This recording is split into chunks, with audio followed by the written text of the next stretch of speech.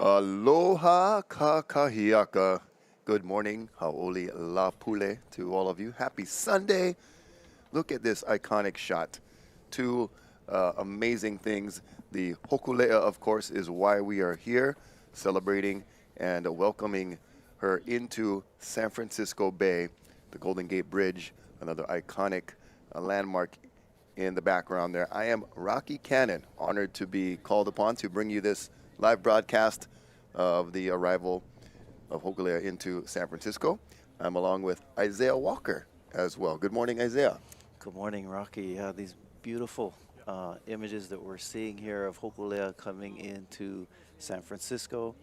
Hōkūleʻa has been to San Francisco before, but it's been many years. It was in 1995, the last time that Hōkūleʻa made its arrival here, and just the beautiful shots, as you were mentioning, Rocky, of the landmark here of Golden Gate Bridge, and beautiful weather looks like they're having out there this morning too.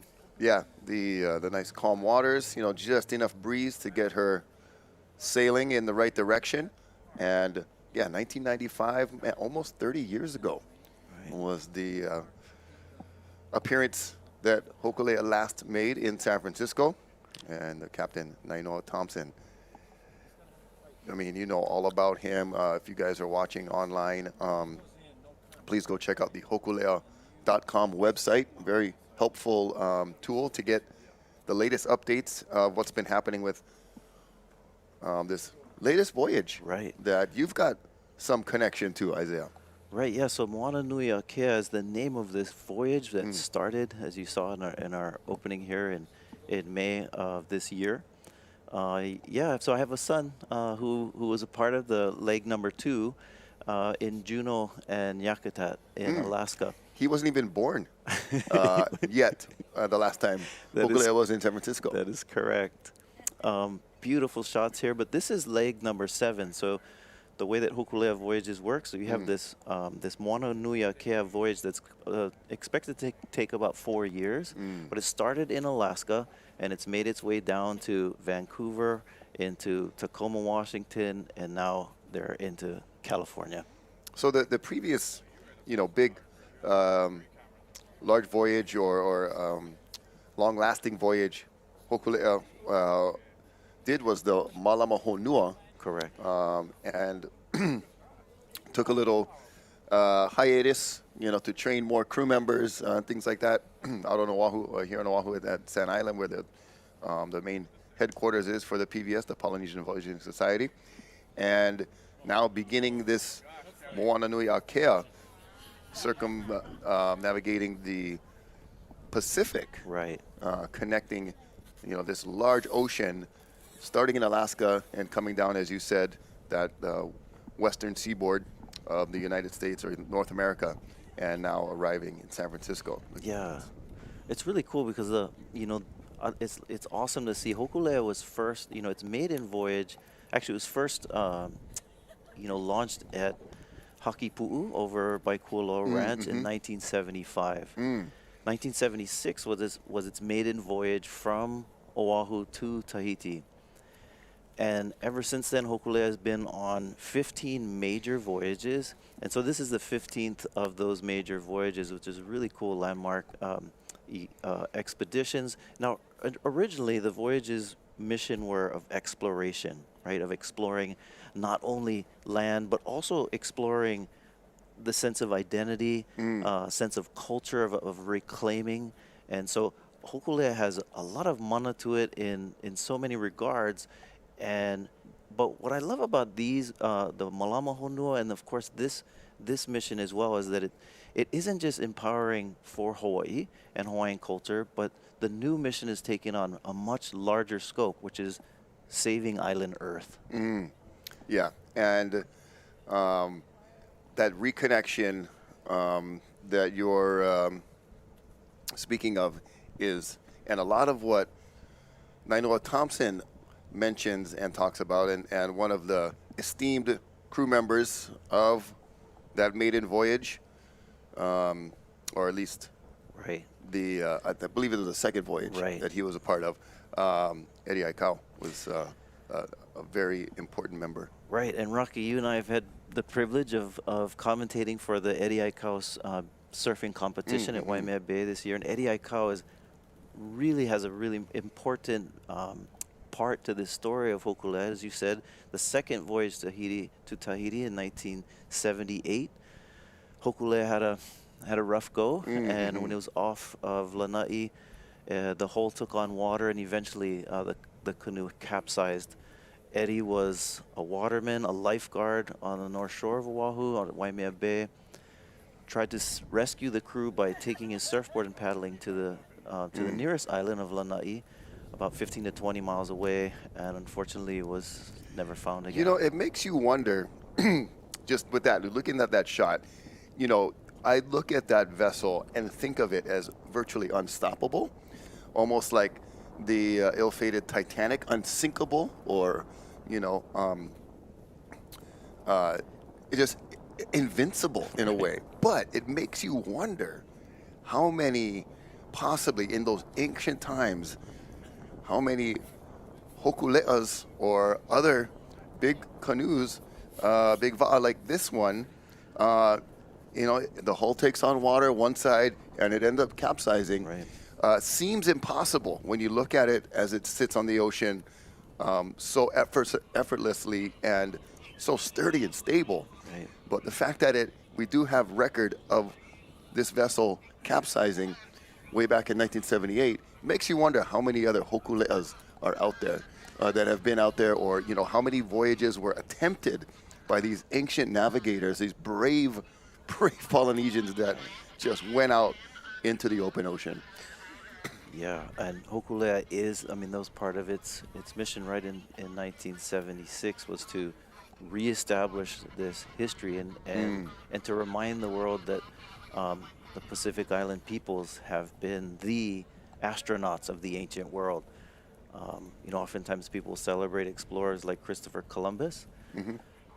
Thousands of years prior, Pacific Island peoples were navigating the deep ocean of Moana, the Moana Nui, on voyages similar to this. And so Hōkūleʻa is in many ways a replica canoe of what we've seen throughout the Pacific for thousands of years, and restoring a sense of pride in that tradition. And you know, we're talking today about Hōkūleʻa, but there's also so many influential individuals. We saw, of course, Captain Nainoa Thompson. We also saw on this particular leg, we saw some images of some of the crew members. I saw Lucy Lee, Kelly, Takanaga, and several others are on the canoe. Maybe as we get shots, we can talk more about who's on the canoe. But Hōkūleʻa definitely has this tradition of navigators, and it's built this community of navigators where in 1976, the only individual who was able to train our people like Nainoa Thompson and others was Mao Pialug. Okay. And we saw earlier in the opening video that we were watching, talking about the significance of Mao sharing that knowledge of ancient wayfinding with a larger community. And so proud today that the tradition of navigating has really grown tremendously over the last 45, almost 50 years, Hōkūleʻa. Wow. And so it's a beautiful thing to see this culture of navigation growing. There we have Kalani Kahaleoumi, a good friend of mine from Hilo. Oh, awesome.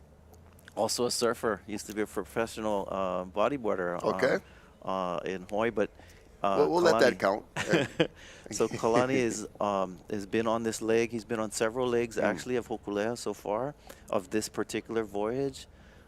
He also runs a program for youth in Hilo, and has his own canoe there. Okay. And, you know, it is almost a little bit scary to think how close this ancient art and ancient way of navigating was kind of almost down to one person, you know, and could have potentially gone extinct if you think about it in that way. So the fact that it got so close to extinction, you know, almost like a species where there's like only two left, and then, you know, they make babies, and then, okay, it's back strong now. That, you know, fortunate event to have it, you know, passed on to the right person and the right people to once again flourish, and I feel like it's stronger than ever now. Right, and there were more than just one navigators around. So in islands like Sarawal, which is where Mao is from, there was a pretty strong community of navigators, but they're pretty exclusive Kind of closed off, yeah, yeah. in their training. And so, for Mao to step out and to train others who weren't from his home community was a bit of a leap. Maybe I take that, I retract and correct, of just came down to one small group, Right, but then right. was able to, be passed on and spread Right. out. And as I mentioned earlier, that it's beautiful to see the Hōkūleʻa, and from sharing knowledge of what we're seeing here going on right now, where they're training younger crews and younger people to understand the art of wayfinding. That you're right, there's many more that are sailing. Not Hōkūleʻa is not the only canoe now. There's tons of canoes. We have canoes throughout the Pacific, double hull voyaging canoes in places throughout the Pacific, but Hōkūleʻa was part of pretty much that energy of restoring that tradition, and so it's such a beautiful thing to see this practice of ancient wayfinding to continue to be perpetuated. Well, of course, the celestial navigation using the stars, and it's like, okay, but you only can see them at nighttime. But it is just the full elemental immersion of wayfinding. Not only stars, but of course, sun setting and rising, east and west, wind directions, animals that you see, birds, fish, mammals that are, indicating of where land might be, cloud movement, all of those things are so important.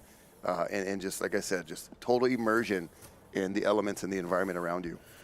Now, part of the mission of Moana Nui Akea is to ignite a movement of 10 million planetary navigators. Wow. The purpose is to inspire people to pursue critical, inspiring voyages. Now, not only on a double hull canoe, but really to inspire others to care and to think of how to malama in Hawaiian means to care for the ocean in particular and Mother Earth more broadly. So part of the mission here is not only to inspire more navigators who can sail and voyage on vessels like Hōkūleʻa, but also those that can take on all the brave challenges that we're facing right now with protecting the ocean and the earth. Yeah, just, from the kinds of products that you purchase and use to what happens after some of those products, and so many things end up in the ocean in the form of pollution. And right now you're seeing the Hōkūleʻa fully under natural power. There are times that we did see in the clips where in the piece that was played beforehand of the few minutes of different shots setting up the voyage and some narrating by Nainoa Thompson and others was, maybe a little tow here and there, a little lifting onto the Matson ship to get it to Alaska, but right now it is fully under natural power of the wind and sailing towards the Golden Gate Bridge. And I'd like to say mahalo to the native tribe of where Hōkūleʻa just came from, Sausalito, the Miwok tribe. They're actually have a couple members on board. And then we're going to be able to hear from the native tribe of the San Francisco Peninsula, the Ramaitush Ohlone tribe, and some of the Pohaku that have journeyed along with the Hōkūleʻa on this Moana Nui Akea voyage.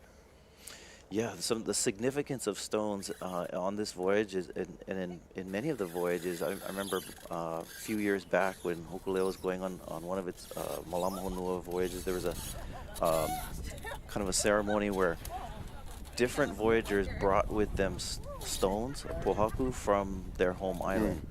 Now, the significance of these stones, some of these stones come from areas where it was these stones were used as part of a shrine or heiau of sorts, and oftentimes those areas where learning of voyaging took place, and so the significance of bringing literally your aina with you A piece of the aina, yeah. onto the voyage and to share in that exchange. Now, my understanding is a lot of these pohaku or stones will be returned Got it. to their homeland, but it's a way of bringing their aina with them to experience the voyage itself and to have an exchange of sorts, because the concept of aina and to malama aina and to malama honua, in part of that exchange is there's a lot of ceremonial protocol. In fact, on this voyage alone, they've made many different stops along the way from Alaska to particularly mostly a lot of native indigenous tribes, starting in Alaska and throughout the Pacific Northwest and even here into California, and uniting indigenous perspectives and peoples together to inspire to malama the earth, and malama honua, meaning the earth itself. And Hōkūleʻa always makes sure to follow those protocols and ask permission for entry, which we will see, and it looks like not quite enough wind that is providing for expedient entry into San Francisco Bay, so they are going to go back to some good old-fashioned horsepower here. But the Ramaytush Ohlone tribe is the native peoples from San Francisco, and I've got a college degree. You're a professor. I've never heard of that tribe before. San Francisco's Golden Gate Bridge, Alcatraz, and Rice-A-Roni to most of us. So to be familiar, or at least get to know and learn at least the name and a little bit about the native peoples of this San Francisco Peninsula, I think is a very important thing also for this. Yeah, and so we're, as you mentioned, Rocky, that the protocols of asking permission and to entering into a space and recognizing the indigenous people of that place is part of not only Hōkūleʻa, but I think increasingly we're seeing that level of respect for more people recognizing the indigenous peoples of a place, and those individuals culturally have a kind of kuleana, and Hawaiian we use the term kuleana, kind of stewardship to protecting that aina or that land. And so only proper to show proper respect to those who've dedicated to caring for that area. Nainoa Thompson is captaining is of this particular leg here. We have quite a star-studded tour group here, though. We also saw Bruce Blankenfeld, who is on the escort boat, who's there with Momi Bean, connecting on to Hōkūleʻa, helping to tow Hōku into San Francisco. And as you mentioned earlier, some Miwok indigenous, two Miwok natives on the canoe as well, bringing with them, escorting Hōkūleʻa into the area. And while we let them fold up the sails and go back under some horsepower, we're going to take a look at a piece of the Alaska leg that had taken place just a few weeks ago. Exciting.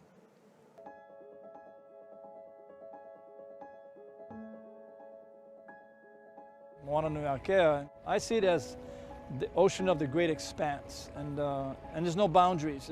It's not tied to the lines that are drawn on our typical maps today. This is bigger than that, deeper than that. It's home, it's family, and it's a real deep source of pride for me.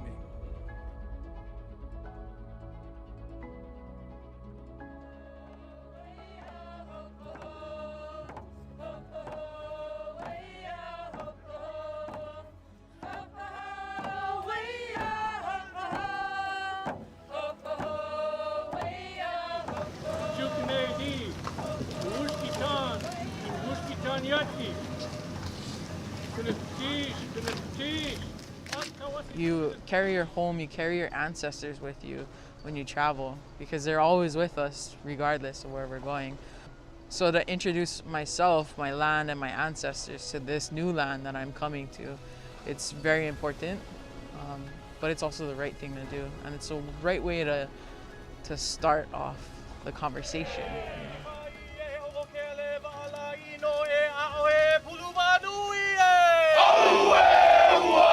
know?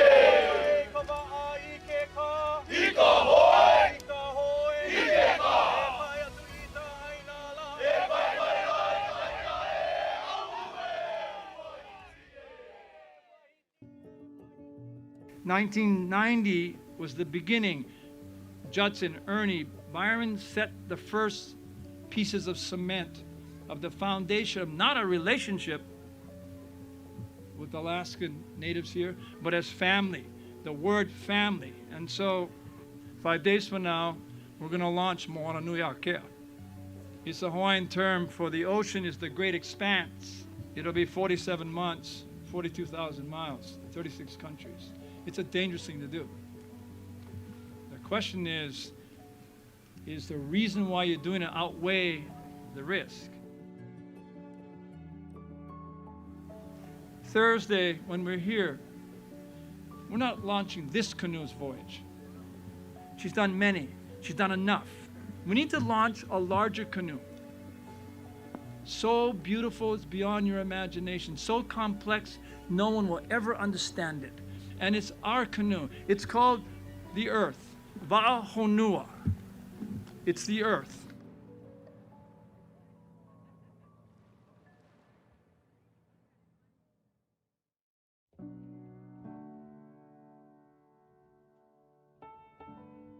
We get to create the send-off of our family that allows us all to be part of this 4-year journey. There's so many layers, starting with love. When the canoe shows up, the community feels love. You can see it, and they respond with such energy and care. The relationship builds. We have a vision for our people, which we call the health and well-being of our people, our communities, and our homelands. Hōkūleʻa, Nainoa, the crew, are launching a voyage that shares all of those messages. It's relationship, love, trust, storytelling, and a deep care for our homelands.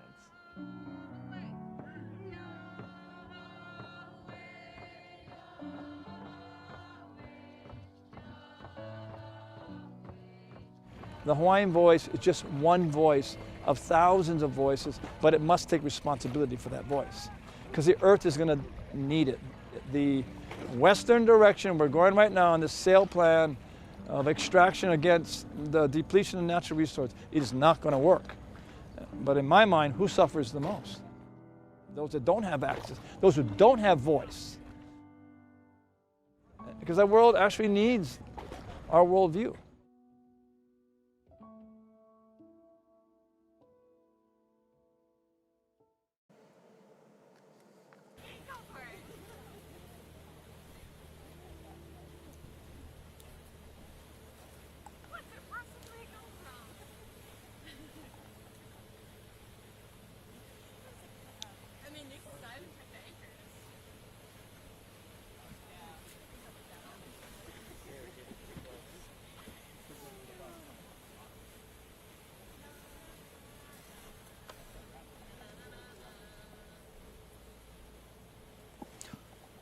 So as we are watching Hōkūleʻa coming under the up to the Golden Gate Bridge, I just want to mention how, you know, watching that last piece that we just saw, we were talking earlier about the significance of cultural exchange, and on that first leg 1 and 2 from Juneau to Alaska, you know, just as it, you know, talked about just honoring particular individuals, Byron Mallet, Ernie Hillman, Judson Brown, who enabled the donation of 2 large spruce tree logs for the hulls of a sister canoe to Hōkūleʻa named Hawaii Loa in the early 1990s. So having that opportunity to bring Hōkūleʻa back and its crew to Mahalo for that donation and to give back in that cultural exchange, really beautiful to see.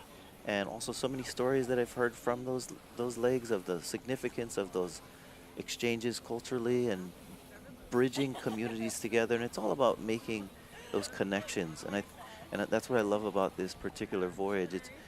This voyage is, as you notice, there's a lot of stops along the coastline. It's not just about going on a long open ocean expedition, but stopping along into these communities, creating connections and bonds, and it's through those bonds that we can connect this voyaging to a larger mission, which is to Malama, right? To take care for the ocean, take care of the land. And Hōkūleʻa is leading the way in this charge of being engaged with this. In fact, just a few days ago, Captain Nainoa Thompson was in New York City, where he and Sylvia Earle, who's on the canoe right now on Hōkūleʻa, who is a revered oceanographer, a marine biologist, and maybe we'll see some shots of her, but both her and Nainoa Thompson were in New York, where they were part of the United Nations General Assembly Climate Week.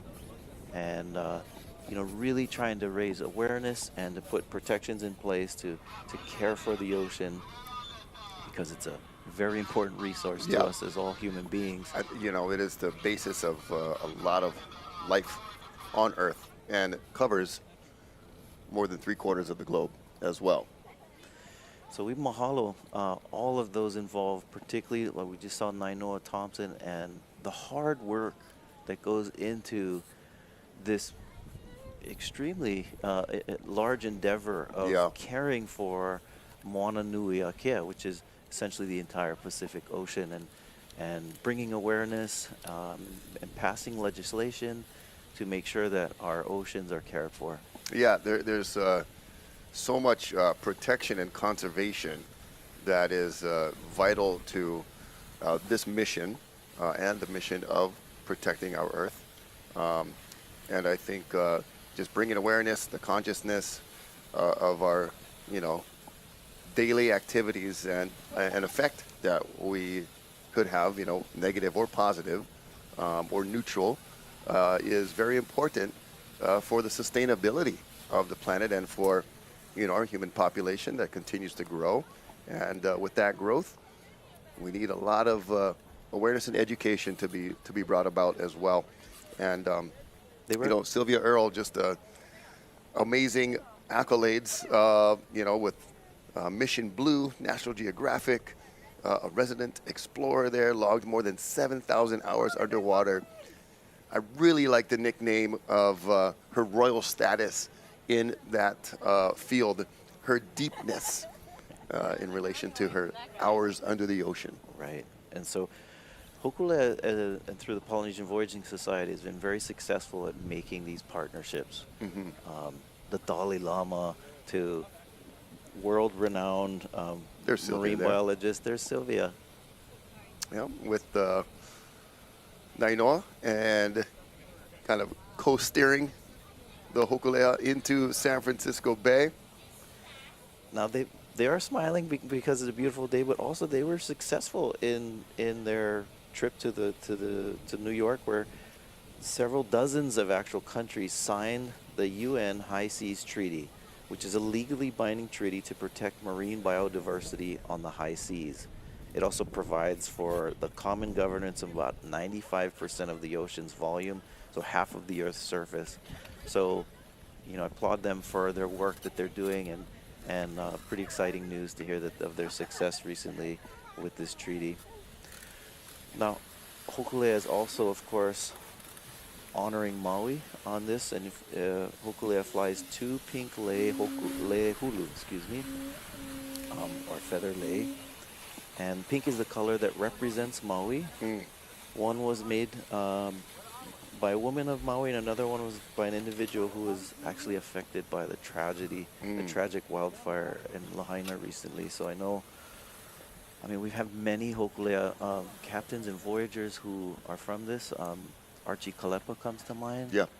Who's also big in the surfing community. Yep. So our aloha and our pule, and all of our hearts go to the ohana of Lahaina. Yeah, I went and saw Archie a few weeks ago to deliver some donation funds that were very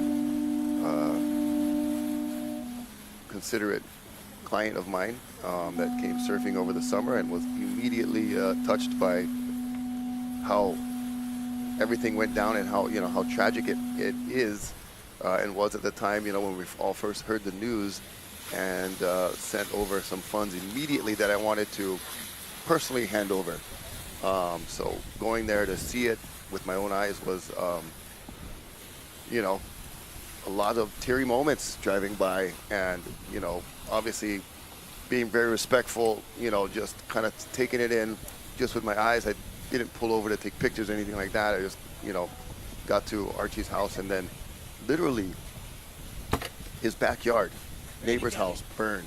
This neighbor car burned, and you can see where it's green in his yard and black right on this side, his storage shed right in the back. So close to losing so much, but his home and a few other homes in the area, Hawaiian homelands, but set up as kind of gathering points, distribution centers. You know, his backyard under some tents, it looks like a miniature Costco in there, but just all kinds of provisions for everybody. So Archie, we're thinking about you, and you know, another esteemed member of the Hōkūleʻa crew. We're seeing some outrigger canoes here, which is awesome to see. There's pretty cool, an man. active Hawaiian community, as we know, throughout the Pacific Northwest and Yeah. into California. And what a shot to see Hōkūleʻa going underneath the Golden Gate Bridge coming here. You know, you see the two sails of the Hōkūleʻa, so iconic, and then the two spans of those, you know, cables and wires of the Golden Gate, also just, you know, iconic human potential in engineering. And then you see the ancient, you know, oceanic marine engineering of the Hōkūleʻa. Amazing. Wow, yeah, so this is an exciting moment watching Hōkūleʻa as it enters into San Francisco. Have you ever been on the Golden Gate Bridge? I have. I have too, yeah. Pretty amazing just to see it in person. It's so cool to have canoes, you know, one-man OCs to six-man canoes, and you know, this actually has a little nostalgia to ancient times when canoes would voyage into islands in the Pacific, and often they would be greeted by smaller canoes. The community would come out and surround them. And blowing of the pū, we saw Kalani Kahaleomi announcing their arrival with blowing the pū, the conch shell. And so very fortunate of the beautiful weather, and exciting time here. Man, and I just know those one-man paddlers, they look like experts, but they don't wear wetsuits, so I hope they stay upright. Because that water is so cold, man. Freezing. Even on a beautiful day like that. Look at those amazing shots of the mountains in the background and some of the cityscape there of San Francisco. Now completely underneath the Golden Gate Bridge, Right. and has passed through. I had the honor and privilege of traveling to San Francisco some years ago to announce some stand-up paddleboarding racing that was featured during the America's Cup, that famous cruise sailing racing event in San Francisco. And to see Hōkūleʻa and all of the other va'a and canoe that are escorting and joining, and as you said, it just has a really, you know, timeless look of when a larger vessel like that would enter into a community bay or into a village. Everybody would come out and welcome and greet them. We're seeing some waving, some aloha from the drone shot here. Salt and Air Studios doing an amazing job of getting the water shots and from these beautiful angles, and really exciting time. You can see Hōkūleʻa, a double-hulled canoe. In Hawaiian, we call this a wa'akaulua. These are, again, traditional designs that were ingenious, actually. Yep, Ka'ivi, getting some steering time in on the at the helm. Right, yeah. And so wa'akaulua are the traditional design from Pacific Island peoples, and these same types of design of canoes were used to travel thousands of miles into the Moana Nui, the Pacific Ocean, thousands of years ago. And so really cool to honor both the past and the present with this tradition of wayfinding and voyaging. And great to see the community coming out, the Hawaiian community in California coming to support. Hōkūleʻa makes its way into San Francisco. Yeah, there's Good shot of one of the local crews there of the San Francisco area of Hawaiian canoe paddling. Gosh, you see a number of vessels joining the Hōkūleʻa, and you see that you see the Hawaiian canoe design to the left with the kind of kicked up nose and tail, and then the more maybe Tahitian design or South Pacific design of the more sleek looking 6-man canoe there. Still an outrigger, but just a different hull design. Right. Now, Hōkūleʻa is 62 feet in length and usually has a crew of like 12 to 16 crew members on board. And, you know, in ancient times, they would also bring with them, you know, food to establish, especially if you're going to a new place, a new land. So Pacific Island peoples brought with them chickens, dog, pig, and a variety of other plant life, of course. To when you know, especially for example Hawaii, you know, the plant life here wasn't enough to sustain human population, so they had to bring with them all these things, niu or coconut, kalo or bread, taro, ulu, breadfruit, and a variety of different types of plants to bring with them. So kind of cool. Actually, on the 1976 voyage, as part of that experiment, they brought with them a dog and a few different species of plant to see if they could reenact those earlier expeditions. Oh, there's quite a few different kinds of vessels too. You see the double oar right there in the foreground, just creeping out of the bottom right of your screen. And I don't recall the name of that bridge in the back. I know it's another. It looks like another Golden Gate, but it's I think it's the Bay Bridge. But beautiful tea leaf right there. Right.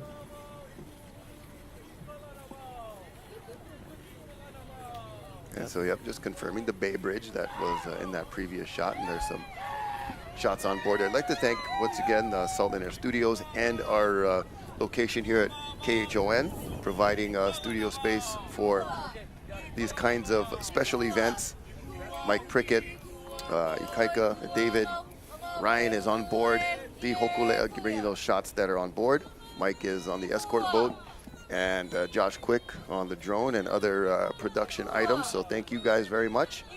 And Nainoa's wife, Kathy Muneno, helping us out with some great information prior to our broadcast here. So thank you to all of our cool team that is behind us two guys that are just, you know, on the mic and in the broadcast chairs. But we've got an amazing team behind us that make everything special and cool. Now it'll be exciting to see what happens when they get to shore.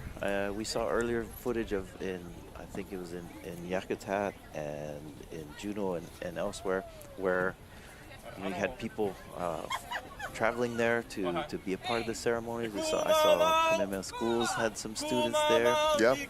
And also, you know, a lot of the village and the communities from the various tribes there. So really cool. We're seeing a shot here of Ka'ivi, and Ka'ivi's steering the Hōkūleʻa right now.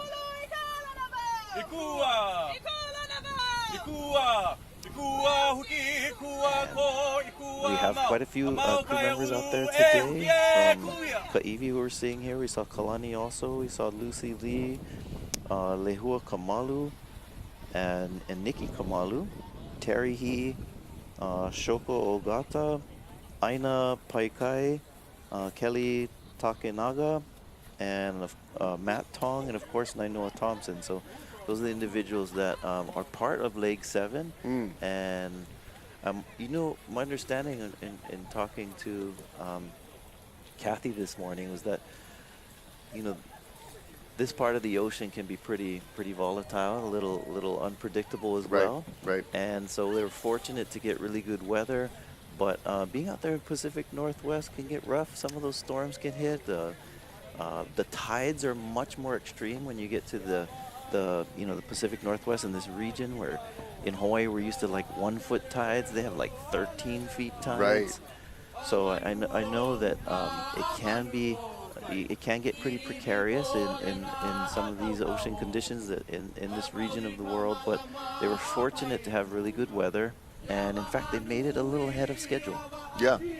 The current, you can see it's kind of look like it's going against them at the moment. With those big tide changes comes that very strong current going in and out of the bay. So Hōkūleʻa, as you see, double hull voyaging canoe, you can see the way that they steer it with a single large paddle, and that's sometimes when it gets rough, so you need like 4 people, as we're seeing here. All of them working together to steer Hōkūleʻa, and so, a beautiful sight to see. You can also see under here where they have bunks under there where people can get down when the weather's real bad, or if you want to rotate with crews and have a break and be able to take naps. But boy, it's sleep is a little different animal when you're on a canoe. Almost non-existent, I feel like. I mean, especially like a good knockout kind of rest. It's more like, hey, get a few winks. Especially for the navigators. And you see some modern equipment that's on board that's, mostly just for emergencies, but, still, the mission or the kind of the theme of this Hōkūleʻa resurgence has been purely natural navigation. Right. And just so amazing. And see that really interesting foam line right there.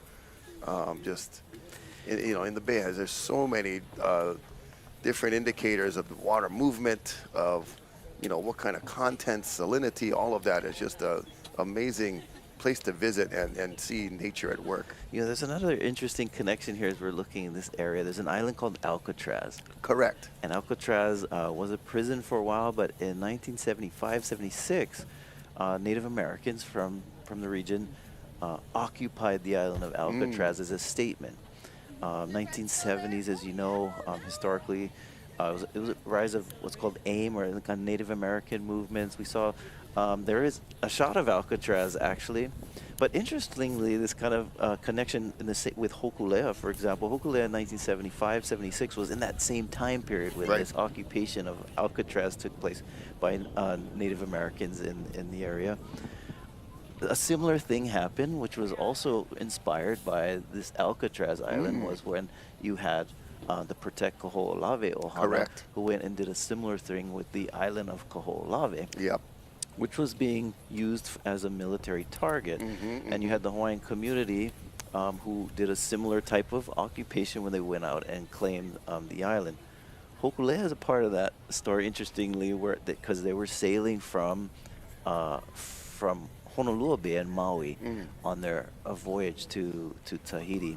And so it was right around that same time that this was happening. A lot of the individuals involved with Hōkūleʻa and this had some relationships as well. So interesting that we're here in Alcatraz, and the historian in me is kind of buzzing thinking about that stuff. There's so many similarities and parallels that you could connect there. And we saw one of the young members of this voyage here to San Francisco enjoying cruising on the Hōkūleʻa. What a lucky kid to be hanging out there and enjoying this ride. Right. So we were talking earlier about various voyages. This is the the 15th major voyage. Now Hōkūleʻa has gone many different areas. In fact, the last voyage of Malama Honua, they circumnavigated the globe. Right. So many different voyages. It's so awesome to see. We were talking earlier about Eddie Aikau in 1978 and him being lost at sea trying to rescue Hōkūleʻa. Excuse me. It was a very important phase, actually, from 1978, because it kind of became questioned, like, well, does Hōkūleʻa, do we continue with this? And that is when a very important shift takes place. They started to change a lot of their protocols. So safety being one of the main issues. And so after Eddie's passing, a lot of the protocols for safety on Hōkūleʻa have changed. And so Hōkūleʻa always has, as we're seeing here, the canoe being towed, but they always have an escort vessel to make sure that they're safe. In fact, one of their escort vessels is Hōkūleʻa, which is also a double hull canoe, Right. outfitted with more technology, a motor and other safety devices to accompany, to be there to take care and to save if needed to assist. But Hōkūleʻa has in 1980, it was in many ways resurrected, and it became emboldened with new life, taking on new safety protocols. But it's also when Nainoa Thompson was able to, and others were able to train with Mao directly. So in 1976, Mao was a part of that voyage, but then once they got to Tahiti, he went back home. Right. He just was sort of the point of that first mission was to show that it was possible. But it wasn't until 1980 that a larger movement of like, all right, well, let's embark on this teaching exploration. And since that 1980 voyage, that's when Hōkūleʻa really started to expand and train more individuals and to be a part of this larger mission of restoring the tradition of navigating. And like I said earlier, there's many canoes that are like built similar to Hōkūleʻa throughout the Pacific and New Zealand and many of the islands of the Pacific, and Samoa and Tonga and New Zealand, Fiji, Tahiti. So it's really beautiful that what we're looking at Hōkūleʻa is really the originator of this modern day renaissance to restore Pacific Island voyaging and sailing. Many also say that have called Hōkūleʻa sort of the vessel for restoring of a lot of culture as well. Right. Sometimes referred to as a Hawaiian Renaissance, although others would say, well, Hawaiian culture was always around, but definitely in the 70s. And with Hōkūleʻa becomes this awareness. Right? Yes. We're talking about how Hōkūleʻa right now is raising awareness of the ocean. In the early 70s, its mission was to raise an awareness of a cultural identity. Of Hawaiian culture, yeah. Of Hawaiian culture and the value of it and the ingenuity of Pacific Island peoples and part of that kind of cultural revitalization. Well, and it could have, like you had mentioned earlier, like especially after something as tragic as a capsizing and losing one of the crew members in that way, it could have been just in 1976. Okay, we just want to prove that you can go from Hawaii to Tahiti and back, and using natural navigation. Okay, we did it. We did it. All pow, But and then of course, what happens with Eddie is like, oh my gosh, like, whoa, we're killing people now. Like, what are we doing? So I could understand, a little bit of the fear, the frustration, and the questions of, how do we go forward, or should we go forward? And then, as you mentioned, in 1980, when it was decided to continue, and the grieving and the loss of someone like Eddie was accepted, and also I think what would have Eddie wanted to Right. he would want this where he would be so proud, and he is so proud looking down now to see where Hōkūleʻa is at the present moment, and would have been not wanting it to end there just because of what happened to him. He was selfless in that way, that the cultural identity, the cultural connection started with Hawaiians in the 70s with Hōkūleʻa, but has really now expanded. And you said one of the inspirations of, the Hawaiians swimming to Kaho'olawe to reclaim was that island there in Alcatraz, where the natives swam to that island or got out to that island. I'm not probably with boats, it was pretty cold that water, but to reclaim it. Here we see the master doing his magic, teaching the younger generation, and that's important too. Is you got to train up the next generation. We're talking about Eddie Aikau. I love the number 2 pencil. Right. Old school. But there's been a lot of the founders of Hōkūleʻa have passed as well. I mean, Hōkūleʻa is almost 50 years old. Yeah. So I think of Herb Kane, of Ben Finney, and Tommy Holmes, who were kind of the originators of Polynesian Voyaging Society, the PVS. Right. They're I mean, all, they've passed. First, you had to build this thing, you know, and start, you know, from each piece of wood to each braid of rope, you know. Right, and so, I mean, so one of the first captains, Kavika Kapahulehua, originally from Niihau, who was the first captain that sailed down in 1976. He's passed. Boogie Kalama, who was on that voyage, my good friend Ikaika Kalama's father, he's passed. And so we're seeing, you know, passing on the torch from one generation to the next, because you want to keep it alive, and they've done a fantastic job of training the next group of people. And as I mentioned earlier, my son is a product, and I'm so grateful that they've been able to take so many young people under the wing, including my son Kahia, who was on leg number 2 of this voyage. So, you know, I'm interested to know, and maybe some folks are too that are listening, of like, you know, how did he get involved? What was kind of the specific steps? Was it just like one day, hey, Dad, I really am being called to, you know, be a part of this, and I know it. First of all, just take some initiative to get down to Sand Island and, you know, enter humbly and ask where you can start, which is probably, you know, doing a lot of the, air quotes, grunt work, right? Yeah, and that's, I mean, you're right. Just putting in the time and the work is what it takes, and it is a sacrifice of time and to go and help. So yeah, I know. So when my son got involved when they were refit doing the lashings for Hikianalia, and they sent out a call for help for anybody to come and help, and he's always been an ocean person as well. And I raised him to love the water and the surf and so forth, and it's always, I think he would say it's kind of a calling. But for people who want to be involved, just pay attention to when they're calling out for help, and that's usually where it starts. They're like, bro, we need you to learn how to sand before you learn how to sail, or learn how to lash. And we're seeing Lucy, for example, who's a Kamehameha School's graduate, pretty young, and it's nice to see this younger generation. Right, We're seeing fresh generation Shoko there, and others who are, and that's another reason for this voyage as well, is to give the opportunity for the younger generation to have the experience to step up into leadership roles, and to spread that mana'o more to individuals, because, you know, as I mentioned, a lot of the original crew members have already passed.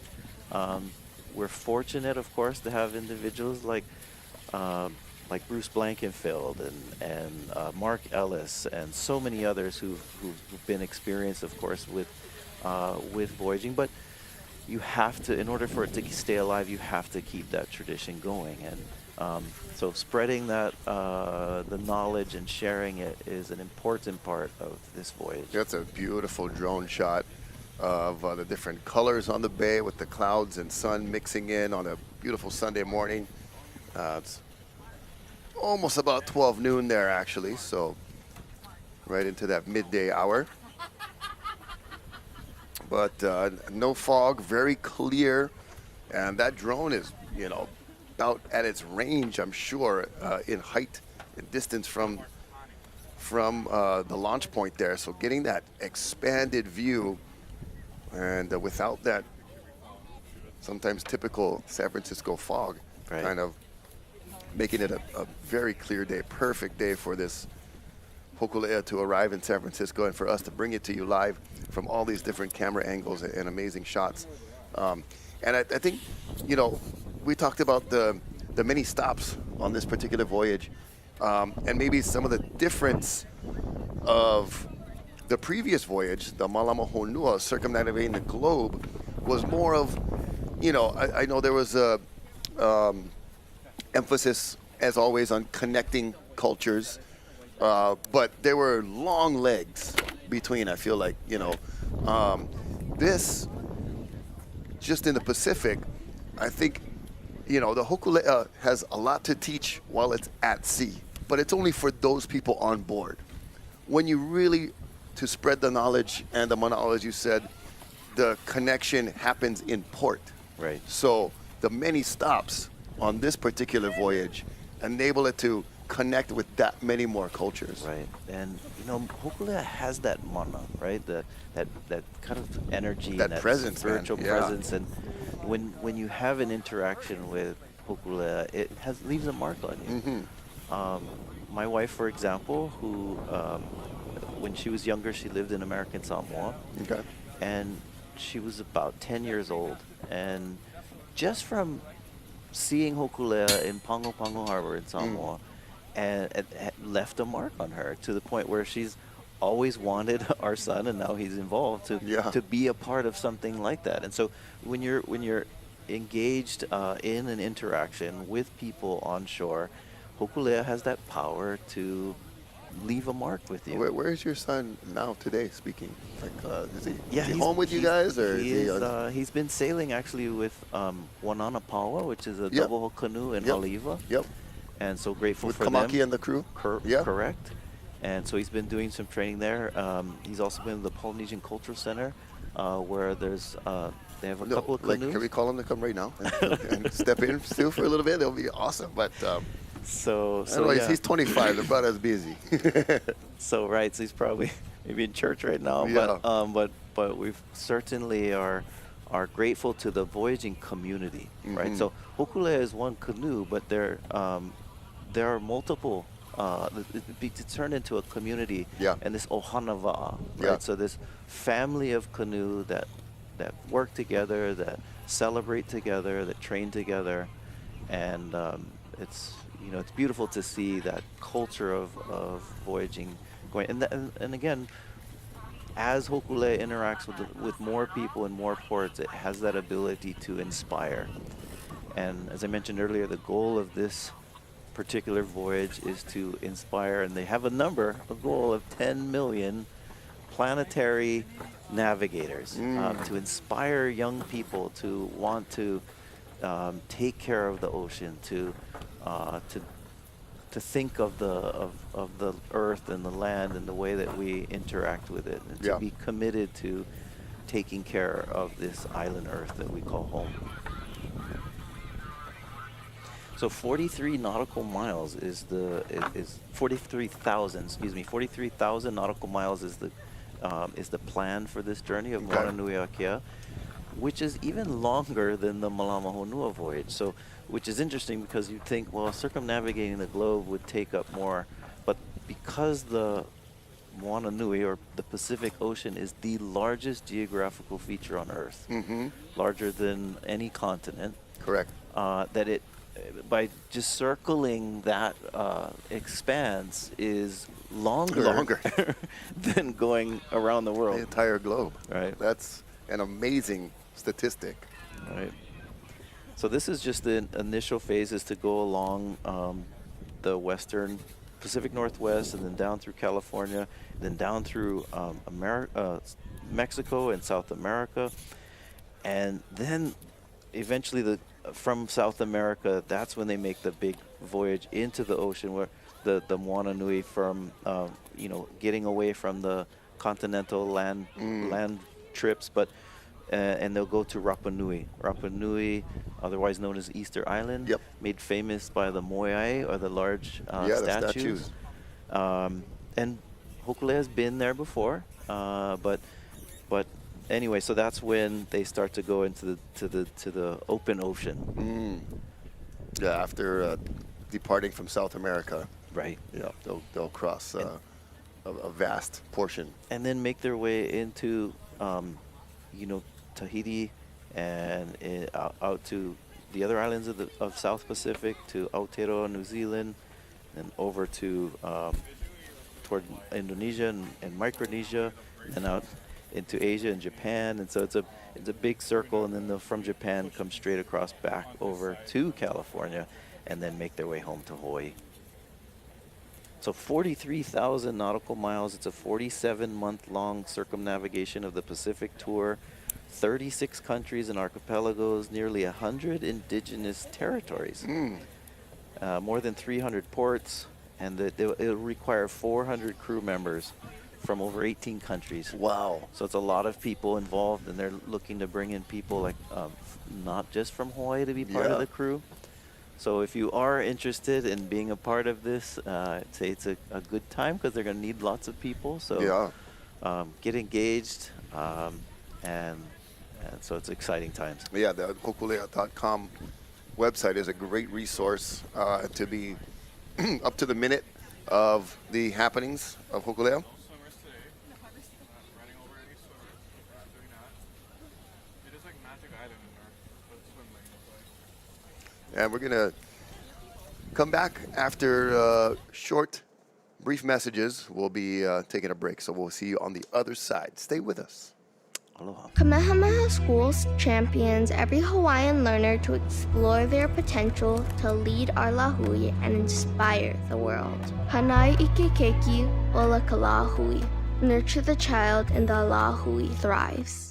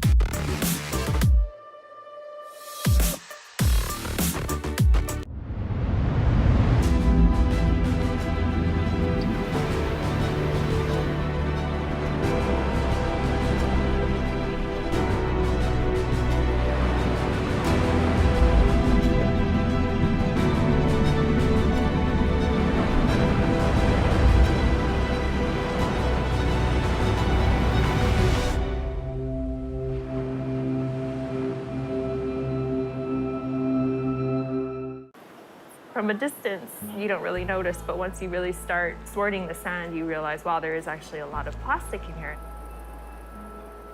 There's definitely a need for us to clean the beaches. Sometimes you need a huge army of people to make an impact. Although we might not see the direct benefit of it, hopefully future generations will, and we have to start somewhere.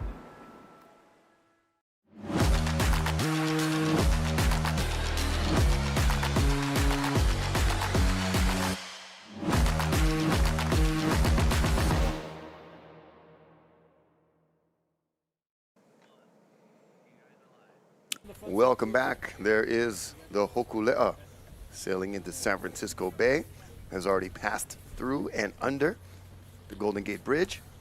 Has passed by Alcatraz, escorted by several different Hawaiian outrigger or Polynesian outrigger canoe vessels. Some teams, some crews, some one-man, one-person vessels as well, and various San Francisco sailboats and vessels of different kinds stopping to say how's it, say aloha to the Hōkūleʻa Rocky Cannon. Here with Isaiah Walker from the KHON studios, courtesy of Salt and Air Broadcasting. And look at those one-person canoes drafting the little wake they can get off of the Hōkūleʻa. Yeah, borrowing the mana from the canoe. You said the canoe has mana. We're seeing it literally right there, giving some boost to those one-man vessels. And mahalo to the San Francisco Fire Department and part of their firefighting team that takes care of any ocean fire disasters on board boats and different vessels. Their tribute with all cannons firing. Yeah, that's cool. It's like a firework Yeah. from the ocean. Little mobile celebrating. fountain. Mobile fountain. Yeah, beautiful. Hōkūleʻa, we're talking about, it's a 62-foot double-hull canoe known as a wa'akaulua, and lashed together with rope. And there's a lot of work that goes into all the lashing. Yeah, Learned there's that no recently. rivets, no nails, no modern metals to fasten it. It's all traditional style. Right, you can see it's so you have what's called the yako that connect the two hulls of the canoe, and then you have the deck on top of there, of course. Yep. See how it sits pretty high on the water, Here we have Captain Nainoa Thompson, a pole navigator. Pole navigator is a designated term, a title, Okay. a master navigator, and that honor was given to a handful of Hawaiians, including Nainoa Thompson, by Master Navigator Mao Pialug from Saddlewall Islands. In fact, there was one of the voyages in the early 2000s was to take a gift to Mao, and that gift was a double hull Hawaiian voyaging canoe, and that canoe was called Maisu, and they brought with them this canoe to Saddlewall, and it is there in Saddlewall that we had a ceremony where master navigators were honored as pole navigators by Master Navigator Mao Pialug. You see Kalani Kahaleumi right there. Good friend of mine. Grew up with him in Hilo, and he still runs a program out of Keaukaha in a canoe called Kiakahi, and Kiakahi is his double hull canoe. It's a smaller canoe. We have a lot of smaller training canoes.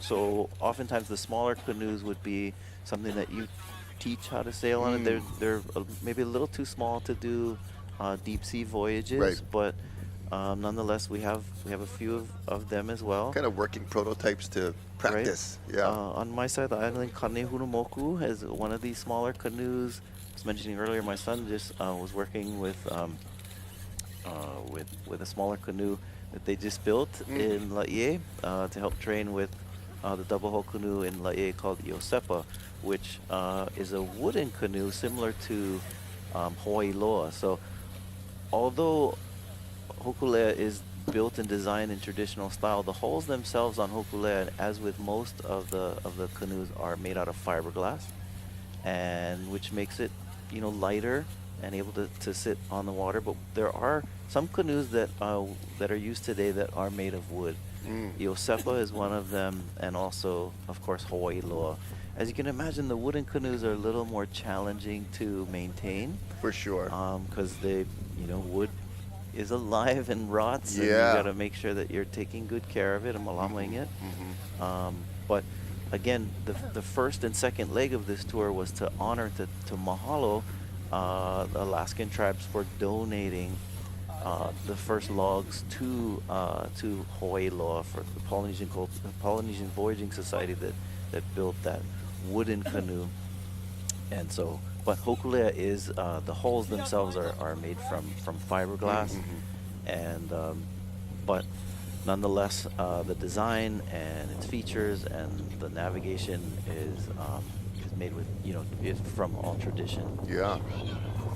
Another great shot of some of the local heroes of the San Francisco area, the fire department. I want to thank all of our firefighters throughout our state of Hawaii, and also the area that Hōkūleʻa is traveling to at the moment. And we'll be hearing or seeing some of the native cultural tribe members that will be welcoming and giving permission to Hōkūleʻa to enter the area from the Ramaitush Ohlone tribe. And great to see that interaction and the reconnection of anywhere the Hōkūleʻa travels to. They make sure to engage, ask permission, and connect with the local tribe of the area, which I think is a lot of the mission and a very significant portion of the purpose of Hōkūleʻa's travels to these different areas. And myself included, I've never heard of that tribe before. So I'm interested to, see some of the folks from that tribe, and we'll get, more information. And I want to do a little homework and look it up and see, a little bit more about that tribe, because there's just so many. And, all we really hear about San Francisco is, what the sports teams that are there, the Golden Gate Bridge, Alcatraz, but gosh, little did we know that, of course, there's a native population that has been there for generations. Great. Look at the, you're about to enter in here. You know, there is a very long history of connection of Hawaiians with the Pacific Northwest and San Francisco. Right. As we know, San Francisco, you mentioned football and 49ers. I don't know if everybody knows this, but that's based off a date, 1849, when the gold rush happened. And there's a lot of,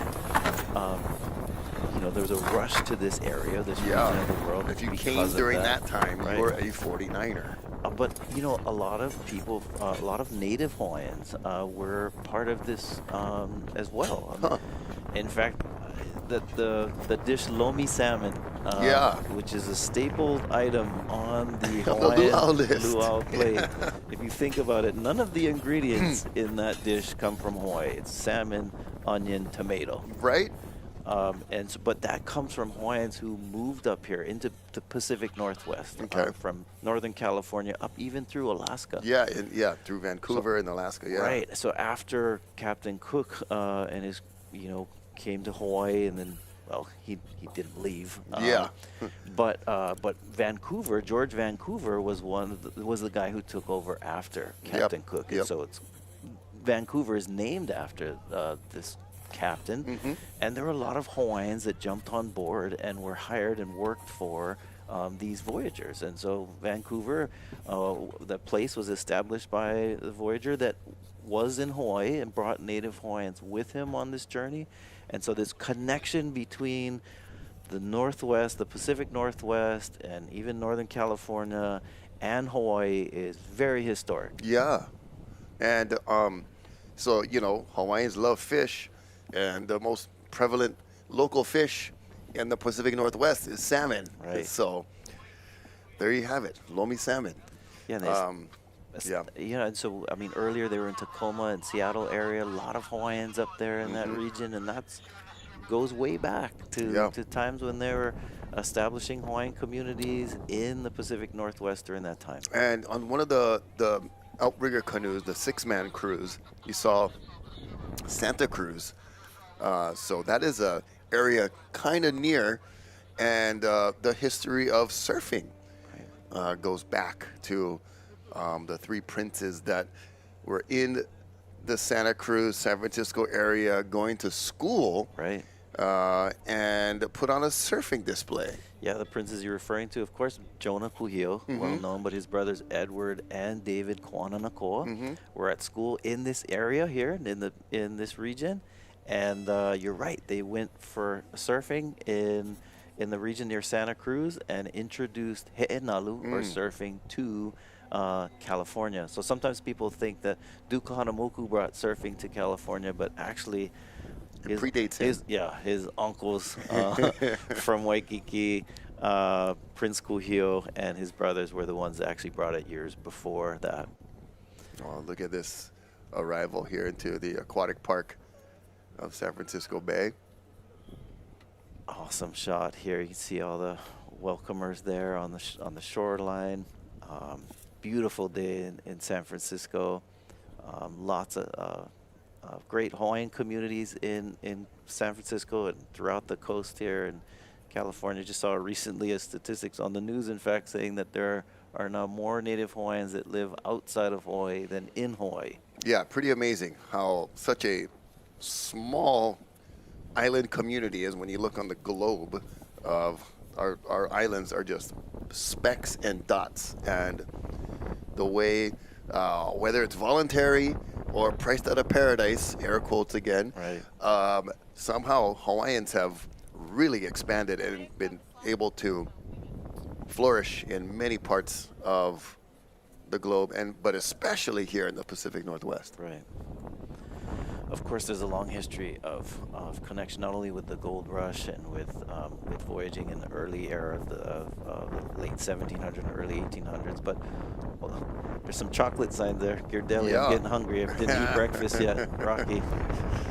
But sugar, right? So Ghirardelli chocolate also requires sugar. Sugarcane has a connection. In fact, the brand C and H is the words. The C is California and Hawaii. Yeah. So that connection during the sugar cane plantation era connected Hawaii and this region as well. So a lot of connections with that. In fact, the Hawaiian side of my family, Hele Kunihi, lived in this region as well. There Okay. were musicians that started off in Seattle and then moved into to the San Francisco, the Bay Area. There's a very strong community of Hawaiians in this area that perpetuated things like my family did with Hawaiian music. Yeah. And many others, of course. And hula, there's halau here in California that are very prominent. And I think we're going to see some of those halau today on the shoreline here in a few minutes. So the welcoming of the Hōkūleʻa officially now. The voyage into the bay is complete. Like we said, passing under the Golden Gate Bridge, past Alcatraz, and the San Francisco Fire Department displayed with their water cannons blasting into the air, and the final resting place will be in this little kind of harbor protected port area of Aquatic Park in the San Francisco Bay Area. Yeah, I'm glad you mentioned, Prince Kuhio and David Kwananokoa and Edward Dan, because you're right, like a lot of the ali'i would be educated overseas. Yeah. And they're very smart, trained in multiple languages, and went to, a lot of prestigious schools and learned a lot. So that exchange of knowledge, even in times of old with our ali'i. Yeah, it's so interesting that,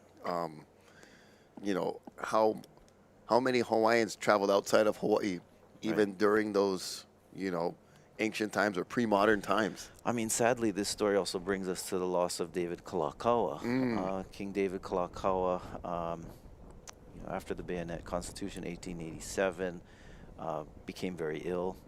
His sister would say that was one of the impetus for some of his illness, but makes his way to, to find proper care to take care of his failing health, and comes up to San Francisco. Unfortunately, he passes away while up here. So his final breath was in San Francisco. Yeah, I was in this, in California, and so, I mean, and then when they, they bring him back, his body back, and the sails are draped in black, and just a sign of mourning. But yeah, we definitely have a lot of connections with this part of the world. Yeah, and there's a beautiful shot of city in the background and some of the iconic buildings of the San Francisco urban development there, and the final mooring being put in place where Hōkūleʻa will rest here for the time being, and before it is set off for its next leg, which will be departing San Francisco in about 5 days on September 29th. They will travel to Half Moon Bay, a very iconic place with the surfing of Mavericks. Right. Yep. And Monterey Bay, then to Morro Bay, and eventually to Ventura, California. And then from there, it'll continue south. Marina del Rey, Newport Beach, into the Orange County area, Dana Point, and eventually to San Diego. It's cool. We're looking at Complete some the Western historic coast. Western vessels here in port as well, so you get a sense of tradition today. Right. For sure. With, Yeah, and some scale, too. Wow. So really cool to celebrate this maritime history. Yeah. And there he is, Captain Nainoa Thompson. And a good look at some of the younger crew, working their way to masterhood. But there you see some of those older, more Western European type vessels that also did many, many nautical miles of exploration. I just have a lot of respect and a lot of reverence for all ocean navigators from the past, Polynesian, European, whatever the ethnic background. I believe the mindset was probably there's a lot of, parallels. Yeah, and I was mentioning earlier how there were a lot of Hawaiians that ended up going on some of these voyages. Kaiana is one of these. He was a chief from Kauai originally on Oahu. And I believe that Jason Momoa is playing the role of Kaiana in an Apple TV series that's going to be coming out soon. My friend Pa'a Sibit is created that one, and so kind of cool. But so there was a lot of Hawaiians that got onto these other these crews and went overseas. And they were, the reason why is, and it's mentioned in a lot of their journals, is that Hawaiians were known as just very hardworking and really able-bodied seamen that knew the ocean well, that could navigate well. In fact, when Captain Cook came into Hawaii, there was a Tahitian on board that they were fascinated with these people. That, in fact, when Captain Cook came to Hawaii in 1778, 1779, he was surprised that in Hawaii, that so isolated from so many other places. What surprised him most is that the Tahitian on board could communicate with the Hawaiians. And he realized, like, this is just a same race of people who have, I'm supposed to be it's sort of like if the astronauts got off on the moon and then they saw Hawaiians there, like, wait, how you? So, just, and the fact that the population was so expansive, of 500,000 or more of Hawaiians in the islands at that time, and just, what it showed was like a reverence to the navigators and how amazing that thousands of years before Westerners were embarking into the Pacific, that this people of Pacific Island peoples were already going on multiple trips back and forth here and there. And it's cool that we're seeing the Hōkūleʻa. We've mentioned that it's been to San Francisco before. It's been a few years. Although Hikianalia, the sister canoe of Hōkūleʻa, was in San Francisco in 2018. But just I love that, because it reminds us of the exchange, the back and forth. It wasn't like there was just one trip. There's multiple trips, voyages, and we're celebrating this particular voyage of Moana Nui Akea. And I love that it's Hōkūleʻa is here at port and now about to have an exchange with our indigenous peoples here of San Francisco. Yeah, the Ramaitush Oloni.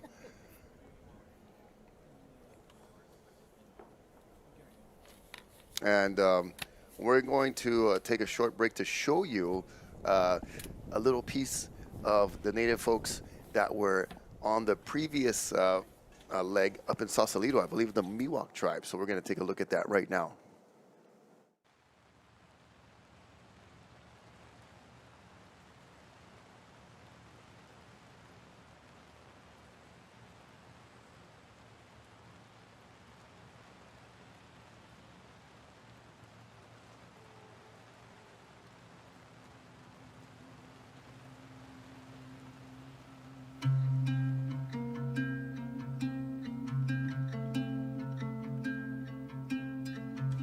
So this is what the models think should be happening up in the jet stream at current time.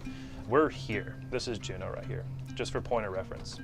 So the trip is going to go through Southern Lynn, down into Ancun. Ancun's right here, and then Petersburg is here, then Wrangell, and then Ketchikan's down here. So for this afternoon, we're looking at widespread 20 to 25 knots. With those, you'll typically see seas around 5 foot, anywhere 4 to 5 foot seas through the inner channels. But the good thing is that will be diminishing through tonight. So this is tonight. By midnight, we're looking at winds around 15 knots out of the south, seas 2 to 3 foot. How confident are you on the timing? Fairly confident. At this close in time, we really have the forecast catered in. For this scenario in particular, our confidence is pretty high.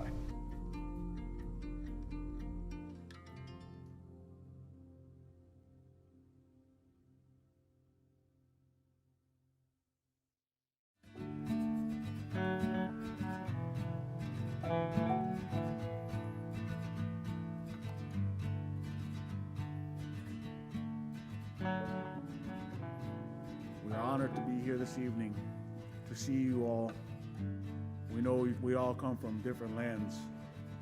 And for that reason, it's exciting to see all of us stand here as one people, with respect, with love, and care for one another.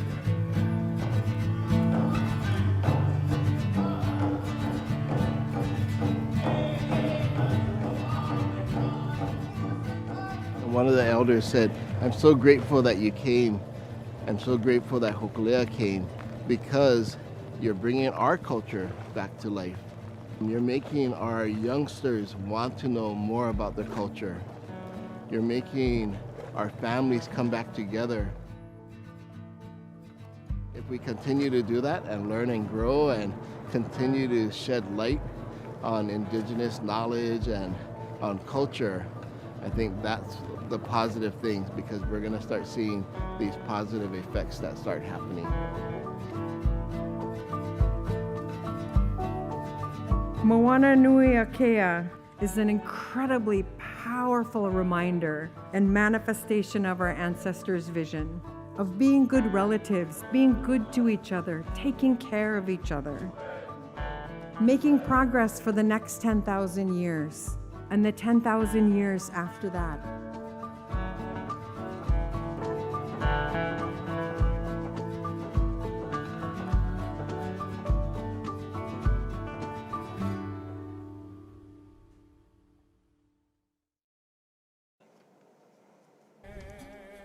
Well, we are back live. There's Kaiwi strumming the ukulele as a welcoming circle into San Francisco Bay, into Aquatic Park. It is taking place live right now. Rocky Cannon with Isaiah Walker.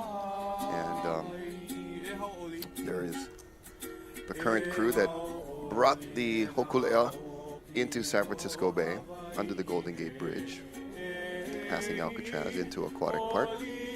Yeah, so part of that crew, we have 9. Yo, maybe we can hear some audio.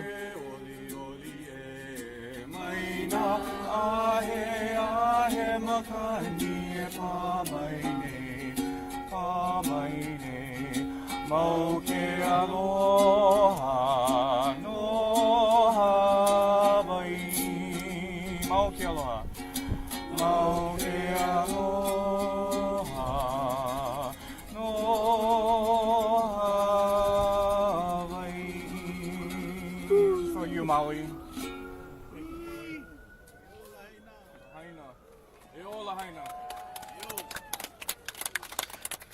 Awesome, yeah, so part of this crew, of course, Nainoa Thompson, Mark Ellis, who we saw in the video earlier, Lehua Kamalu, Kelly Takenaga, Kaiwi, as we saw earlier, Hamakua Makue, Nikki Kamalu, Shoko Ogata, Aina Paikai, Lucy Lee, and Kalani Kahaleomi, and others. And there's some special guests, as we mentioned earlier. Sylvia Earle, Her Deepness, 7,000 hours underwater, National Geographic residence, explorer in residence. And then we also have some guests from the, as you mentioned earlier, Rocky, from the Miwok tribe. But we're about to, meet up with the Ramaytush Ohlone tribe. Yeah. That's the tribe native to the San Francisco Peninsula and that Bay Area. As I said earlier, it's so fascinating to, already, even just during this, the Hōkūleʻa has taught me and probably a lot of you listening of a tribe you've never heard of.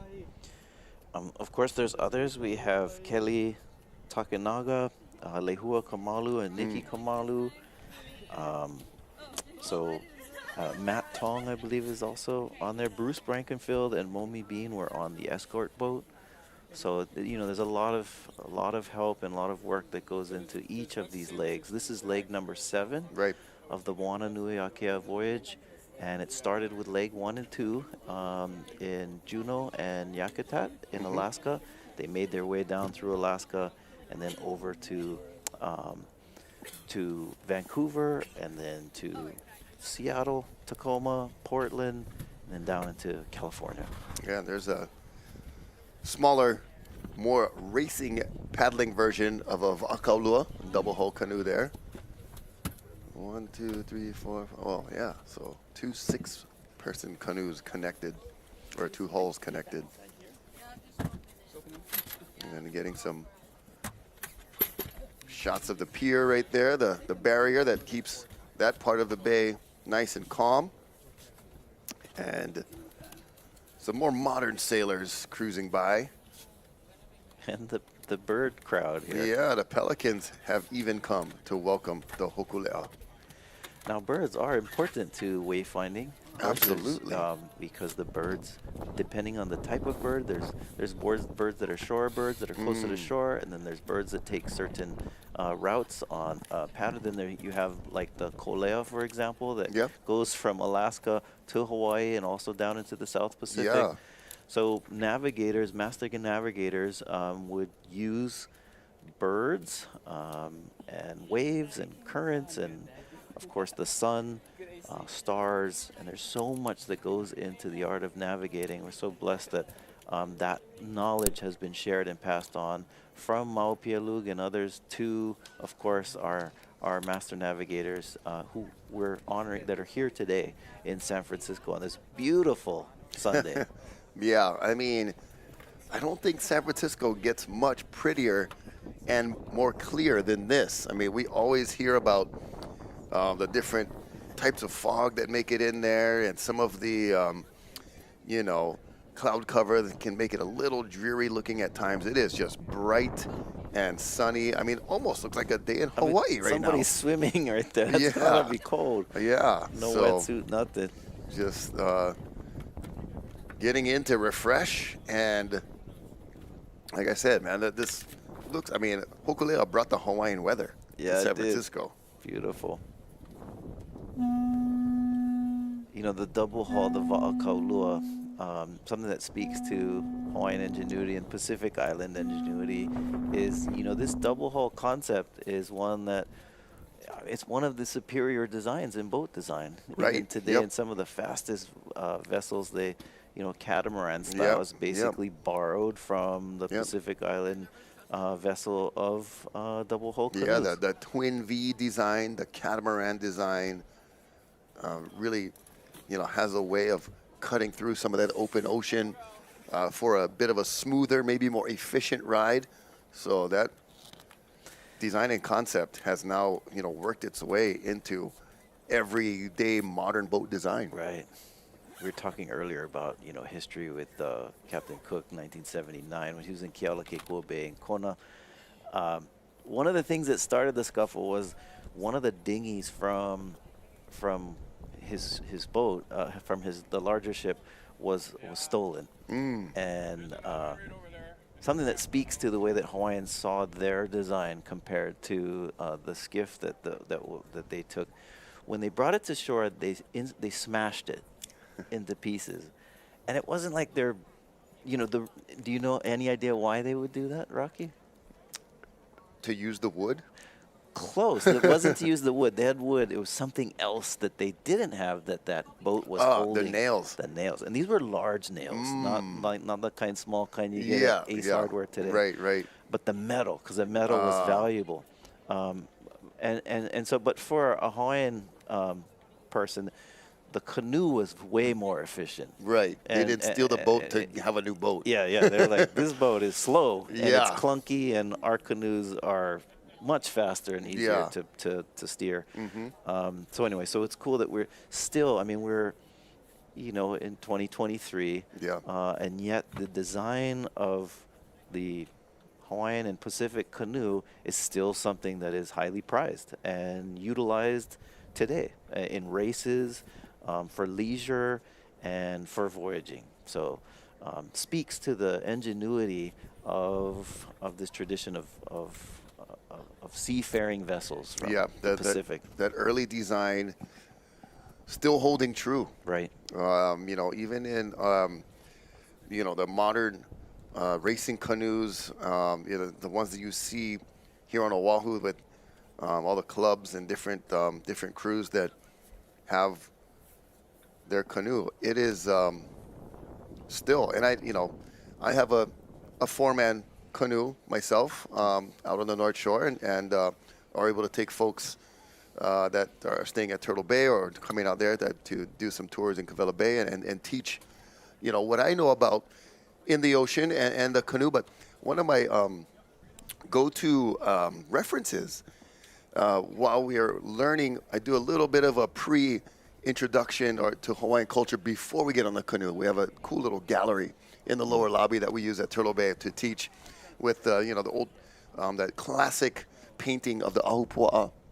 Right. And then there's a little picture of a canoe, and I tell the folks, we're going to get a canoe that looks a lot like that. It's the design. Not much has and changed. the curves and everything have not changed for thousands of years. Of course, the material has changed a little bit. But when we're on Cavella Bay paddling, I call it, we're now in our little Hawaiian time machine. There you go. So traveling and traversing this bay the same way Hawaiians did thousands of years ago. We're going to take a short break, and we'll be back with the Hōkūleʻa in San Francisco. Stay with us.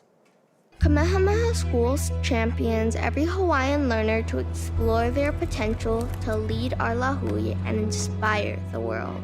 Hanai ike keiki ola ka lahui. Nurture the child and the lahui thrives.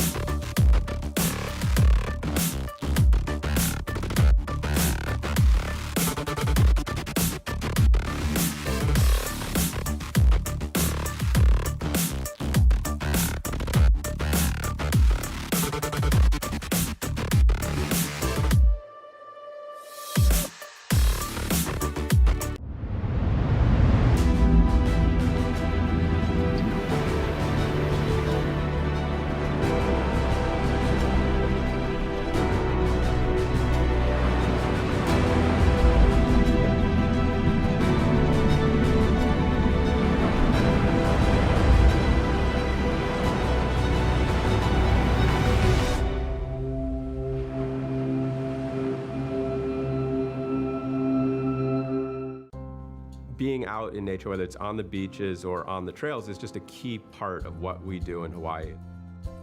Part of the importance for me of getting out and educating people on how to hike safely is to give them the confidence to get out and do their own hikes, see their own things, and know that they're going to be safe doing it so they can have a really great time. Giving back to the community is something that was just instilled with me since I was a little kid. It just is something you do.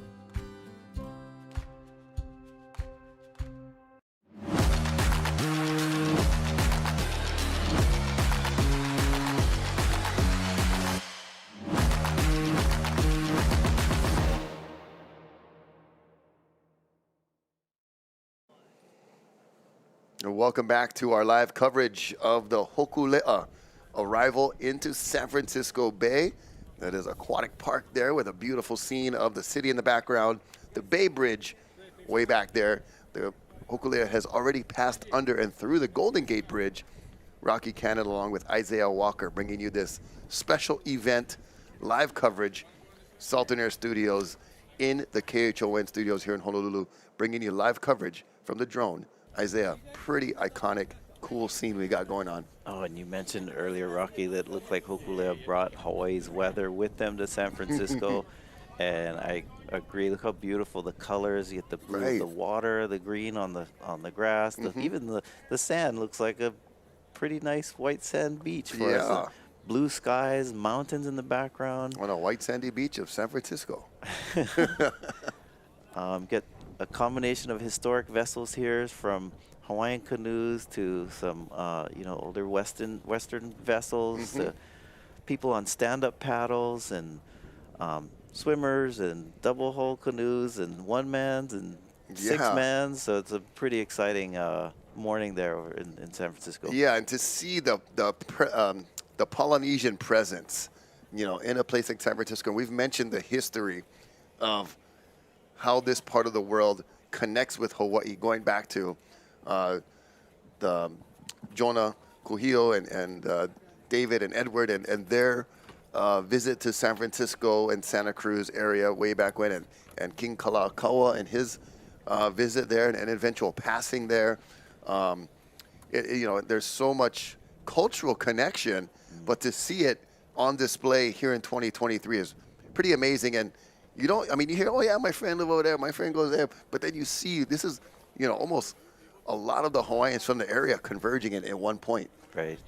They're probably stoked they're going to eat good food today. Yeah, you know, it's just great to see all your fellow Hawaiians and fellow Polynesians that are gathering, and you know, probably, you know, they've all got their, you know, different things going on and have busy lives, I'm sure, like we all do these days. But to have such a cool event and special arrival to unite everybody in the area from the same heritage is pretty awesome.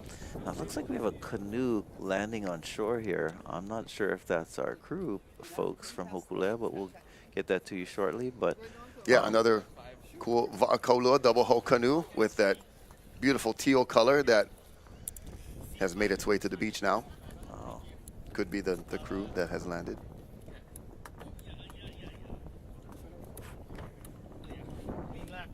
Okay. All right. Yep.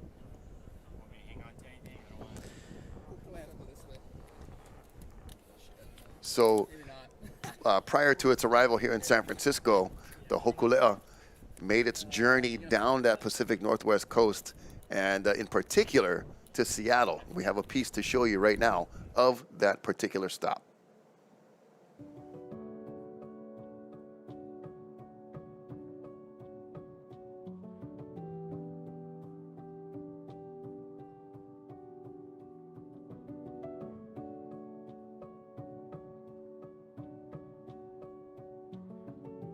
Walking into this room today, I had no idea how much spirit is in here, how much mana is in here, how much power is in this room. You will be the ones that will help humanity, because fundamentally, yes, they need your story, but what humanity needs, it needs your strength. Hōkūleʻa needs your strength. We need your strength. I am not asking, I'm begging. Be with us. Let us take your stories. Let us take your home and show the world another way. But more importantly, show the light and strengthen the most incredible human movement of human history ever, to restore our only island that we have, and we call it Earth. On behalf of Hōkūleʻa, I can find the strength too, just to say, we love you all. Mahalo.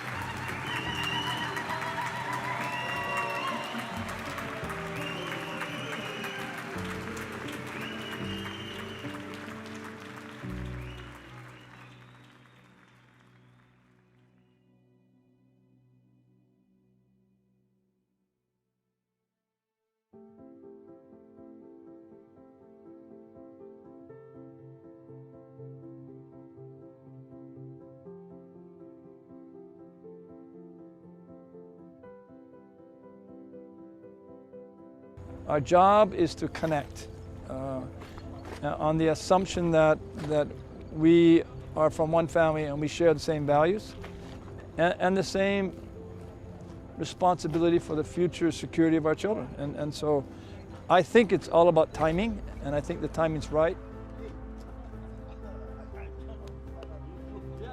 I don't know what's the outcome's going to be in 47 months. But I do know the outcomes would be in 47 months. Nothing if we didn't go.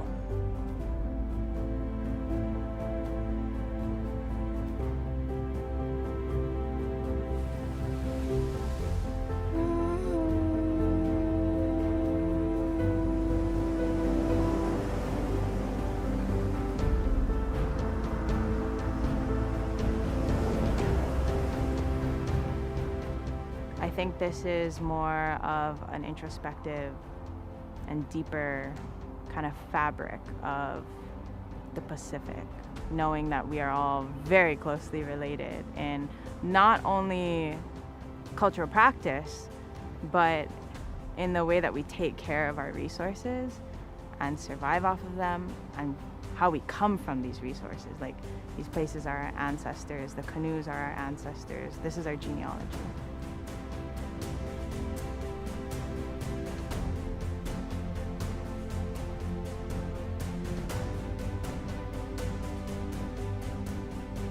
We start here, and we just keep connecting, and what we need to do is go from here and just keep building that larger family and do it generationally. And our gift would be to share the world, share the family, share the earth with young people, inspire them, and get them the tools to create the change we seek that we couldn't achieve.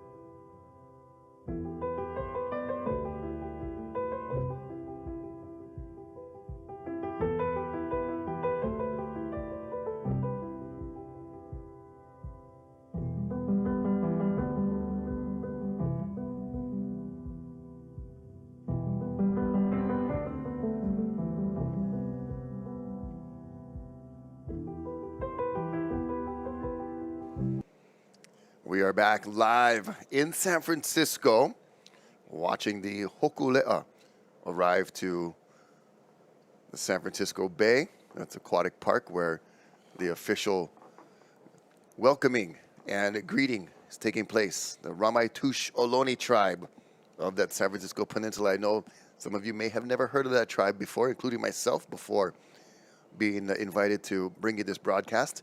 I'm Rocky Cannon with Isaiah Walker. You may have seen us before on several surfing broadcasts, but we're doing our first sailing broadcast. It's exciting. Yeah, and with we mentioned earlier that, and you saw in some of the pieces that we've been showing you, the mission or the purpose of this voyage is beyond just, you know, promoting the sailing of traditional navigating and voyaging. At this point, this mission is to bring people together, particularly along here with the indigenous tribes, indigenous groups, to have a cultural exchange. And the purpose is to ignite a movement of 10 million planetary navigators who will pursue critical and inspiring voyages to ensure a better future for all of the Earth and for all of us. So I love that they've expanded their mission to not just be about traditional navigating, right, but having people to navigate the Earth and in ways that occupy traditional perspectives and mindsets. You know, a lot of indigenous peoples, if you look at their cultures, a lot of it's based on this relationship to Aina, or to land, and to the earth, and to the ocean. You know, because in pre-modern times, humans, you know, relied on the natural world, right, directly and regularly, of course, and we do too. But I think in you know, in many of modern society today, that we often have forgot those connections, or that we don't have as a much of a relationship with the land as we could.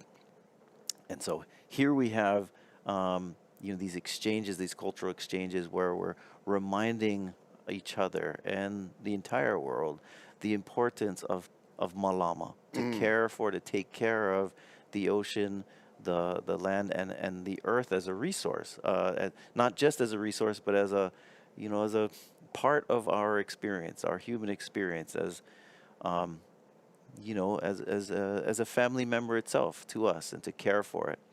And I love that Hōkūleʻa is taking on that mission because, we could be better stewards of our island Earth. Definitely.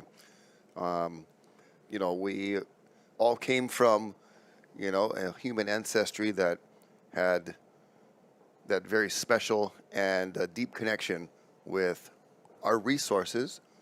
And then I believe, humans may have got a little bit ahead of themselves. In the, I always marvel as we look at the buildings in the background. You think of, the urban meets natural right here in this coastal area of, the amazing accomplishments of human engineering, from way back of the Egyptian pyramids to modern structures that are just so big and so complicated. The Golden Gate Bridge, an engineering marvel that Hōkūleʻa has passed under.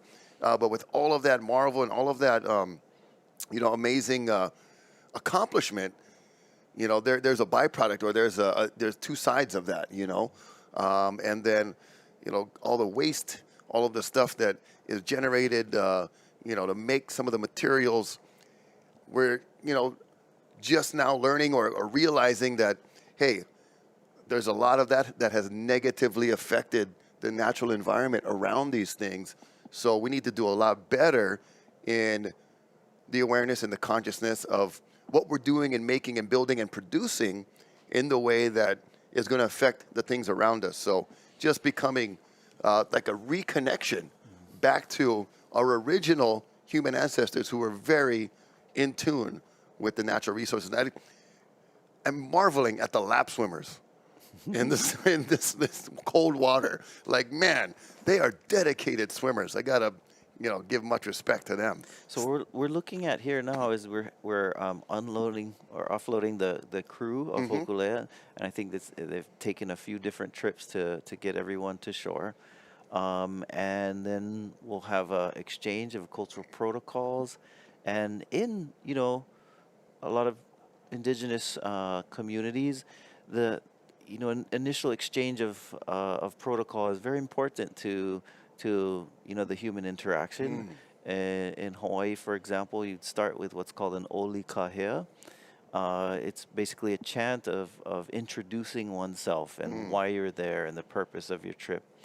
And then in exchange, usually the group that is hosting you will give a sort of exchange, and oftentimes there's exchange not only of oratory, like of speeches and so forth, but also sometimes of song and of dance, and then of physical exchange, often gift giving, and I think probably what we're going to be seeing here right now, exchange of knowledge, but also exchange of gifts that have significance to remember the experience by. Yeah, and the collection of Hawaiian and Polynesian vessels in the area here is just really cool to see.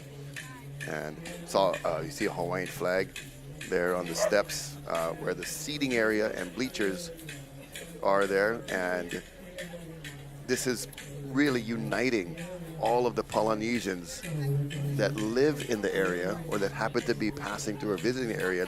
They hear of this arrival of the Hōkūleʻa.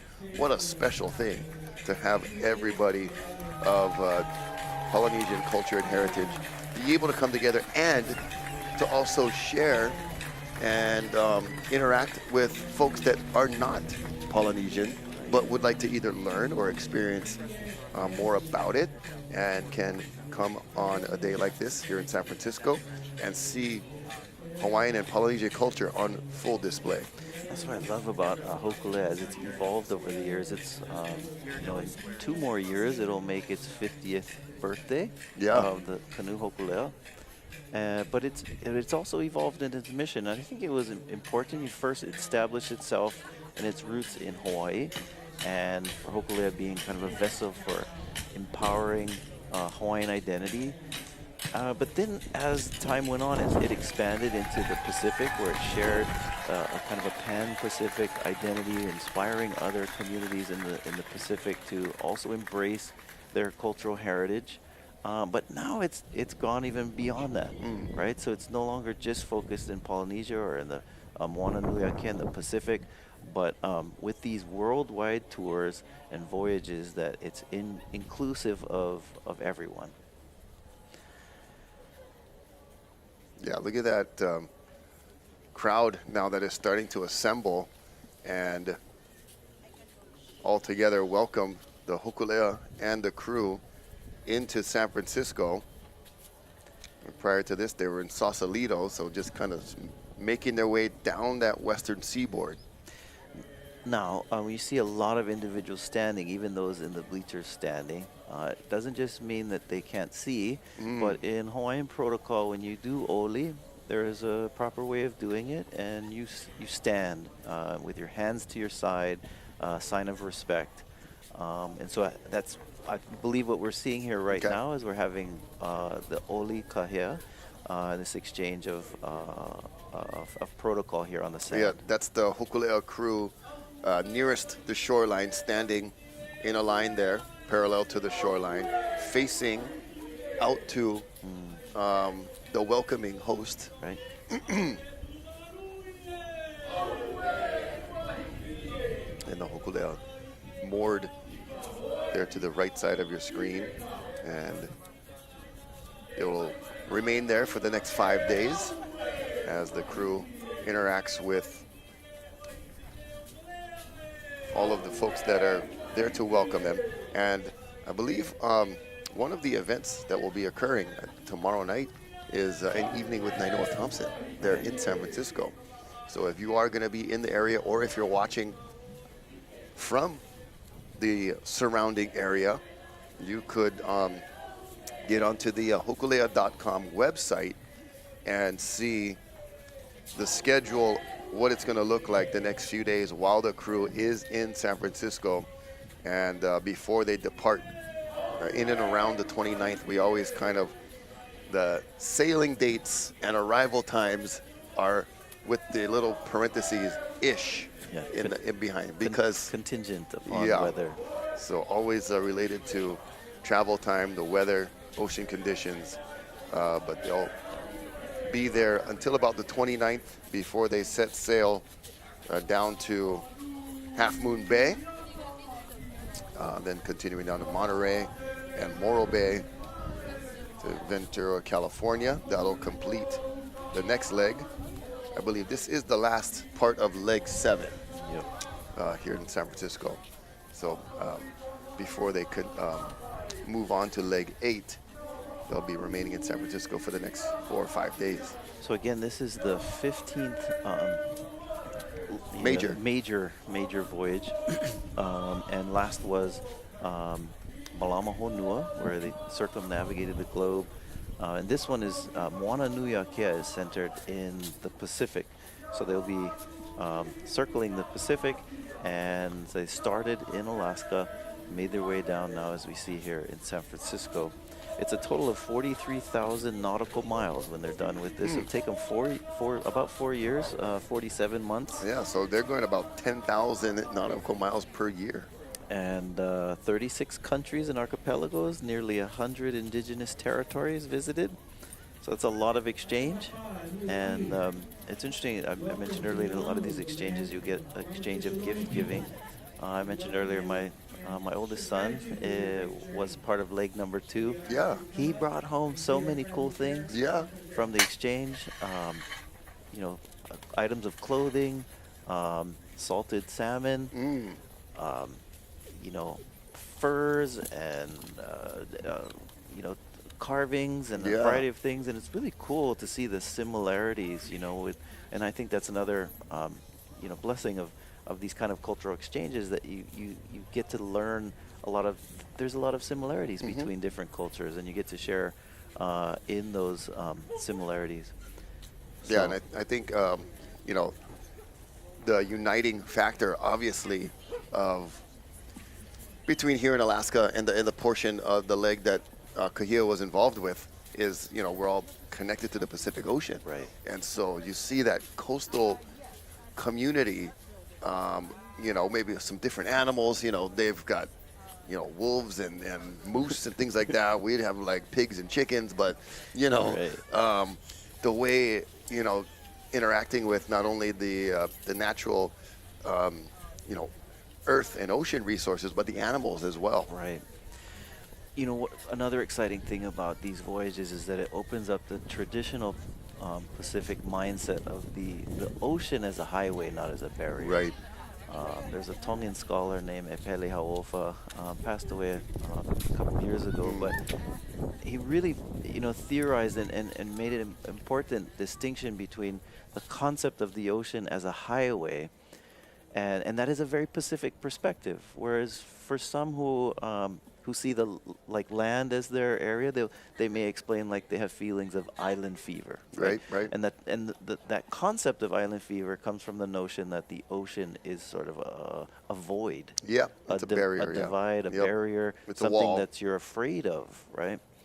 And whereas this tradition of Pacific navigating and voyaging confirms that, you know, traditionally the ocean connected communities and it connected people, and Hōkūleʻa is testament to that. Today, it also is testament to that from when its inception in 1975, 1976.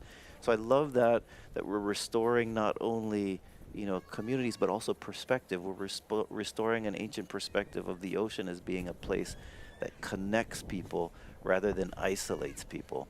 And so we're seeing that here today. Bringing that together.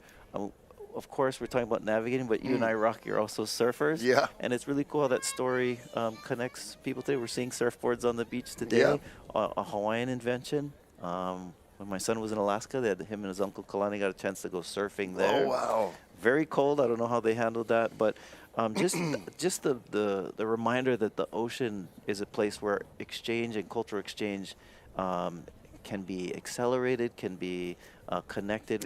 In essence, when you're in this water here, it connects you to your home. Yeah, to Hawaii. you're basically touching Hawaii, right, through you know, being in the same ocean, and yeah, it facilitates a lot of connection, and to know that Polynesians had been setting sail and voyaging, and it was really an amazing story you brought up of Captain Cook having a Tahitian on board, having him already had traveled through that region and then came up to Hawaii and was so surprised at the similarities in language and probably visually, like, hey, this looks like the Tahitian. I just what am I back at Tahiti? Did I do a full circle?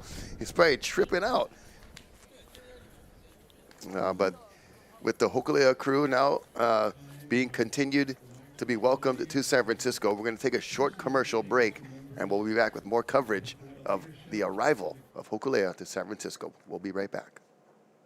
Kamehameha Schools champions every Hawaiian learner to explore their potential to lead our lahui and inspire the world. Hanai ike keiki ola ka lahui. Nurture the child and the lahui thrives.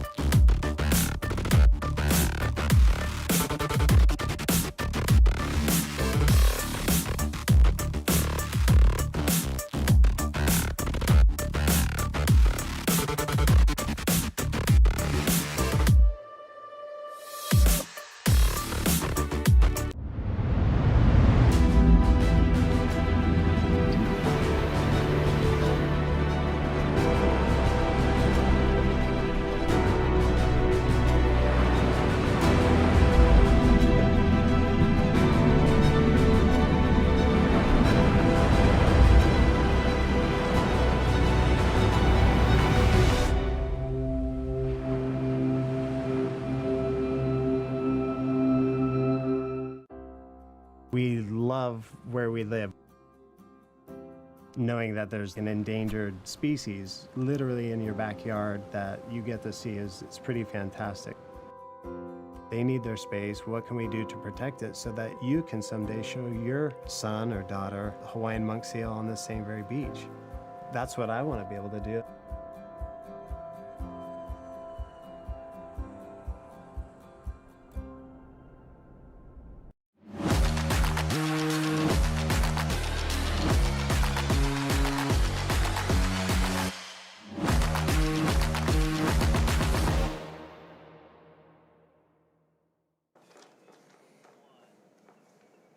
All right, and welcome back. That is a live shot of San Francisco as it is right now, just past 1 p.m., 10:12 here, Hawaii Standard Time. Rocky Cannon and Isaiah Walker bringing you some live coverage of the Hōkūleʻa arrival into San Francisco. And the crew on the beach now getting, they've, I believe, performed their Oli Kahea and kind of entrance and permission chant to be welcomed onto the beach, and could be now receiving the permission from the Ramaitush Ohlone tribe. That is the native tribe of the San Francisco area. And I've just learned that in the last few hours, so I'm really grateful. We talked about the Hōkūleʻa and its purpose in connecting native cultures, and also a reconnection mindset to taking care of the earth and our environment, and already proving its worth, at least in just one human being, myself, learning of a new tribe. Right. Yeah, and we, you know, as they're getting established on the beach, I believe we're gonna be able to bring some coverage of that on the beach in a moment. They're still getting established there. But yeah, you're right, Rocky. Look at this contrast with Hōkūleʻa. It's really beautiful too, because it shows that modern and tradition can coexist. And I think that's the point of Hōkūleʻa, is to remind people that we can come with traditional mindsets, and especially ones that are interested in preserving and protecting and malamaing the ocean and the earth into the modern era. And so that's one thing I love about this the mission of this voyage of Moana Nui Akea is to inspire young people to find those future navigators who can navigate our world into the future in you know, thoughtful, mindful, and in ways that we're working together to take care of this place. You know, and I like the blending of some of our English and Hawaiian when they say malamaing. Like, it's so good, because it means caring, you know, but it's more than a care. It's more than the English version word of care. It's you know, much more heartfelt, and you know, from deep within the na'au, your opu, your guts, your insides of a deep caring is malamaing. Yeah, so I mean, the purpose is to develop young leaders and engaging communities around the world, while also amplifying the vital importance of our oceans, of nature, of science, and indigenous wisdom. So, you know, I love that mission of, it's not about abandoning the new and going completely back to the old. It's, you know, it's about moving into the future while looking into the past, which is, of course, a Hawaiian proverb. And I think that's mindful, that we look to the past as we're looking at Hōkūleʻa, a symbol of the past, but we're moving into the future in a way that we're trying to be responsible citizens. And don't do it while you're driving. Don't drive while looking in your rearview mirror. That's difficult. Unless you're driving a Tesla and it's driving for you. I guess so. But that's a very, you know, genius concept when you think about it, because, you know, the Hawaiian teaching and a lot of the Hawaiian theme of our culture is staying connected to ancestral pasts and practices and traditions, but also, you know, being here in the present, and you know, the future, and looking forward, and making sure that things are provided for while you're past and gone. Right, kawa mamua, kawa mahope, the proverbs to move forward by looking into the past.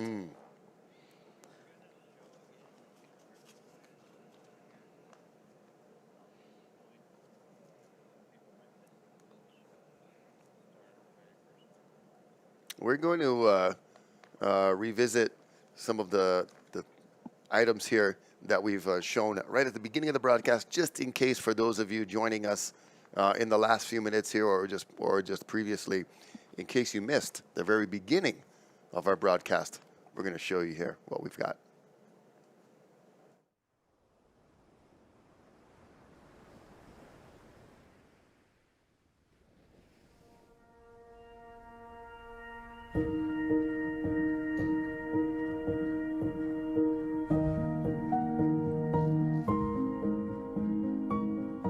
I believe the first language that our ancestors had to be fluent in was the ocean.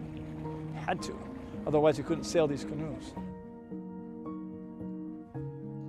Mauna Nui Akea, it's a place that we know our family is.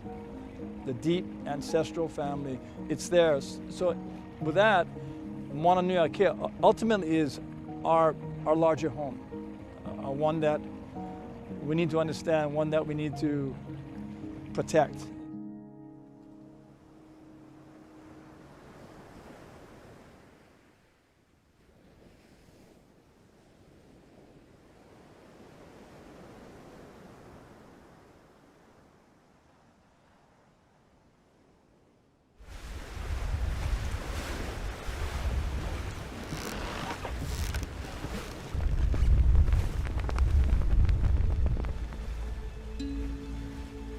These miracles of these voyagers that started to discover all these islands, it's like the eighth wonder of the world. How did they do that so far back in time? There was two things of genius in Polynesia. Someone needed to build a vehicle, a spaceship of our ancestors that could sail far, when no other culture on the earth was sailing far. The other is you had to navigate to find a way to and from.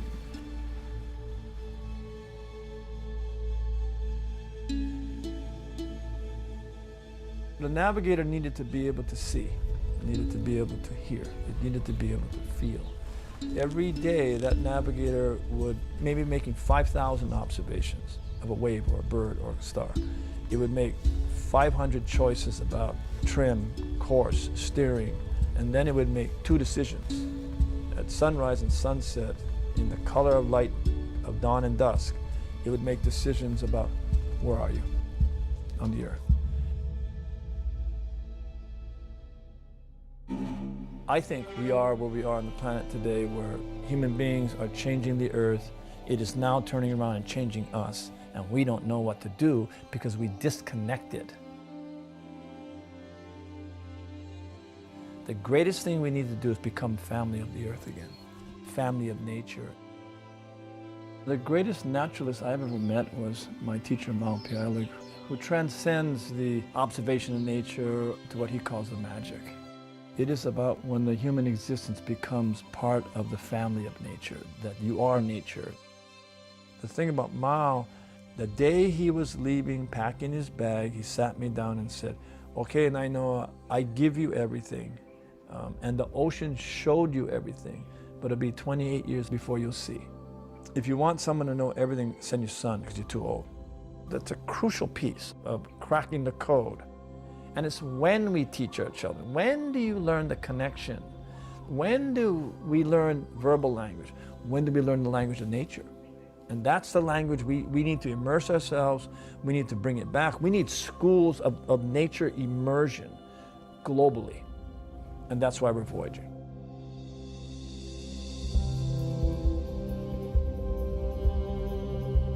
To just getting general awareness to half the population of the earth, getting understanding to a quarter population of the earth, and getting the sense of values back to 1 billion people. And then going down the road from values, you need to reinstate respect. Then you need to reinstate care. And then from there, where values are now moving to action, that's when you need to help strengthen a community and a culture that's global, not based on race, but based on values.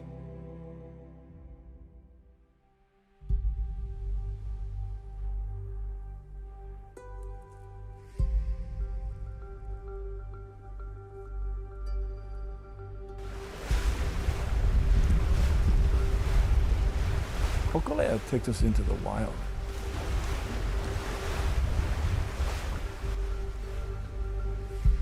The voyage itself will take about 400 crew members from, we're hoping, about 26 countries. Diversity and equity and access matters. That this is not just a Hawaiian voyage, this is a global voyage. We'll be at sea for about 450 days, and we'll be on land for 950 days. Every day is a story of ideas and people.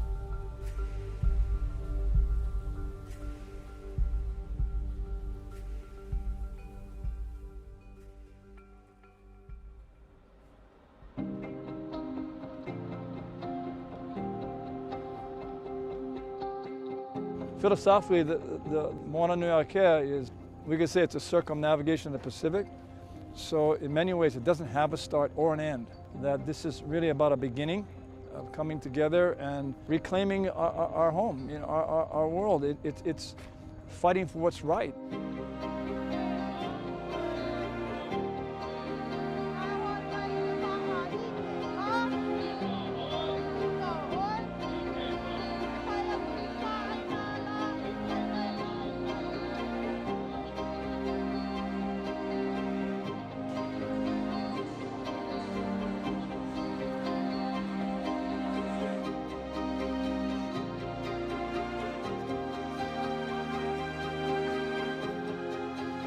It's the start of a voyage, a huge voyage, but it's also a reconnection with our cousins of the north. In 1995, Hōkūleʻa came up here, and those 2 trees that were cut down were from this area and created that bridge for us, you know. So now we're here again, and we're honoring Byron Malat, Judson Brown, and Ernie Hillman. Those are the 3 really crucial men that made that canoe happen for us and our Hawaiian people. They gave us the wood and gave us the trees from their forests, and really that's their children from the forest they gave us. Really amazing to see that we're alive and we're thriving. We're not just learned in a museum anymore. You know, we're a living culture, and this canoe is a testament to that.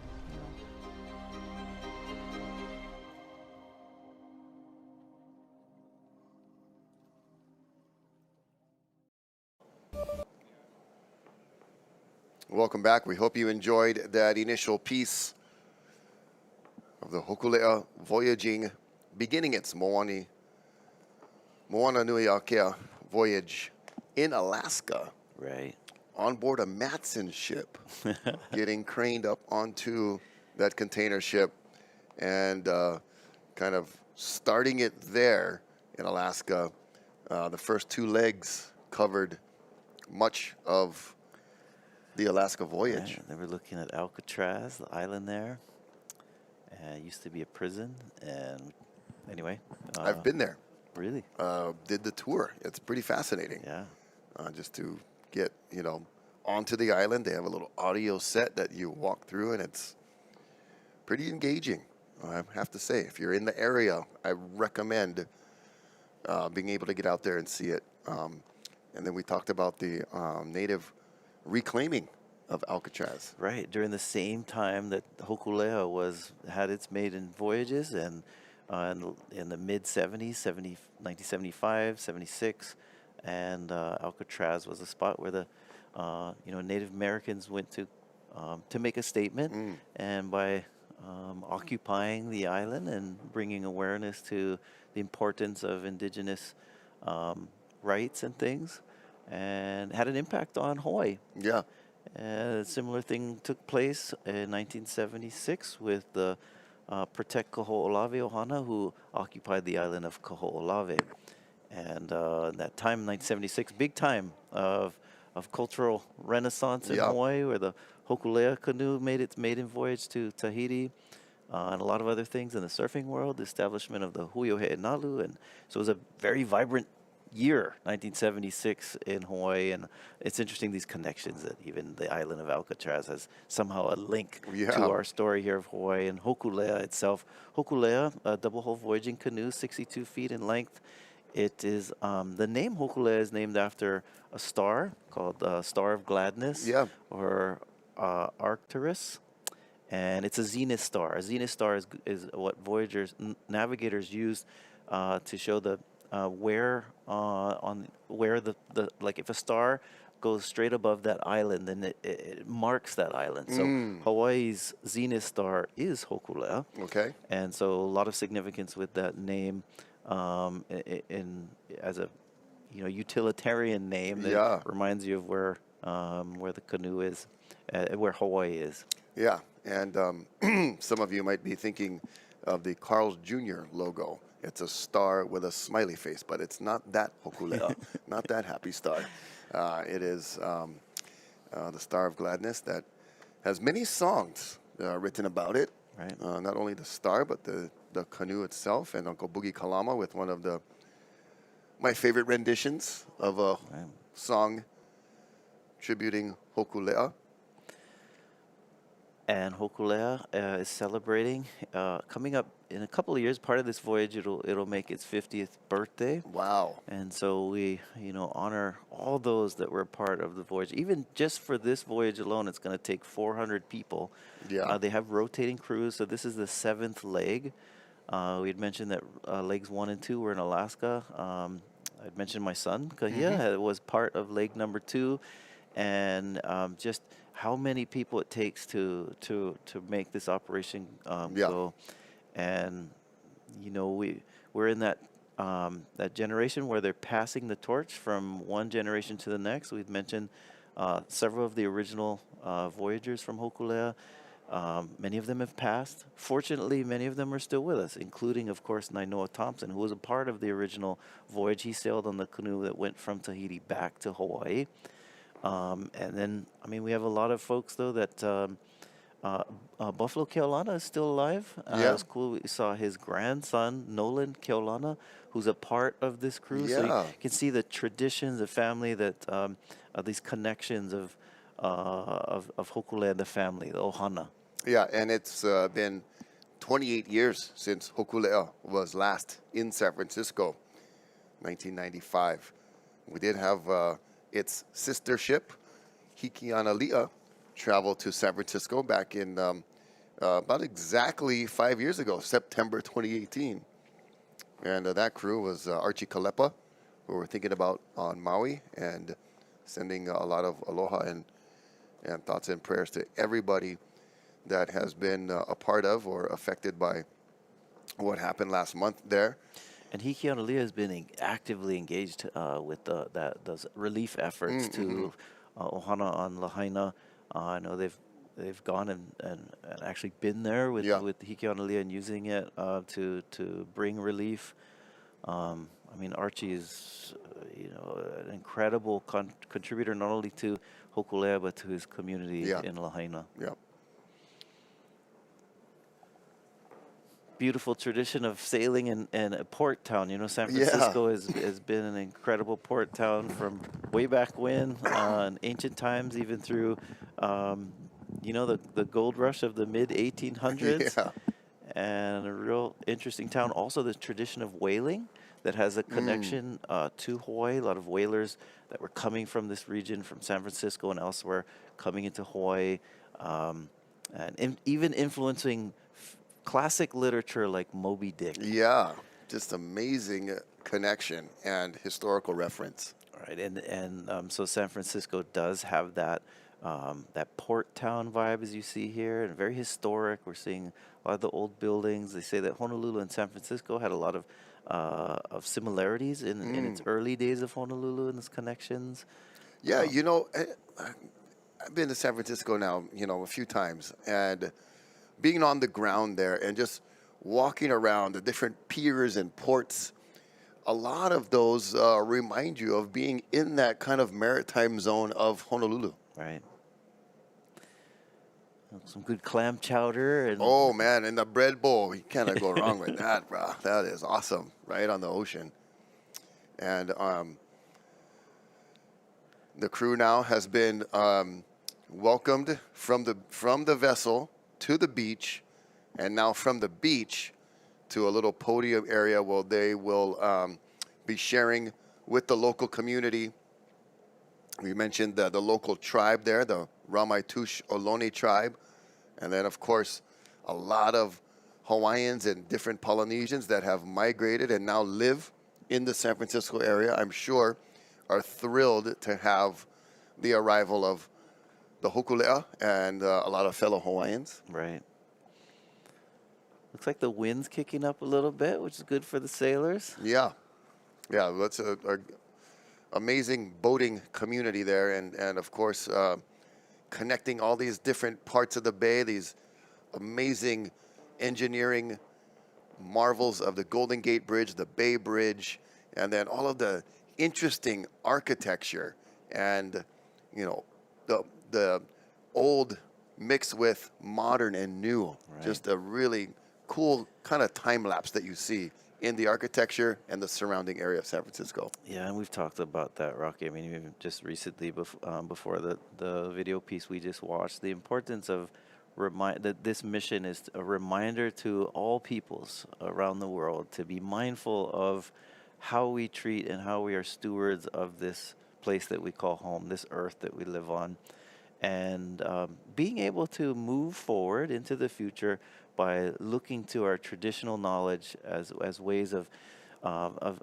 being inspired of how to move forward in ways that are respectful of the earth and mindful of our resources, and so a part of this mission, of course, is to do that. And as they're starting to formalize the protocols here and gather people together. Beautiful Love for Maui shirt right there in the foreground. You see the awareness and the care for Maui reaching across the Pacific. I mean, Lahaina, a port town also. Correct. You know, a lot of similarities there too. And whaling and sailing and boating and connection, and former Hawaii capital. Right.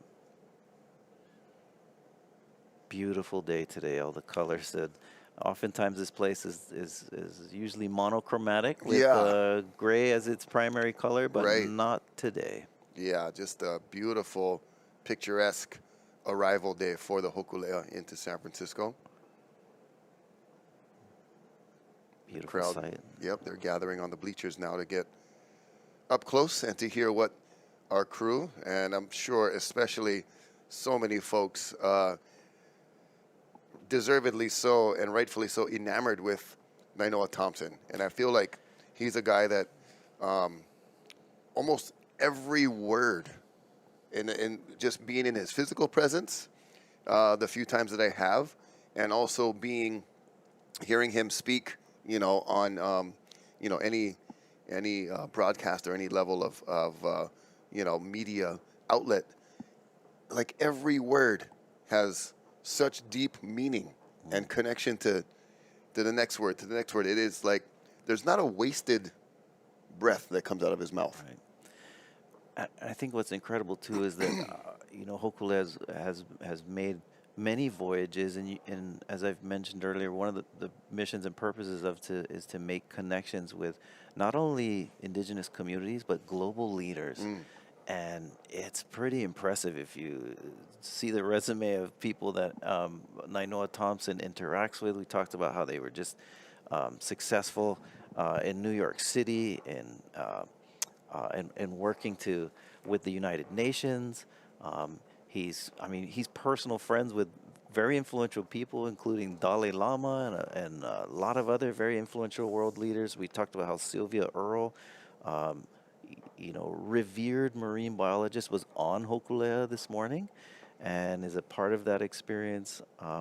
And, you know, where they were where they were in New York to sign a UN high seas treaty to legally protect marine biodiversity on the high seas. And they successfully got dozens of world leaders to sign in on that. And so I love how active Hōkūleʻa has been in a local and global scale, right? To have that, I mean, and that's a very great example of profound leadership where you can have an impact locally and globally at the same time.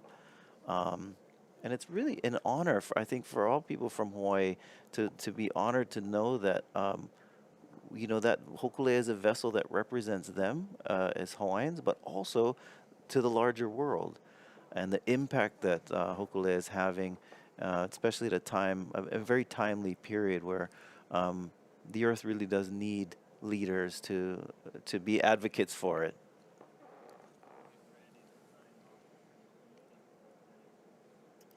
Well, we'd like to thank Salt and Air Studios and our KHON partners here. They're bringing us this live broadcast, all of our team here in Honolulu. Thank you. And we've got our Salt and Air Studio crew also on site in San Francisco. And MC Randy Fong will be taking it away in San Francisco. It's been great joining you. Rocky Cannon, Isaiah Walker. We'll see you next time. Aloha. Beautiful aquatic park here in San Francisco. As a Bay Area community, welcome to Hōkūleʻa. My name is Randy Kamura Fong with Kamehameha Schools here in Hawaii, and I serve as a cultural advisor for the Polynesian Voyaging Society. I'll be your MC this afternoon. We begin our time together by acknowledging the original inhabitants of the San Francisco Peninsula, the Ramaichush Oroni. Tribal Council Chair Jonathan Cordero. Aloha. We'd like to ask Culture Director Greg Castro to begin today's ceremony. Greg.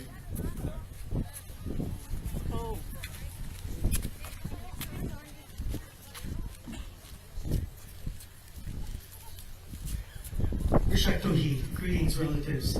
Thank you for coming today and supporting us, and supporting these incredible voyagers on a journey of healing and connection. The Ohlone people were heavily affected by the mission and colonization system. But we are still here.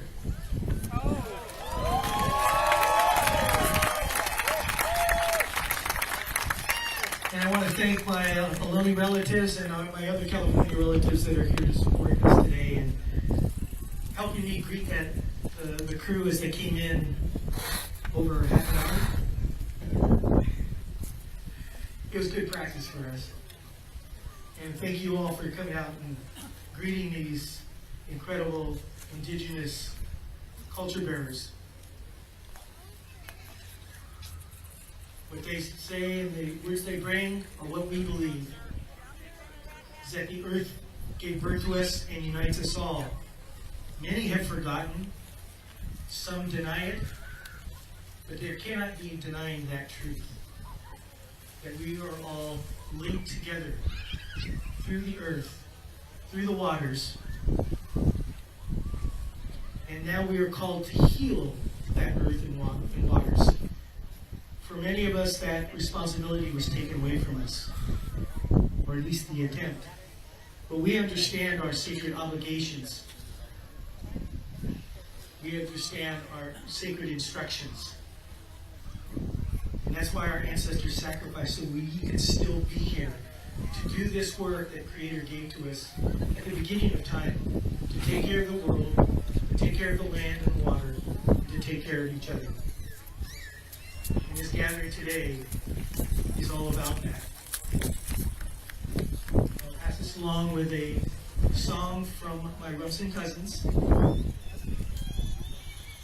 And this song is, strangely enough, the Fog song, which apparently the Fog knew I was going to sing it and decided not to show up.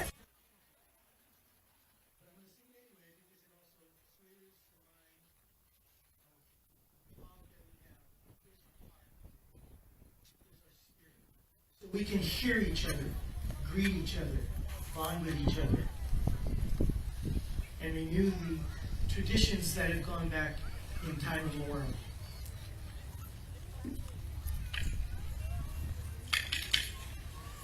Arapachitiahuan, Wasiahiyam. Arapachitiahuan, Wasiahiyam. Arapachitiahuan, Wasiahiyam. Arapachitiahuan, Wasiahiyam. Arapachitiahuan, Wasiahiyam. Arapachitiahuan, Wasiahiyam. Arapachitiahuan, Wasiahiyam. Arapachitiahuan, Wasiahiyam. Arapachitiahuan, Wasiahiyam.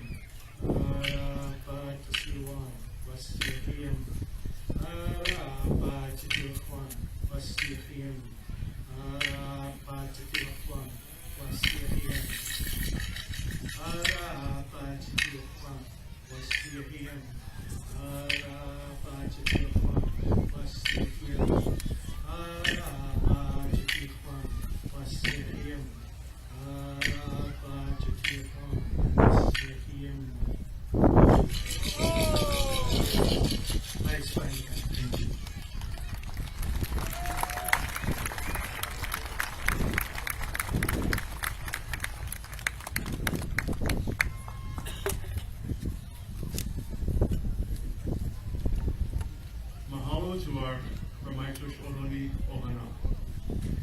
Today, as we welcome the Hōkūleʻa canoe here in San Francisco and celebrate the first 3 months of an epic 4-year Moana Nui Akea voyage, our hearts and minds are with our families on Maui. Thank you for your aloha, your prayers, your donations, your care. Really, it's the world's love and compassion for Maui. It's truly the wind that fills the sails of Hōkūleʻa. So mahalo. Beautiful Aquatic Park is a vibrant community of water enthusiasts who care about the maritime history of this special place. National Park Service Public Information Officer Dale Dewalden will share a few words. Dale.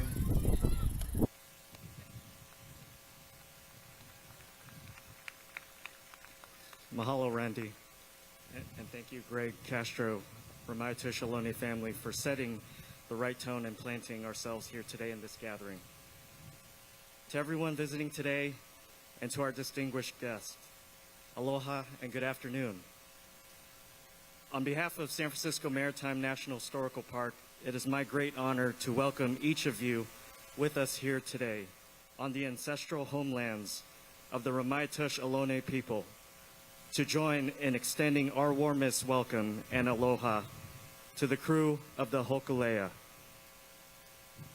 San Francisco Maritime National Historical Park, a park unit of the National Park Service, is honored to host the Hōkūleʻa, a Polynesian double-hulled voyaging canoe that carries with it the stories of ancient seafarers who traditionally navigated the vast Pacific Ocean using only the stars, the winds, and profound knowledge of the natural world.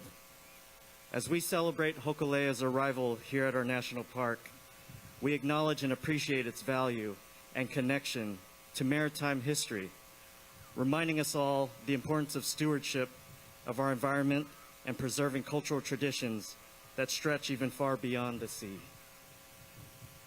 This park was established in order to preserve and interpret the history and achievements of our nation's maritime heritage, especially on the Pacific coast. The story of Hōkūleʻa not only strengthens our connection to this mission, but revives the untold stories of Polynesian and Hawaiian culture and traditions, and serves as a symbol of hope, courage, and adventure. Hōkūleʻa's journey is not just a physical voyage.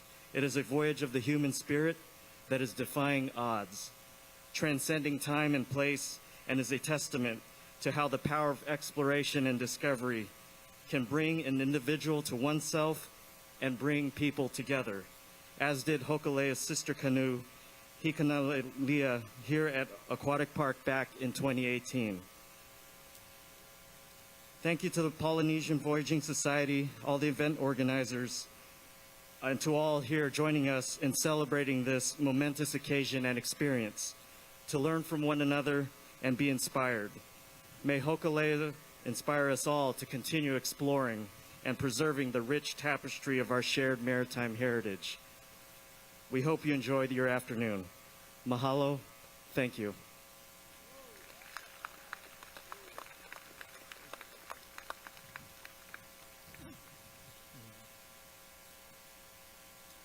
A passionate steward of this amazing place and host of our sister canoe Hīkanalia back in 2018, please welcome CEO of the San Francisco Maritime National Park Association, Darlene Plumtree. Darlene.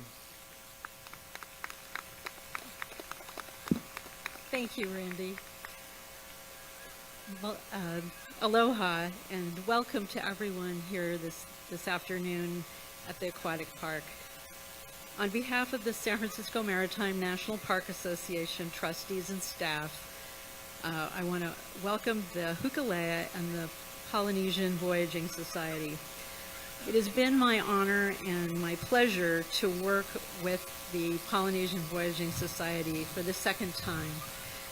When we found out that they were making a voyage down the coast, we were really delighted to welcome them here and have them here today for this wonderful multicultural event. I want to thank my partners at the National Park Service, all of the staff, the Port of San Francisco for assisting with a berth for the vessel and making this happen today. We are honored and delighted to be part of this important celebration, and I thank you all for being here today. Mahalo.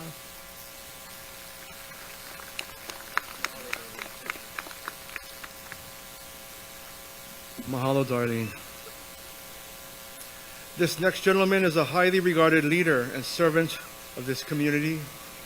Please help me welcome the President of the Board of Supervisors of San Francisco, Mr. Aaron Peskin. Mr. Peskin.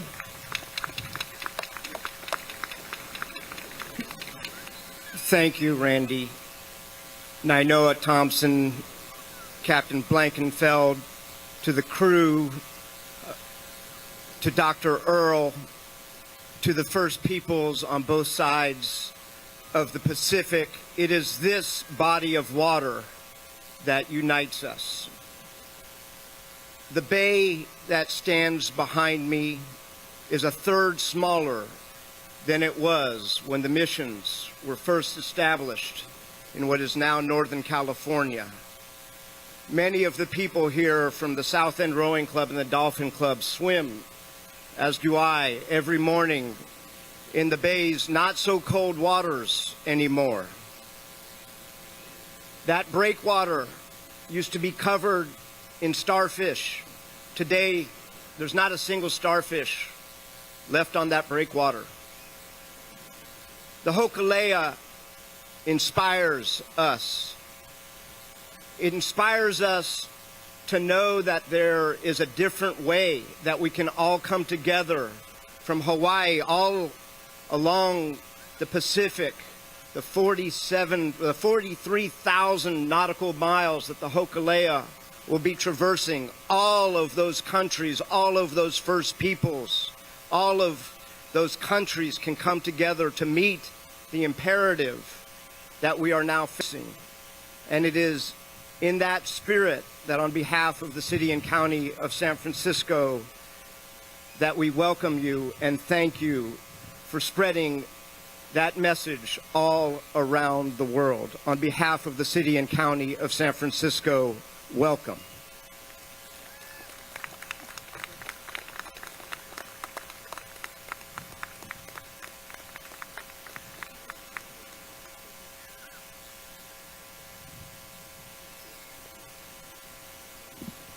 Mahalo, Mr. Peskin.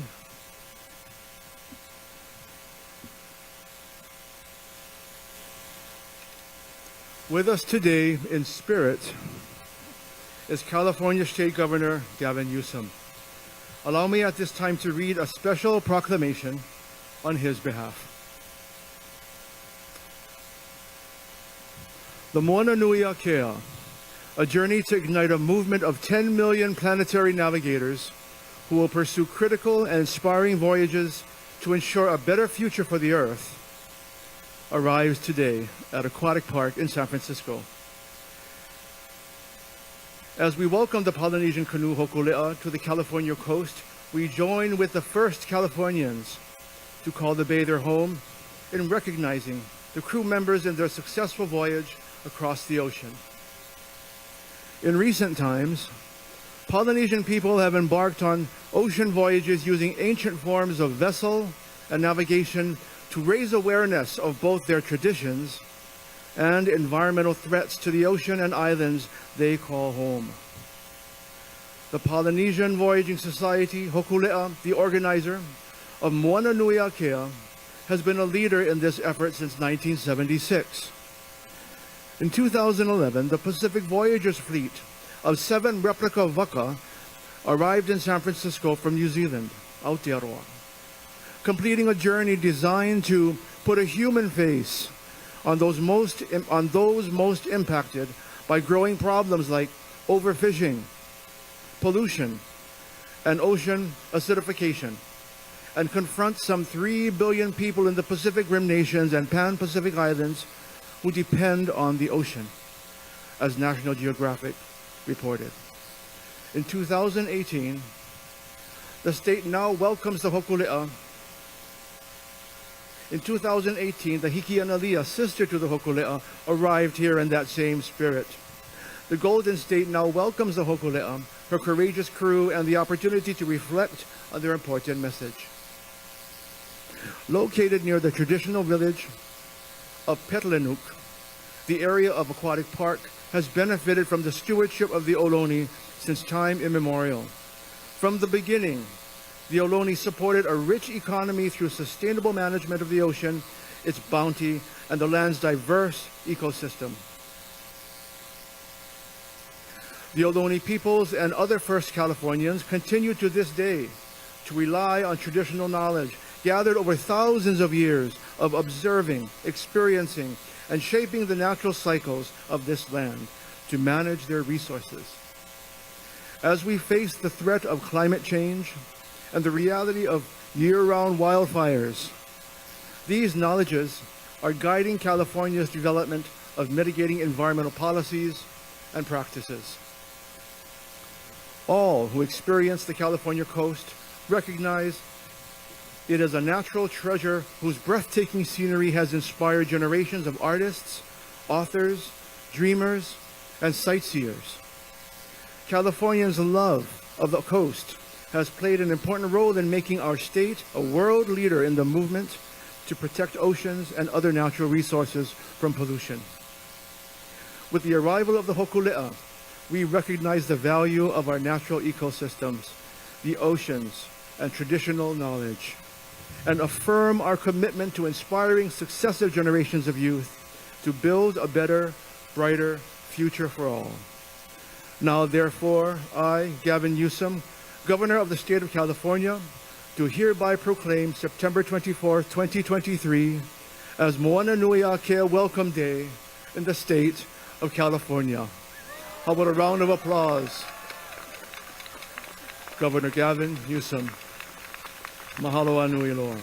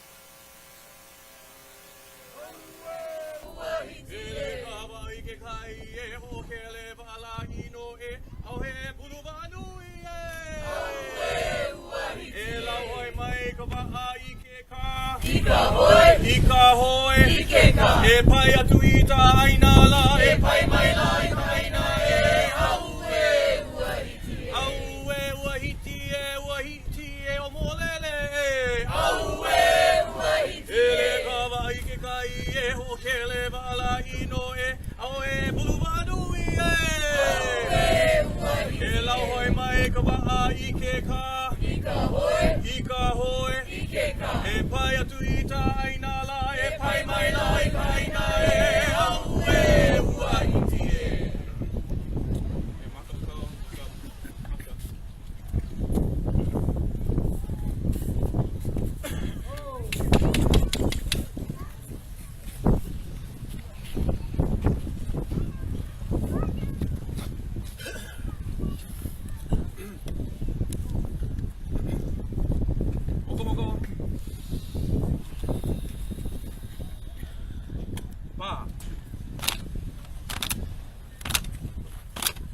Holo ike kai. Hoi hoi.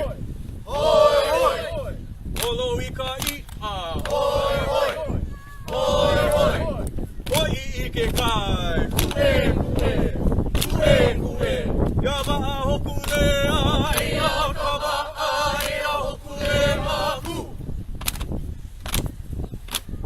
Holo ike kai. Hoi hoi. Hoi hoi. Holo ika I a. Hoi hoi. Hoi hoi. Hoi ike kai. Kue kue. Kue kue. Yama a Hōkūleʻa. Ia kawa a ia Hōkūleʻa hu. Holo ike kai. Hoi hoi. Hoi hoi. Holo ika I a. Hoi hoi. Hoi hoi. Hoi ike kai. Kue kue. Kue kue. Yama a Hōkūleʻa. Ia kawa a ia Hōkūleʻa ku. Lava.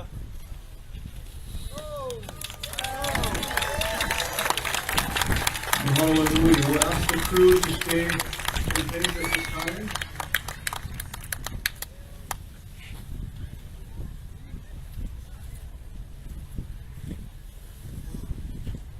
Ladies and gentlemen, the crew of the Hōkūleʻa.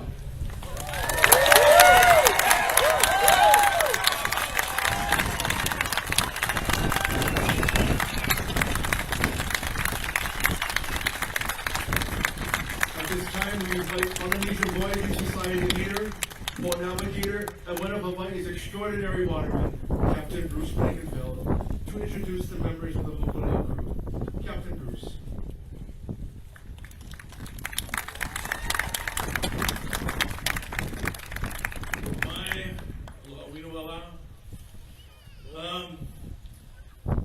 This crew is part of a few hundred crew members that we have for helping us make this longer journey.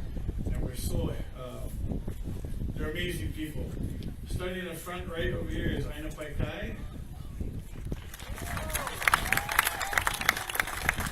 We have Kahivi Hamakua Mokue. Iki Kamalu. Lucy Lee. Kelly Takinaga. Negua Kamalu. Koko Ogata. Kalani Kahaiomi. Omi Dean. Mike Cunningham. Jason Medeiros. And our captain, Manoa Thompson.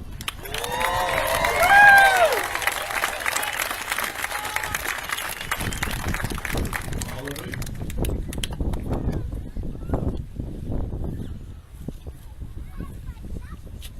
Another round of applause for our crew as they take their seats.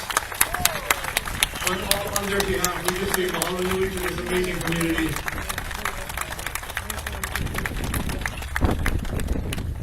And now our senior boat navigator and Polynesian Voyaging Society CEO. He's distinguished himself as a global leader in the indigenous science of traditional Pacific navigation that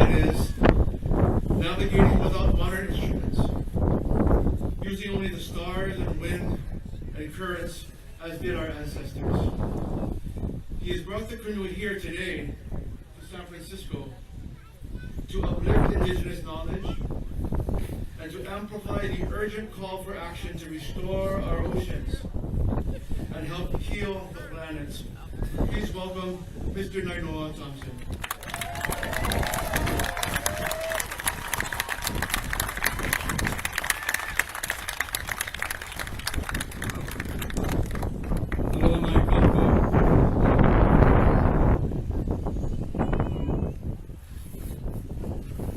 Sometimes I find myself where it's difficult to express how you feel. It's certainly one of those times.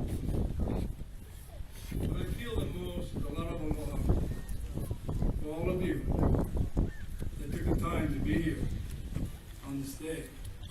Because you're here, it helps us understand that there's value in our work based on our beliefs. And because sometimes it gets pretty dark out there, the challenges before us seem like storms we'll never get through.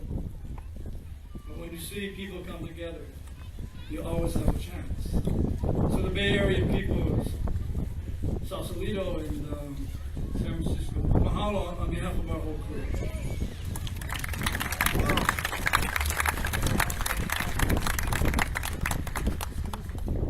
When it comes difficult to express how you feel, it's when you get greeted by a Pacific Islander that chooses their home to be here.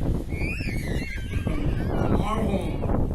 You know, there's a term that the world knows, it's called Polynesia, but really, it's Moana Nui Akea. Moana Nui Akea is known throughout all of the Polynesian islands, the 10 million square miles. That's larger than 3 times the continental United States. And that if you exclude the landmass of Aotearoa, add up all the other tiny islands, it's 600 times more water than land. It's an ocean place. And so when there is a Polynesian that comes here to be with us, we feel like we're in our family. And family is something that we protect. It's something that we love. And I do want to thank all the leadership that we have here that would allow us the permission to be here with you today. And I really want to thank the Ohlone. Essentially, if they did not give us permission, we wouldn't come in. Because that is a statement of respect to them that have been here 10, 12,000 years. What I heard today is, said, welcome home. We're just across the water. One family that needs to come together. And I do want to thank all the people that work so hard, the hundreds.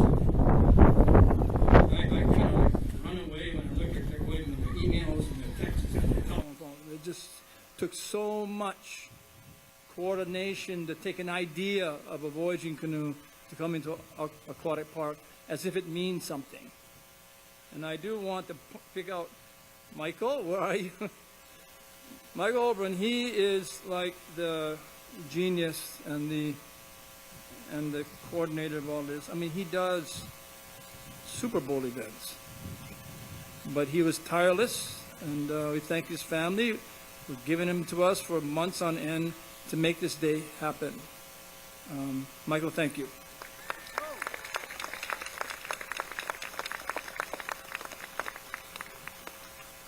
Moana Nui Akea is our most recent voyage. On this voyage, we will cross 50 years of this canoe sailing. We'll cross 300,000 miles in the next 47 months. Moana Nui Akea is a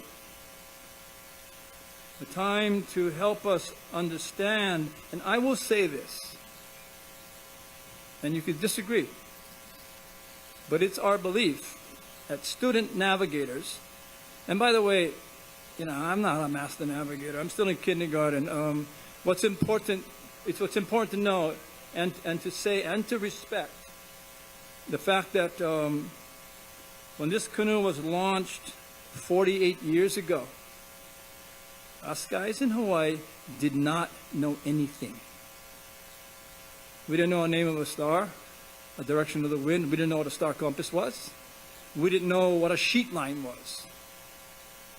And so my point is, everything that we do now was taught by extraordinary teachers. Top of the list is Piailug. Mao, from a tiny island called Satawal in the Western Carolines. It's 1.25 miles long, it's half a mile wide. The highest dirt is 8 feet. And the Spanish and the Germans and Japanese and Americans had no interest in Satawal because it had no lagoons, had no military needs. And so they left the school alone. It's called Woriang, the most powerful school in navigation in the world. And Mao is a master because he lives in the realm of magic. That his relationship to nature and to the ocean is about oneness.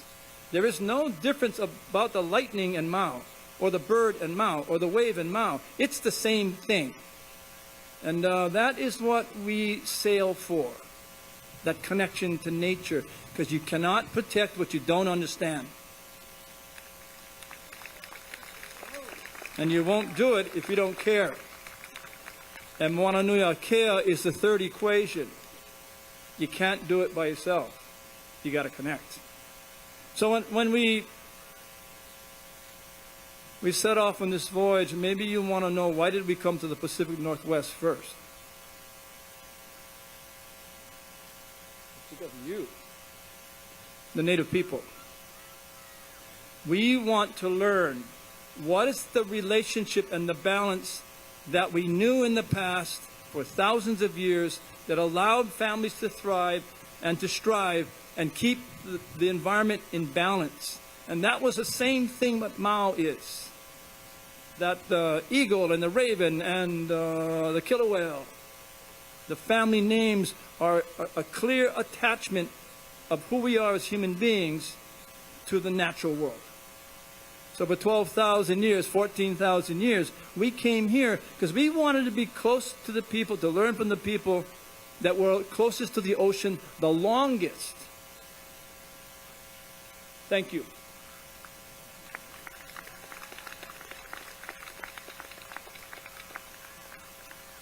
Moana Nui Akea is not a choice, it's an obligation. I will make these comments and you may not agree with them, it's okay.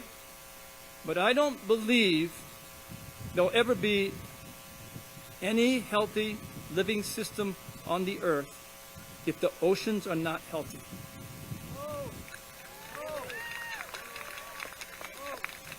I believe you kill the oceans, you kill our children's future. We could choose to stay home. This is by far the longest and the most dangerous voyage we'll ever take. And the question is it going to be worth it? And it's hard to answer that question.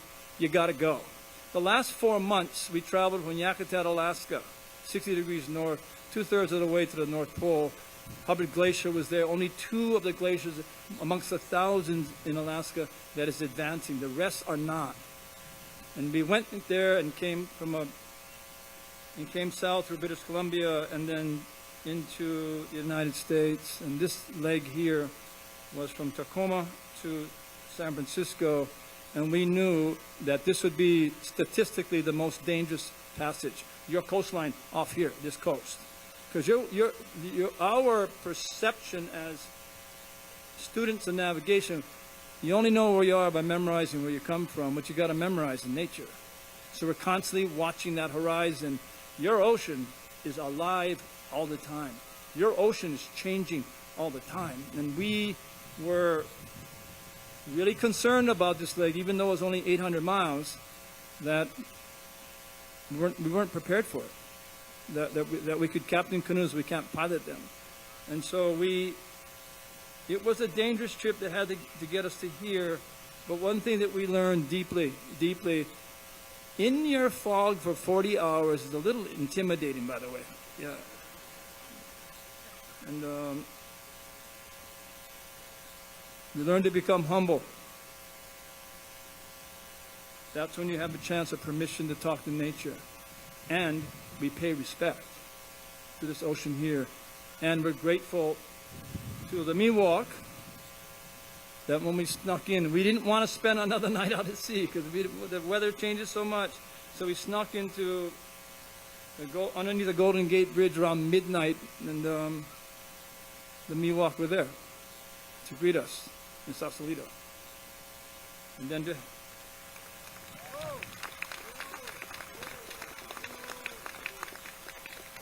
and today for the Oloni to give us permission to be on this land, and they talked about today about we're still here. You're not just still here. You're necessary for us to figure out the code. We need to figure out how are we going to live our lives differently in relationship with the natural world. You guys know how to do this. And you've been tested more than I have, more than many, many people, maybe in this audience. You were tested when your 14,000 years of tradition was taken away. You were tested when the brutality of the last 250 years. You're not just here, you're strong.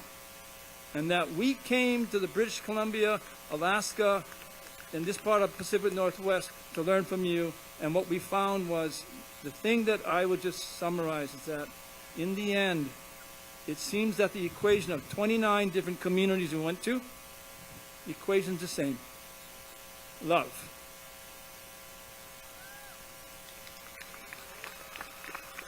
Love of home,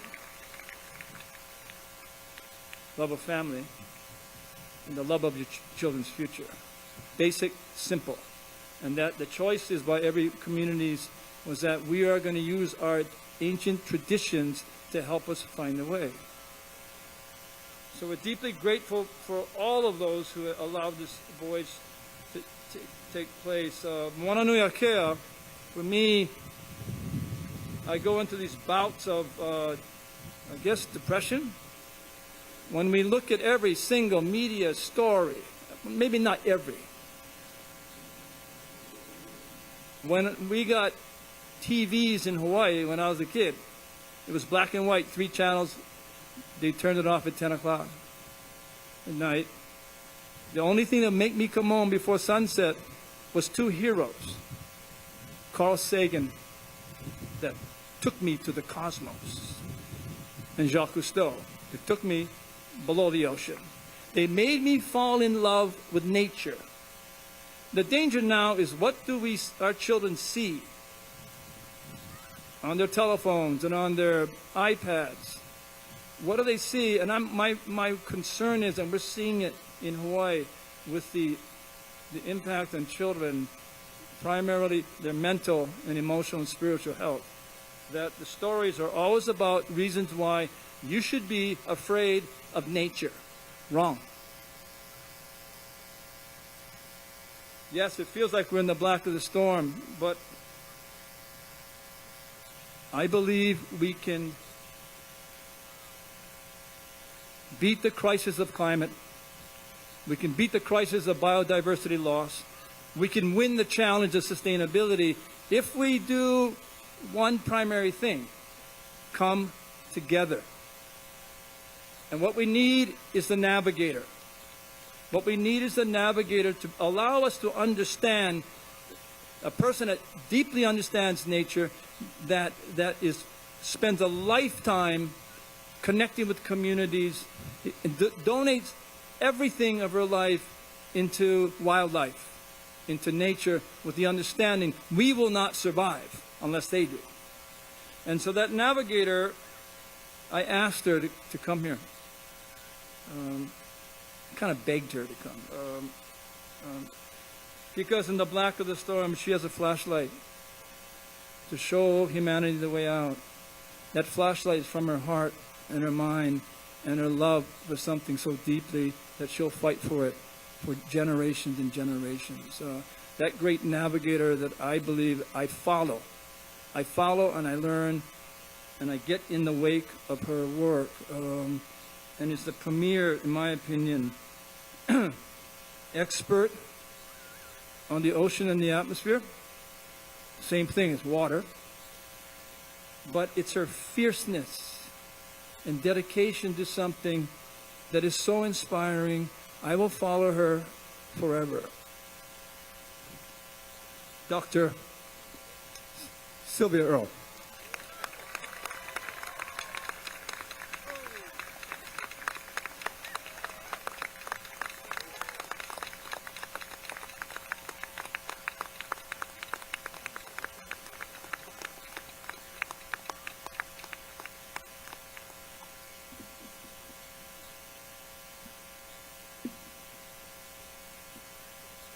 Thank you, Nainoa, for that generous introduction. I think we will be going in circles because I follow you.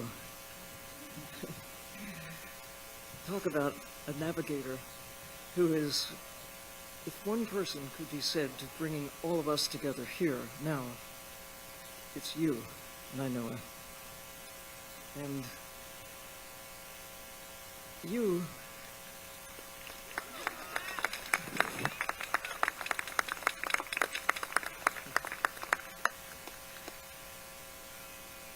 as Nainoa portrayed, we in the 21st century are witnesses to a remarkable change in the nature of nature, in our home, Earth. We are witnessing a decline of almost every species that you can think of, except us. We continue to prosper. At what cost? We're consuming nature. We always have. It's in the nature of all creatures to consume the world around them. Birds do it, fish do it, sharks do it. We consume the natural world, but no species has done so much so fast, mostly bringing about fundamental changes in ocean chemistry, planetary temperature in the last 2 centuries. Now, when you think about it, that view that astronauts have shared with us of Earth from space, the world is blue, but most importantly, perhaps, this is home for all of us. You could say all of us, every human who's ever lived, every creature who has ever lived. For as long as Earth has had life, we're all indigenous to Earth.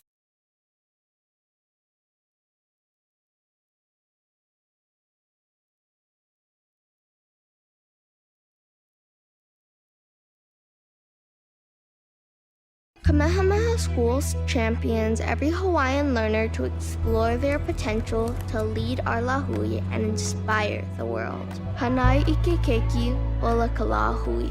Nurture the child and the lahui thrives.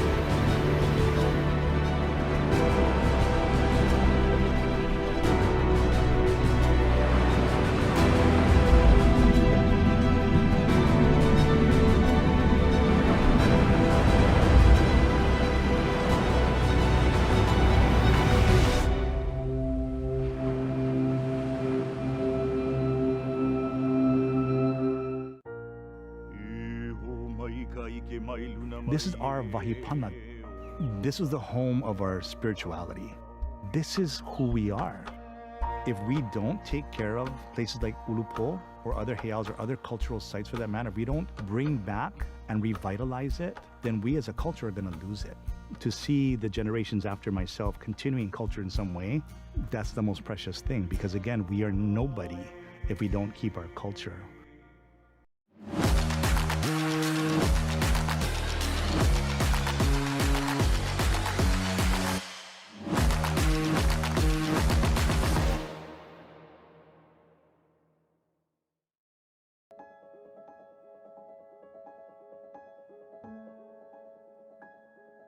Moana Nui Akea, I see it as the ocean of the great expanse, and there's no boundaries. It's not tied to the lines that are drawn on our typical maps today. This is bigger than that, deeper than that. It's home, it's family, and it's a real deep source of pride for me.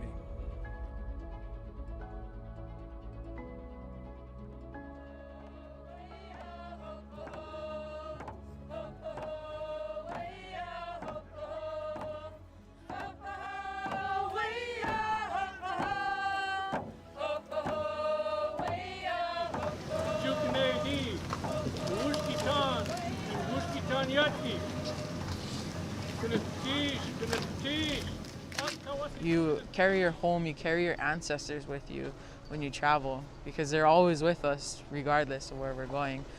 So to introduce myself, my land, and my ancestors to this new land that I'm coming to, it's very important, but it's also the right thing to do, and it's the right way to start off the conversation.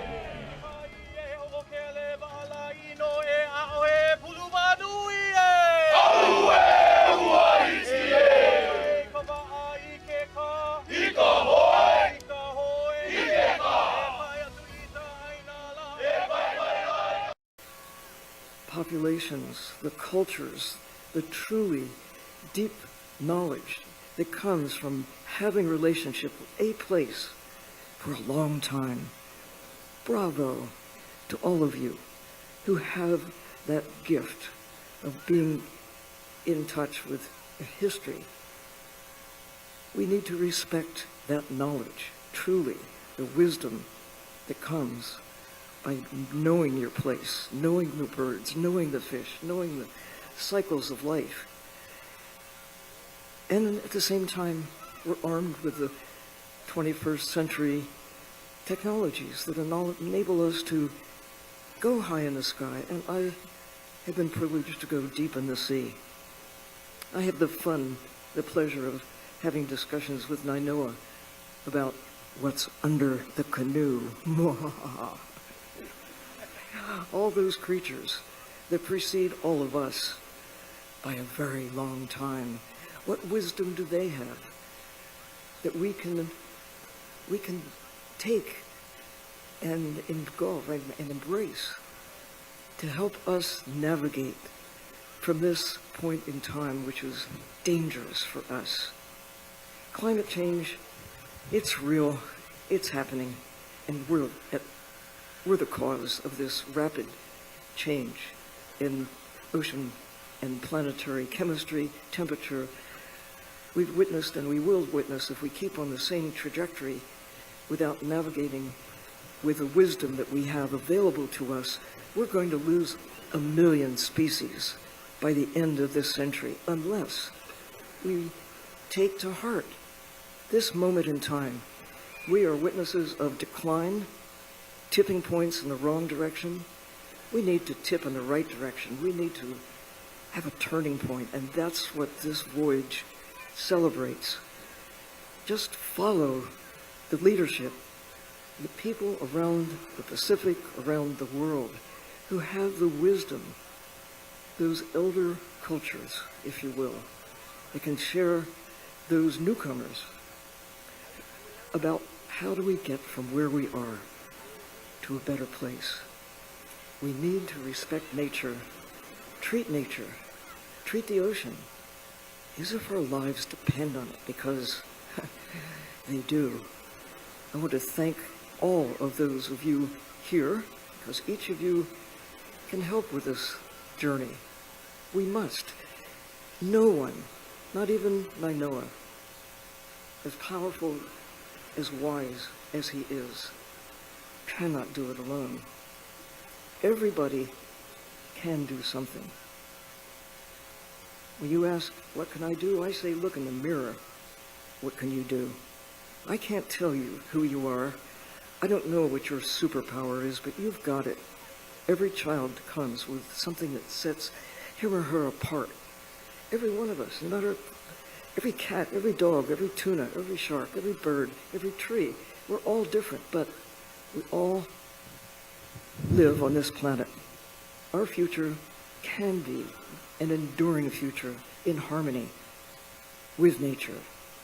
Well, no one could do it all. Everybody can do something. And as we've been hearing with all that you've heard today, this is the time. We need to come together. We need to use our superpowers, whatever they are, to navigate the safe future. Thank you.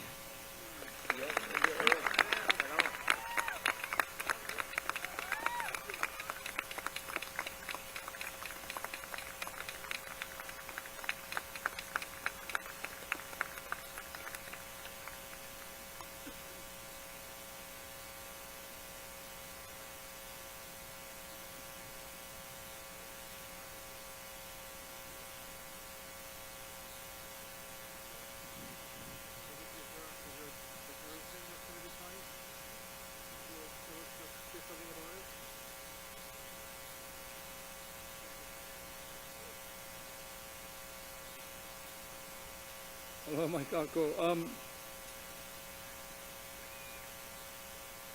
You know, the duty of coming together, to remember this day in San Francisco. This 47-month voyage, Sylvia's correct, it's about making connections and finding those who believe in the same destination and navigate by the same values. So what we're going to do now is simply just sign. It's called a declaration, but it's much more than that. It's promises. Promises to nature. And it's going to be the connecting the Polynesian Boys Society with Sylvia and the Mission Blue. Because we can't do it ourselves. And what Sylvia does for us, it lets us sail and make connections, and she brings so much wisdom. So permit us just to quickly sign this declaration, and we're going to ask the Ohlone leadership to please sign also, because we're in your place, and we're honored if you would.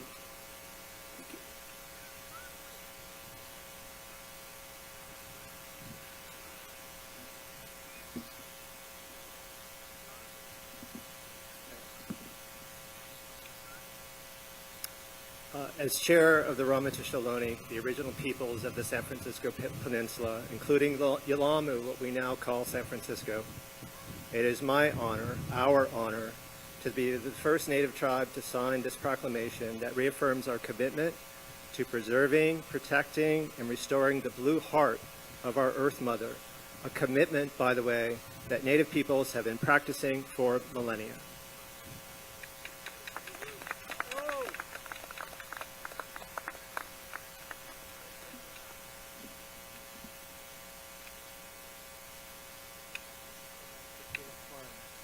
Wasihim, Arapa Chitiohuan, Wasihim, Arapa Chitiohuan, Wasihim, Arapa Chitiohuan, Wasihim, Arapa Chitiohuan, Wasihim, Arapa Chitiohuan, Wasihim, Arapa Chitiohuan, Wasihim. Arapa Chitiohuan, Wasihim, Arapa Chitiohuan, Wasihim, Arapa Chitiohuan, Wasihim, Arapa Chitiohuan, Wasihim, Arapa Chitiohuan, Wasihim, Arapa Chitiohuan, Wasihim. Please express your appreciation for the unity around the commitments to nature Nainoa Thompson, Dr. Sylvia Earle,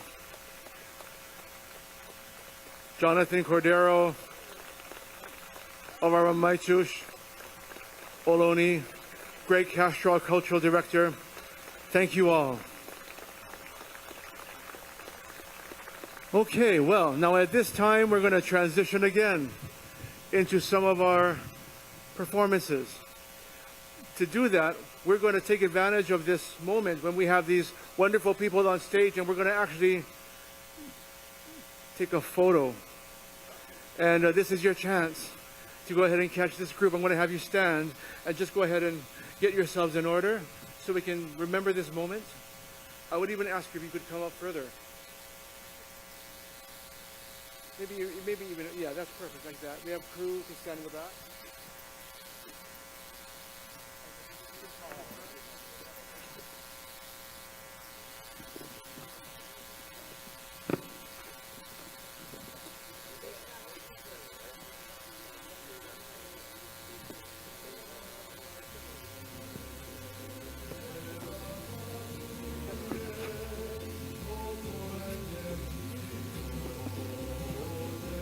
Okay, we'll be here for just a few moments. If you want to take a shot, you can. This is a historical moment, and we're going to seize it so that our grandchildren will remember.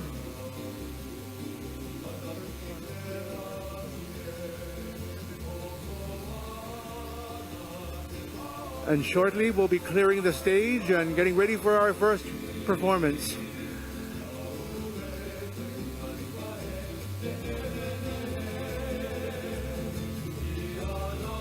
Maybe another 10, 20 seconds. Some of you have they or little things you want to present to our crew. We're going to be sending them up into the reserve section shortly.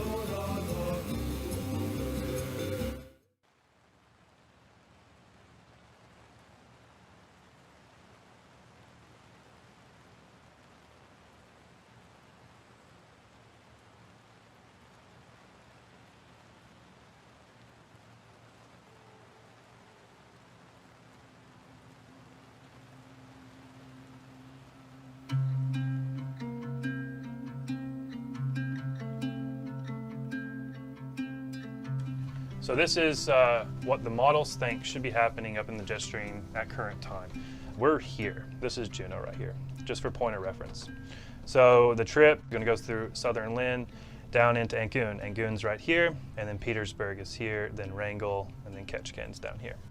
So for this afternoon, we're looking at widespread 20 to 25 knots.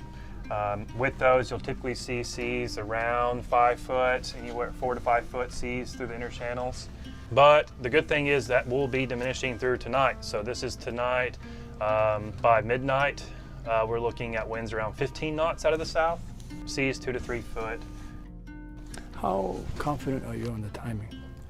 Fairly confident. At this close in time, we really have the forecast catered in. For this scenario in particular, our confidence is pretty high.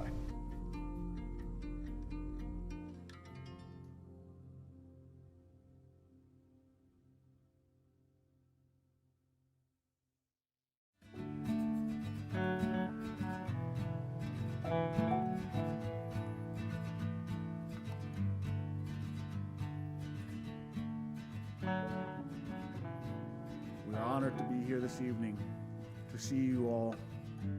We know we all come from different lands, and for that reason, it's exciting to see all of us stand here as one people, with respect, with love, and care for one another.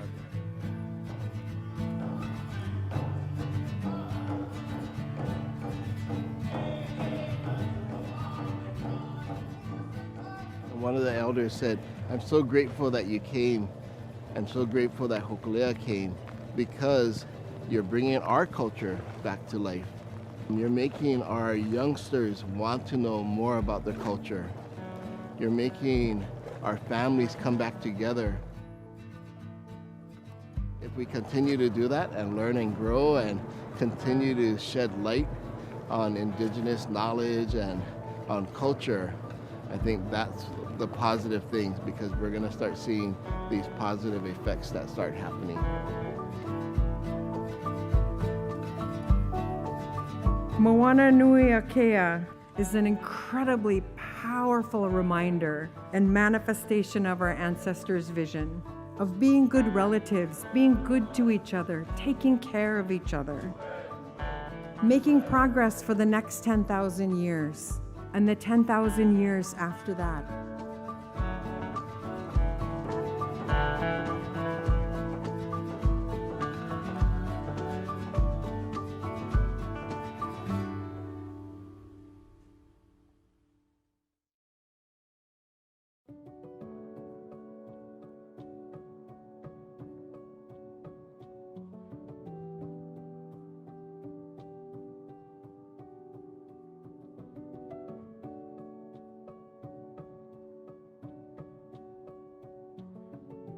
Walking into this room today, I had no idea how much spirit is in here, how much mana is in here, how much power is in this room. You will be the ones that will help humanity, because fundamentally, yes, they need your story, but what humanity needs, it needs your strength. Hōkūleʻa needs your strength. We need your strength. I am not asking, I'm begging. Be with us. Let us take your stories. Let us take your home and show the world another way. But more importantly, show the light and strengthen the most incredible human movement of human history ever, to restore our only island that we have, and we call it Earth.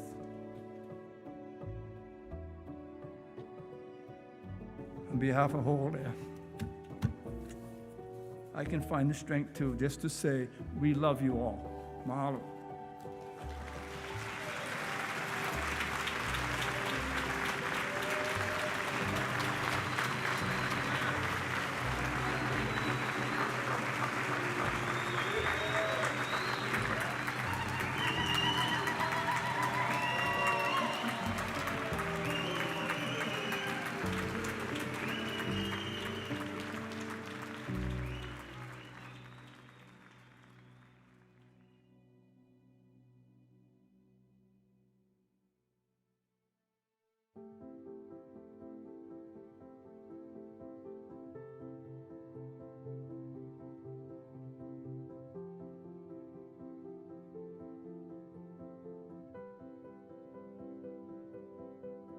Our job is to connect on the assumption that we are from one family and we share the same values and the same responsibility for the future security of our children. And so I think it's all about timing, and I think the timing's right.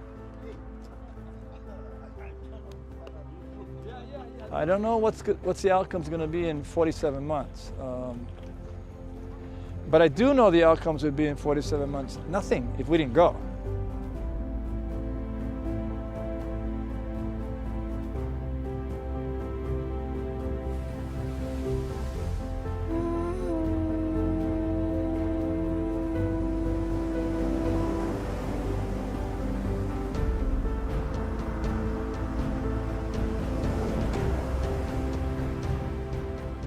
I think this is more of an introspective and deeper kind of fabric of the Pacific, knowing that we are all very closely related in not only cultural practice, but in the way that we take care of our resources and survive off of them, and how we come from these resources. Like, these places are our ancestors, the canoes are our ancestors, this is our genealogy.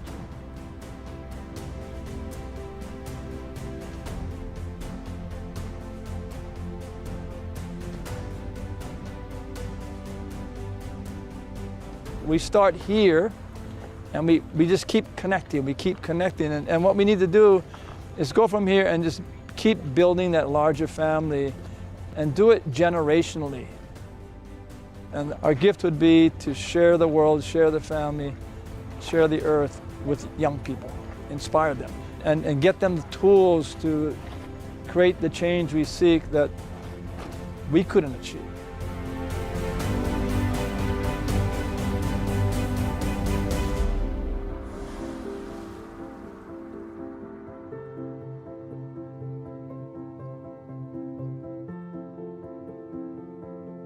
Start off our tributes.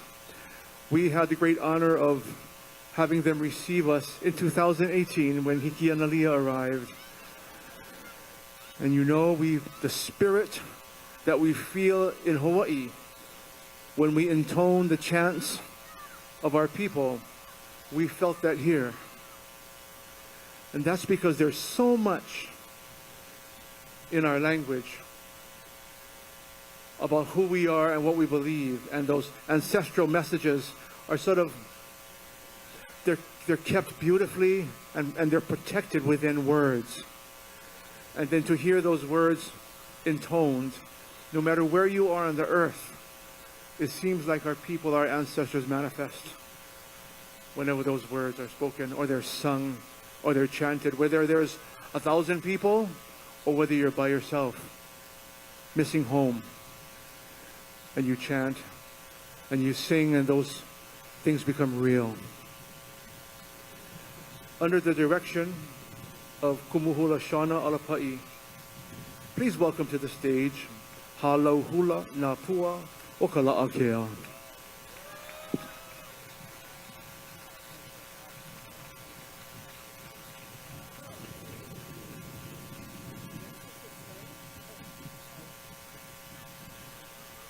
We have a lay presentation for the Hōkūleʻa. E kalamai, huli kako. Imua.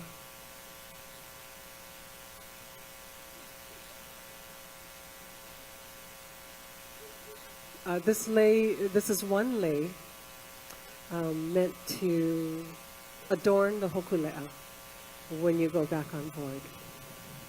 Mahalo.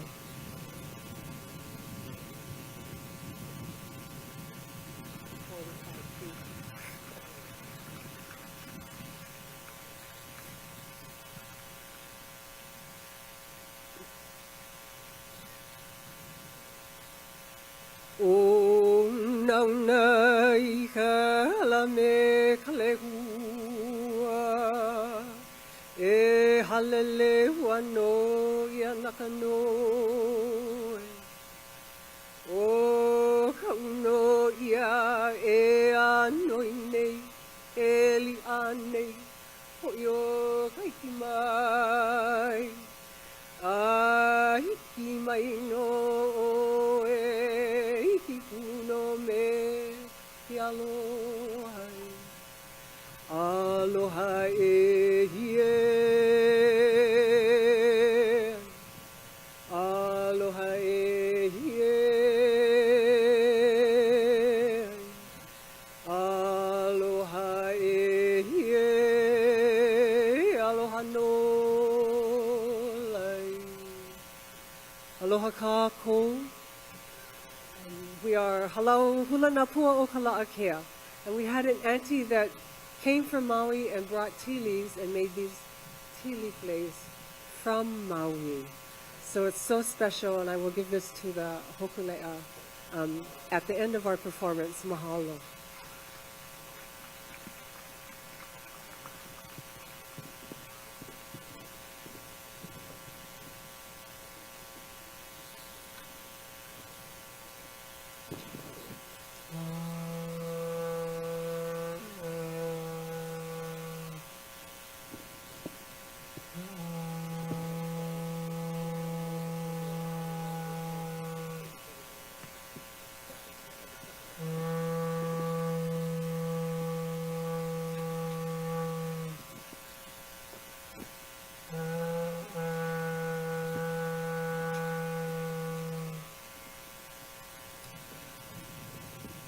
In the tradition of Auntie Maiki Ayulei and my kumu Auntie May Kama Malu Klein, we are going to offer a portion of our dressing ceremony And I will ask for a kalamai. We did not have time to go pick real. And we want to always preserve our nature, our aina, so the energy is the same. And this is our offering to all of you.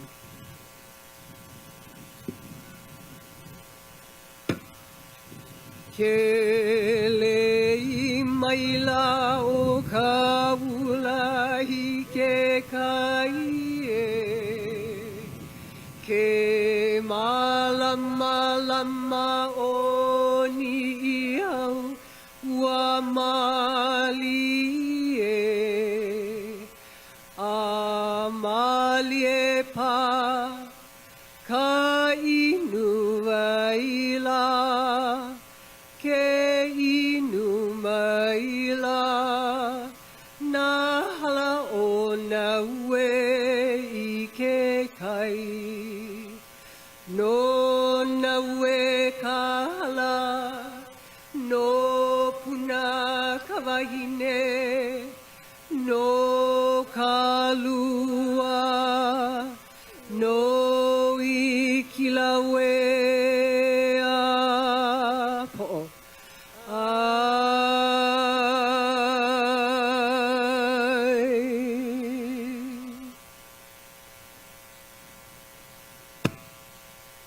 Our first hula offering is Hemele Hawaii.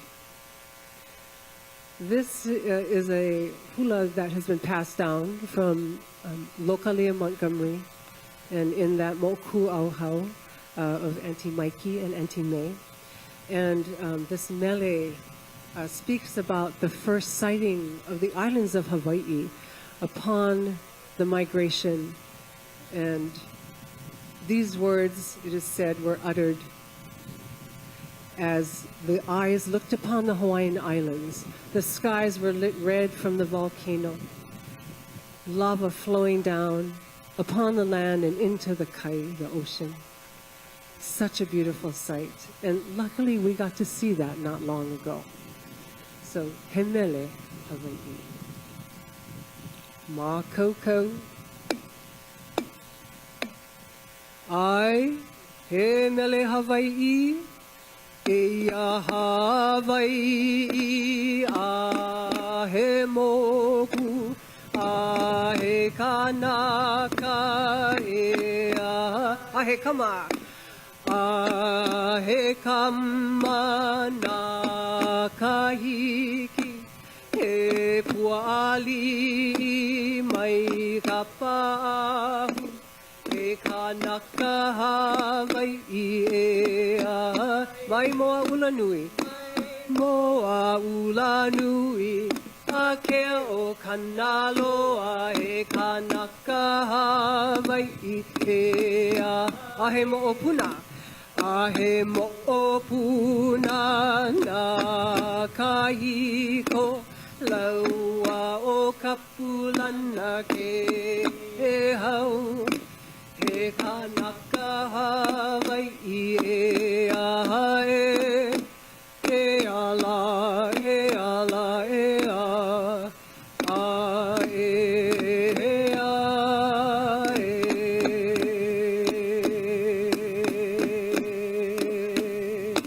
He mele no kahiko.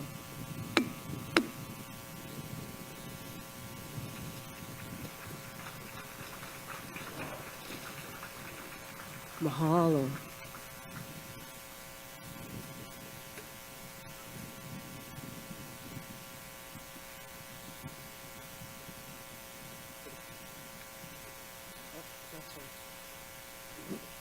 So I don't usually do this, but I'm going to today. I would like to offer a hula to all of you. As a halal, we have been focused on Maui and Lahaina, also Kula, and the land of Maui that was lit ablaze. So we have been offering our pule ever since for the waters to be restored, for Lahaina to be restored to her splendor and glory of the days of old. So with this hula, we call upon Kane to allow his kino lau to moisten the lands, revive and revitalize the springs so that Lahaina can be rebirthed.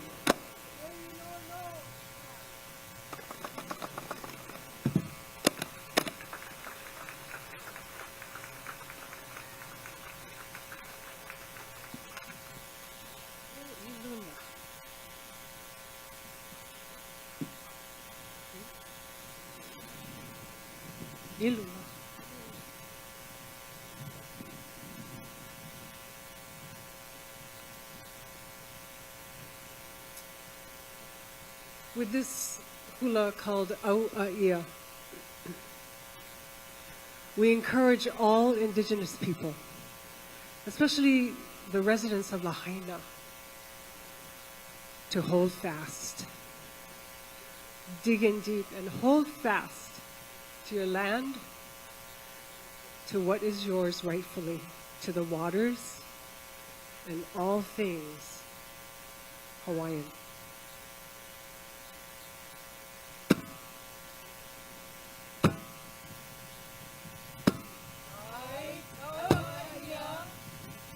Au'aia e hama e kona moku, o kona moku e kama e au'aia, o ke kama I ka hulinu, o ke kama I ka hulinu. Huli a papio a I lalo I ke au. Huli hia I ka imu, o ka hana ia I o hula hula, ka ia ka lihi. Me ka ukanau kua hui huani ani, me ka uluoni o lani o laa, o ke ave ai hu ai a uaia. Au'aia e kama e kona moku, o kona moku e kama e au'aia, o ke kama I ka hule no, ke kama I ka huli o, kulihi a papio a I lalo I ke alo, huli I ka imu. O ka hana na ia hiki o hula hula, ka ia ka lihi. e ka upena kua hui huani ani me ka uoni olani ola a o ke ave ai hu ai a lahia nana I hala pepe I a honua o ka mofu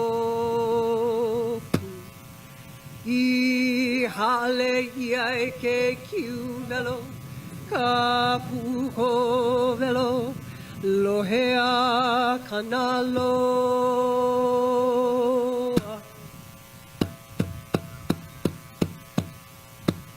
ewe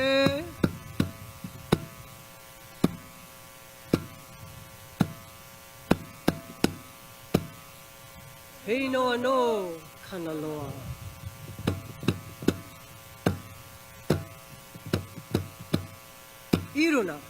Iruna paparani o mauna rohuan Humera ni ta o marune I ari I ta honua ura ura Kapu kapua te atmotu ho I atura Ho I tahiti ho e atunari Mai pau mai no te tua motu Te tua motura na heo te atua Te tua Tahiti, Tahiti, Tahitina Te tua Tahiti, Tahiti, Tahitina Maua tu tapiko, tapiko te ari e Hoi Mahalo So they're going to run and change We're going to end with a hula awana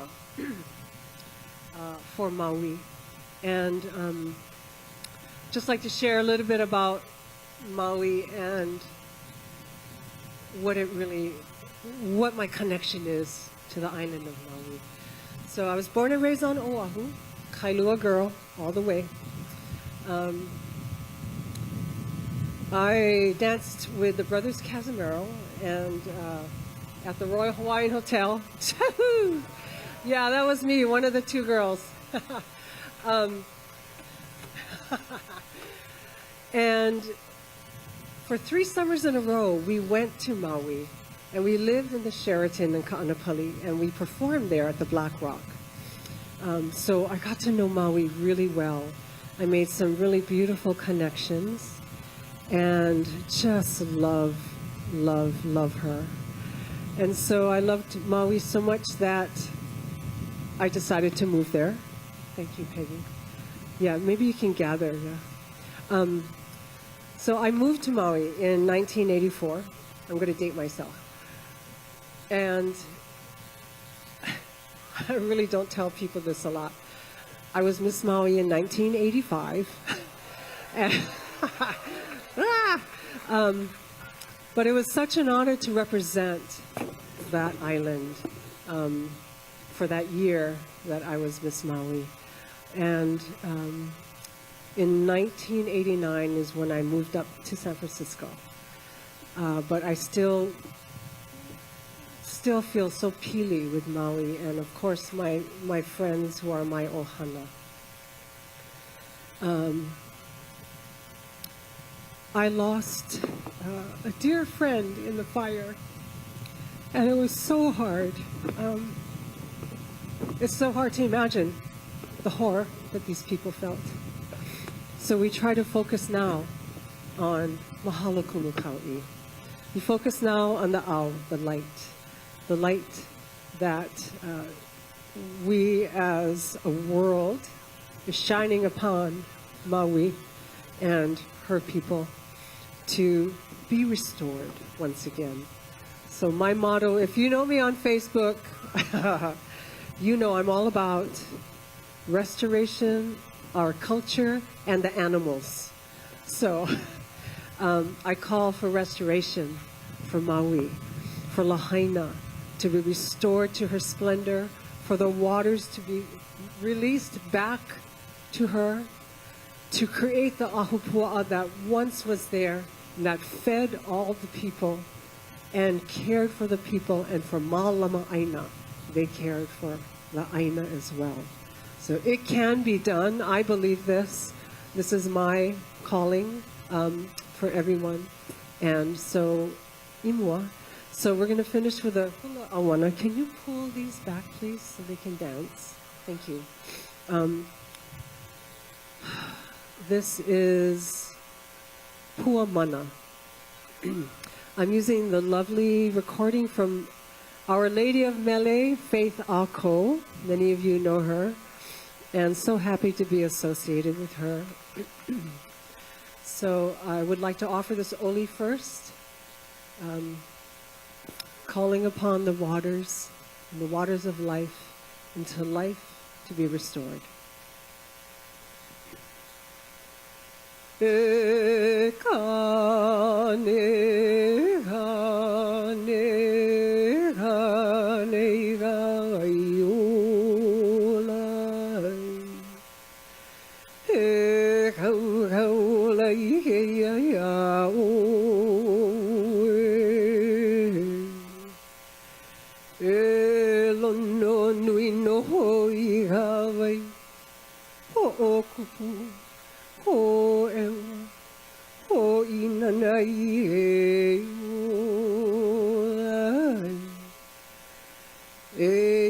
Kavaila he vaiola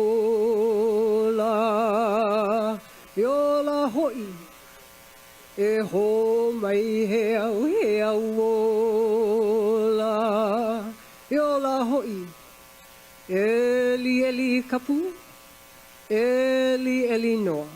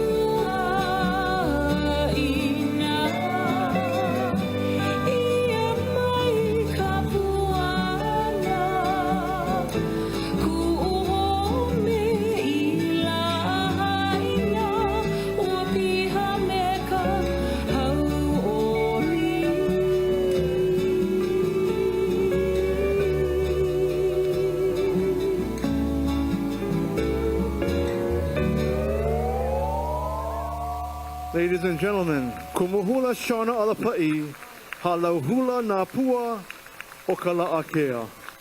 Mahalo anui. Beautiful, thank you for your tribute.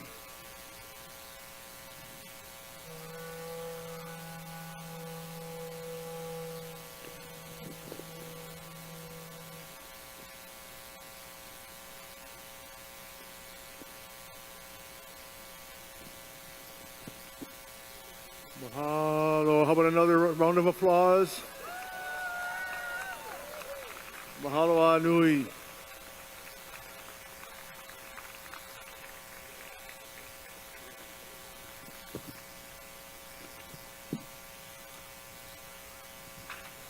So we'll just now prepare for our next tribute.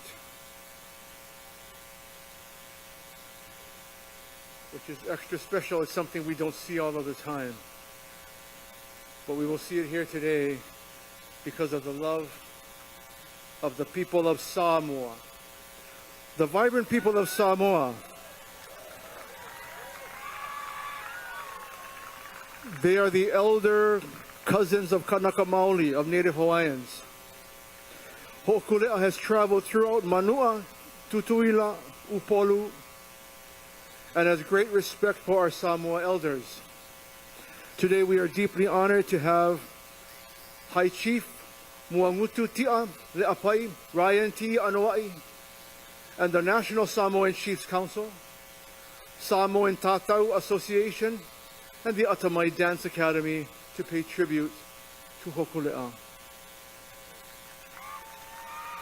Malo.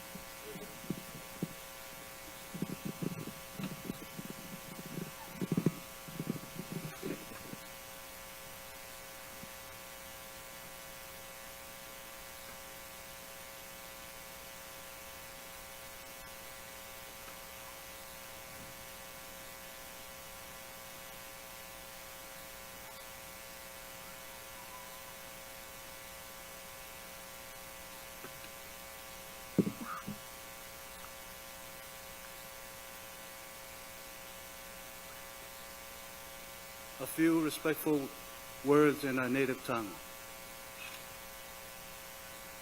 E mō no ta ina lwai a whei pe or whetalenga yutu malama. A wāo whai fo mai maunga le sau malunga I mō e pe or whekalenga I le mali atoa. Mō na vi awerwe inga mar whaftai le tapa au le langi.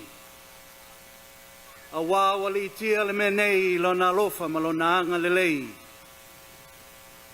Leo a kau mai le vanga kiu, kau mai le vanga kau.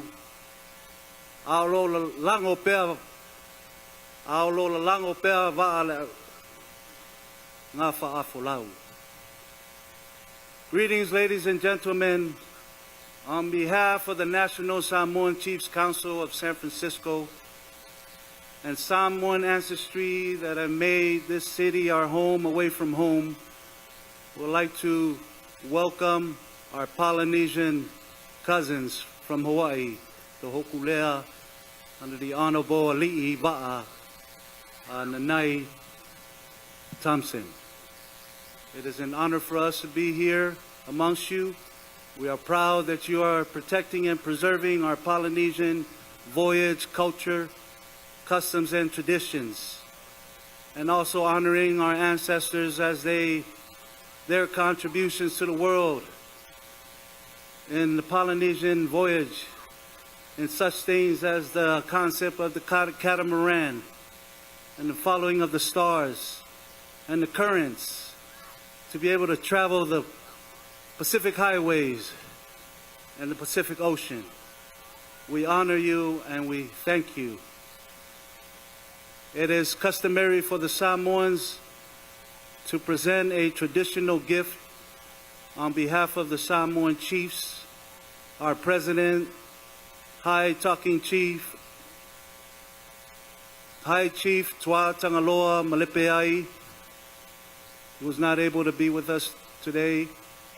And we would like to honor you with a traditional presentation which is fitting of a king or of a high chief. And at this time is fitting for our Ali'i Va'a, Nainoa Thompson, the Honorable Captain, and the Honorable crew. So we would like to present you with this gift, which is representative of the Sua. Me leo te whapea tuai lau susunga le Ali'i Va'a Nainoa Thompson, O le a tau mwhai atu le Nua Matai of San Francisco I le whatamali'i. Alo maia o le a tau mwhai atu. Ka awhiri e lea. Ia, o le whatamali'i lea lau Sunga Thompson. Le la fōfō watu. My apologies. If we can have Thompson sit right here and we'll come to you, sir.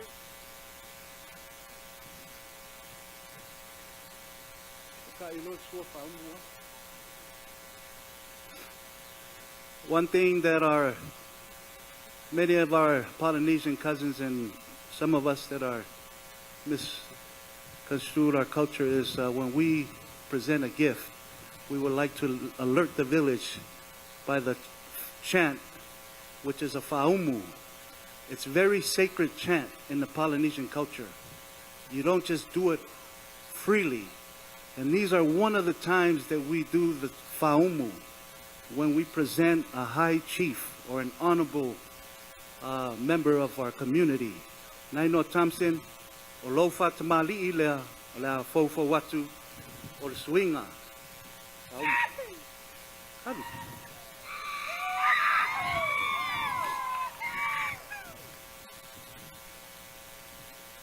O iei le suinga te save ka la meleke la ehi e palangi. Just a little translation. Usually it's a green coconut with the soft jelly. We all know how sweet that is. Given to the high chief. In this case, we've represented with a wine from Napa. In this case, we also have the siapo, which is, we've also replaced that with the lava fabric, enough for the crew. We also, which is the la e le ia palangi. Lea wa fo watu fo i le laulau, maona te hunga masani, which is a humble meal for the high chief Nainoa, which consists of fa'avela fa'auli, marka pai pai, which is a taro luau, and a chicken from the ta'a pai pai, which is around your pai pai. In this case, crackers and a corned beef. Hey, listen, man,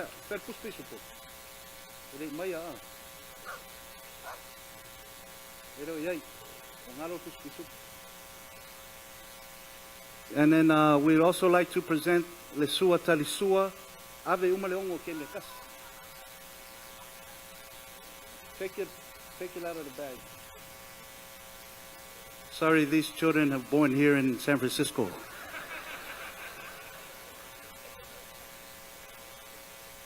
We talk about overfishing our waters in the South Pacific and the whole of the Pacific. I'm sorry to say that this tuna was processed and packed in American Samoa. So therefore, this is something humble for the crew.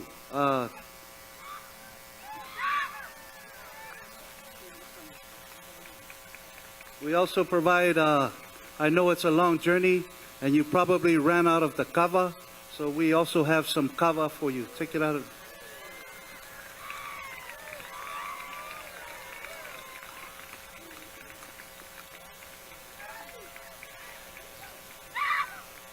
Oh,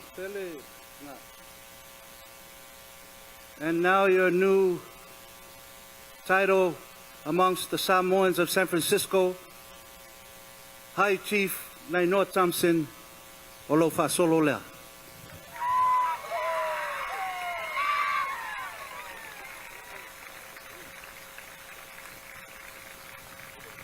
God bless you and the crew.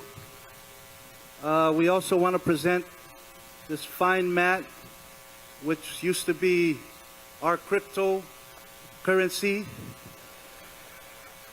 It's not a mat that you lay on your living room, please. It's a gift. As you can see, a lot of work has gone into this by the elder ladies of a village, not the village here in San Francisco, but in the islands. So we would like to present this to you and your crew. Go ahead. Adi.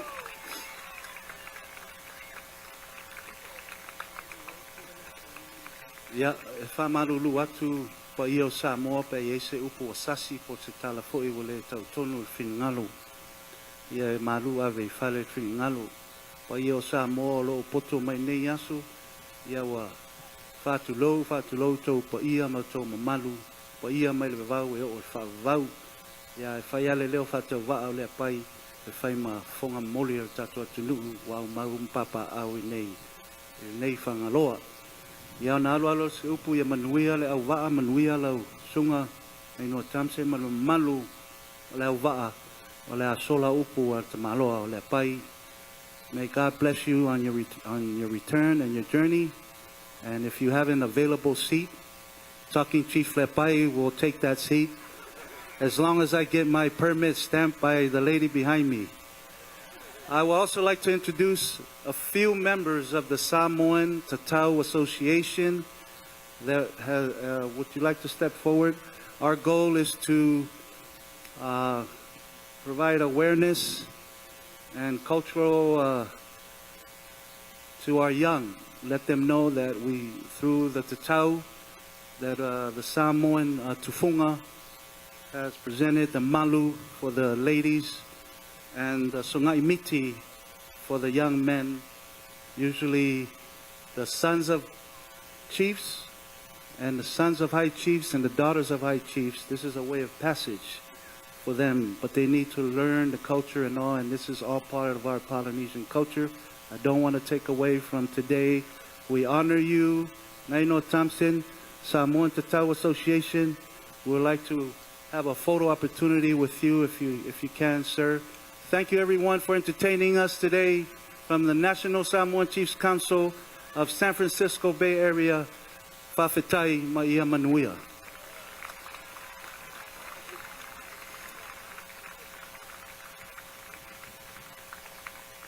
Can we also have the crew up here too? I know it's been a long journey. But we'd like to ask if you would mind joining us. I'm only a talking chief. I still have to report to the elder chiefs, and they want me to get a picture with the honorable.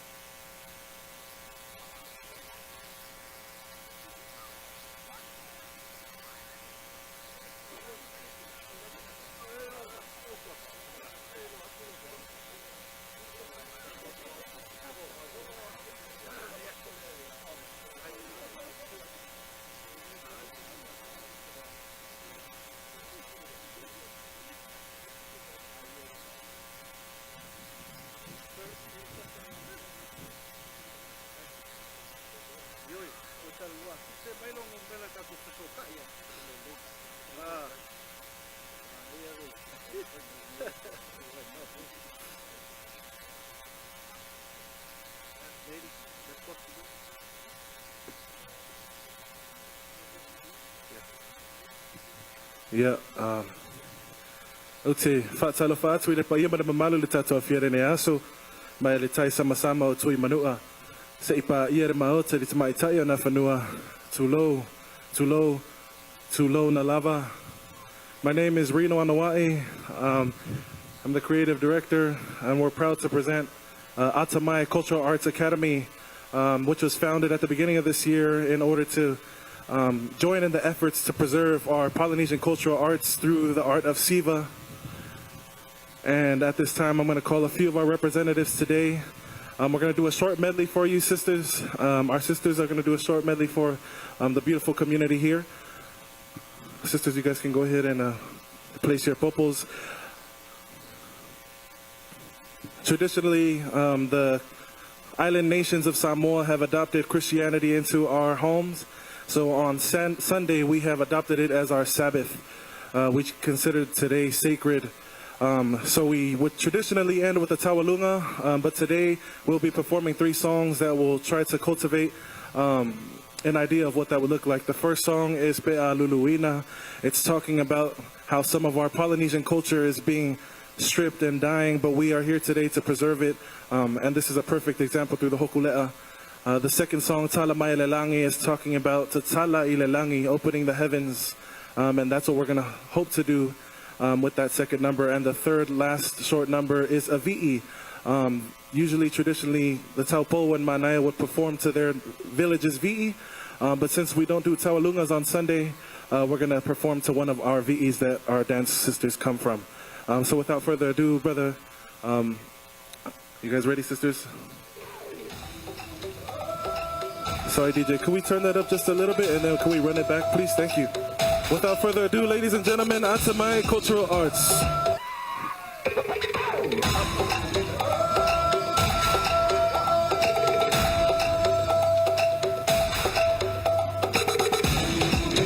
Atamai.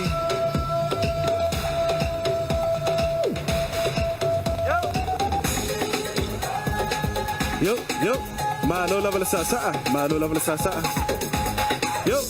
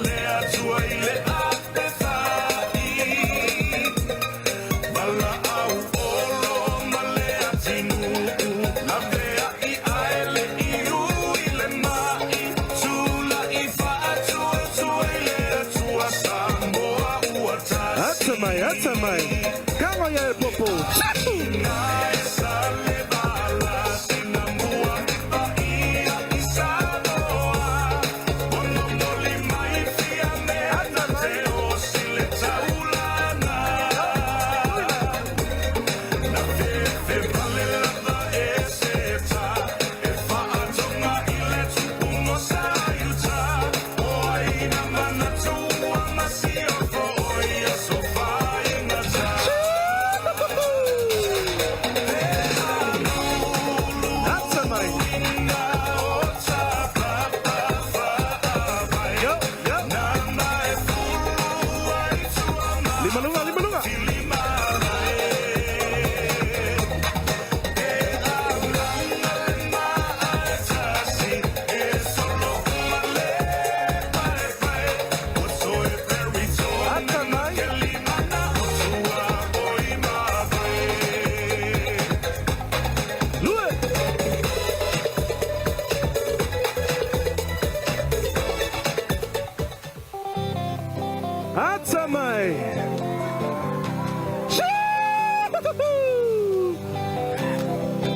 Malolo Malasasa.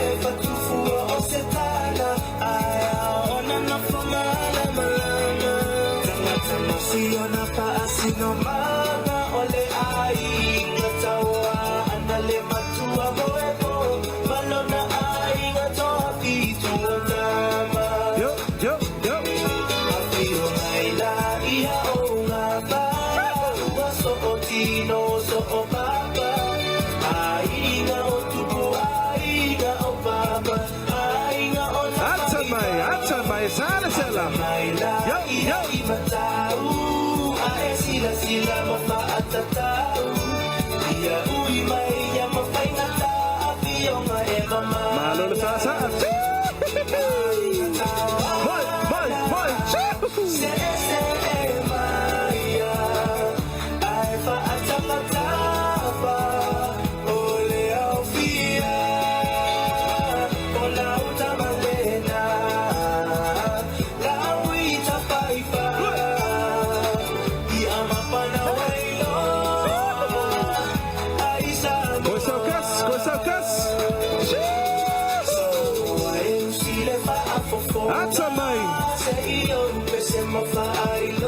Malolo Sasa.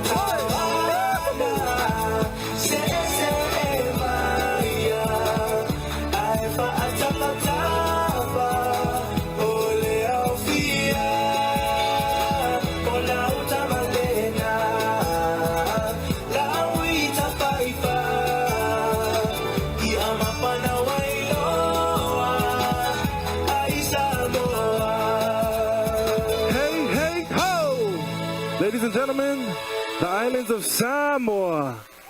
Ifo. Kangol Popo. Ladies and gentlemen, we couldn't leave here today without honoring Hōkūleʻa and our family from Hawaii, from the Kingdom of Tonga. So on behalf of Pacific Islander Community Partnership, which is a nonprofit organization here in the Bay Area that has youth programming, we have with us today these beautiful ladies from Fōui and Niua in the Kingdom of Tonga. They'll be performing a number that was taught by Seini Kaufusi, which is one of the long-standing Miss Tawalunga teachers here. If you guys are familiar with Miss Tawalunga in the Kingdom of Tonga, she has sent ladies from the Bay Area, and they have won for over 7 years Miss Tawalunga. She is keeping the Kingdom of Tonga alive here in the Bay Area. So without further ado, we have an alumni of our youth programming, our Polynesian Cultural Enrichment Summer Program, and one of our participants from Fōui and Niua. Ladies and gentlemen, the Kingdom of Tonga.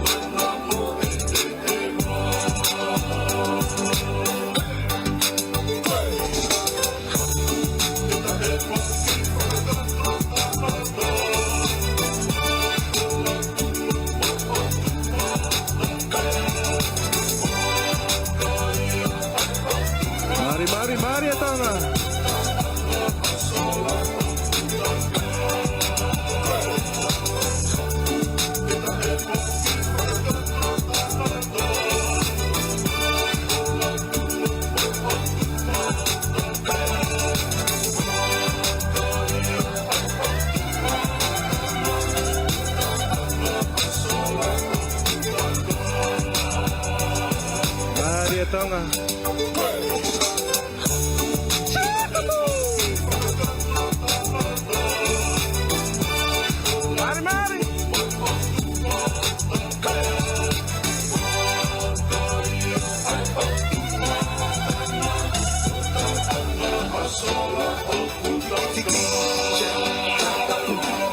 Ladies and gentlemen, the Kingdom of Tonga.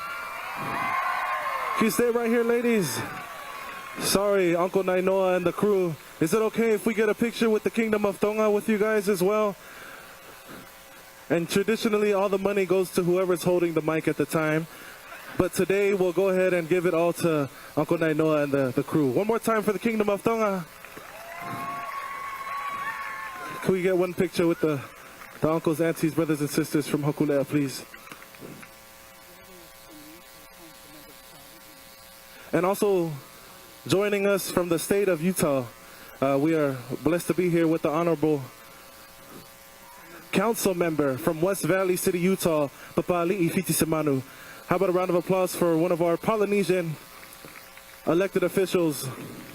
Also standing behind me, we only have 5 Polynesian elected officials in the state of California. And we have one of them as our executive director at PICP, Papali'i Manufo Anoa'i.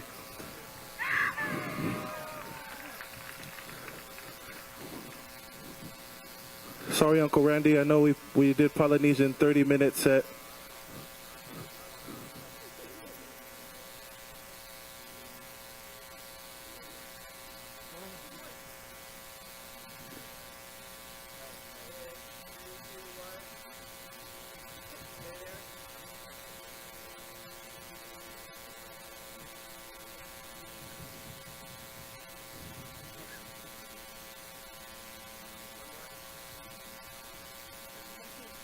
Ladies and gentlemen, on behalf of the islands of Samoa and the Kingdom of Tonga, we thank you for having us, Uncle Nainoa, Hōkūleʻa, and the entire team today.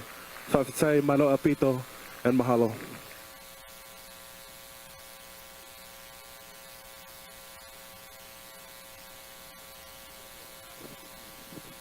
National Samoan Chiefs Council and Samoa Tatau Association, Atamai Dance Academy.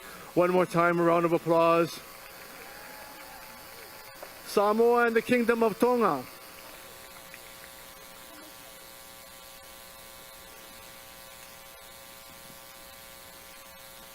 There are strong ties between Hōkūleʻa and the Tlingit and Haida tribes of Southeast Alaska going back to 1990, when Sitka spruce logs were gifted by the Sea Alaska Corporation to build the Hawaii Loa canoe. Please help me welcome the San Francisco Central Council of Tlingit and Haida Indians to offer a tribute.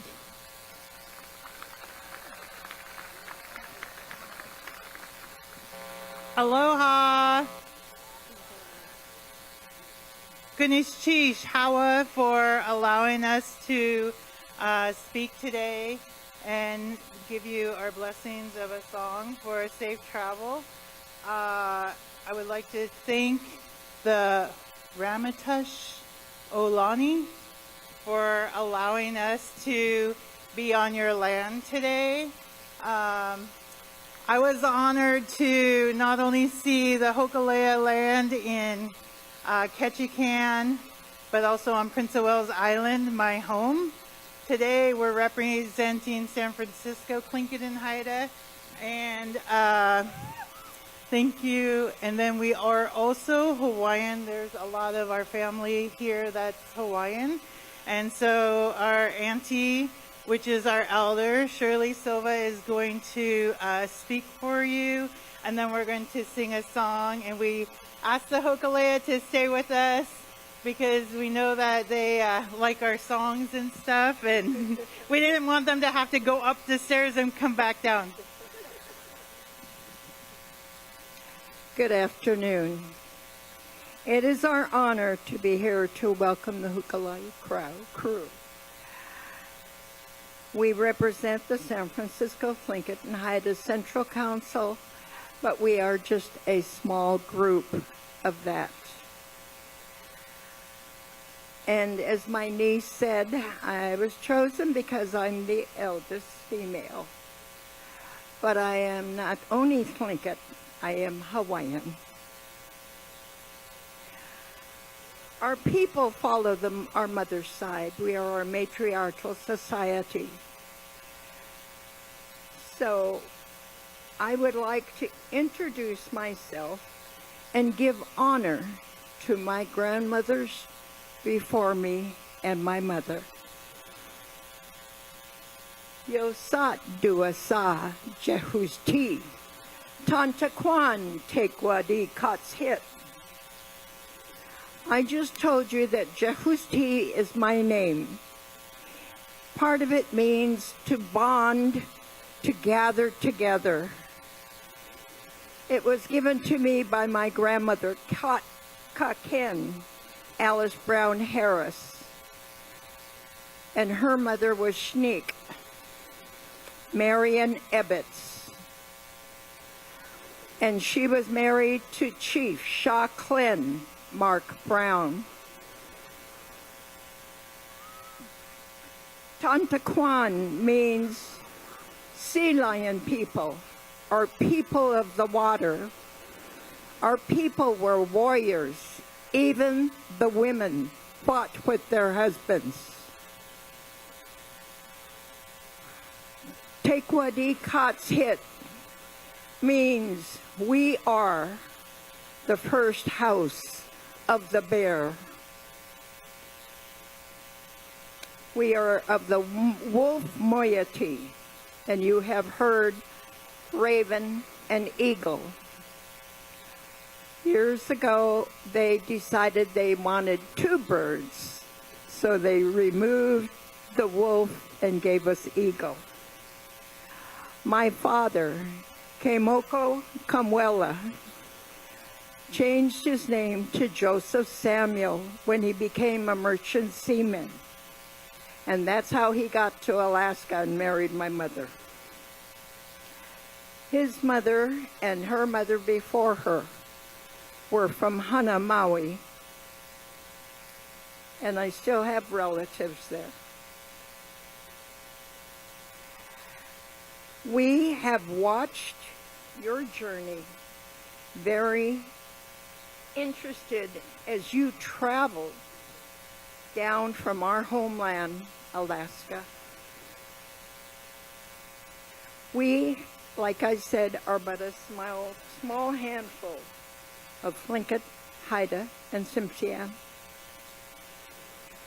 You have already opened many hearts, sharing your journey through your days and taking turns telling us even the smallest detail of your day-to-day tasks. We enjoyed your experiences as you watched the many whales and orcas, and also your many stops eating our traditional foods and giving us a little hope of taste of what you were eating. We thank you for all of this. Mahalo and Gunish Chish. In ending, I would like to give you this blessing. May our Creator calm the seas that lay before you, give you the sun and gentle breezes, keeping your spirits joyful. May you all feel our blessings and prayers for your continued safe journey. Aloha nui.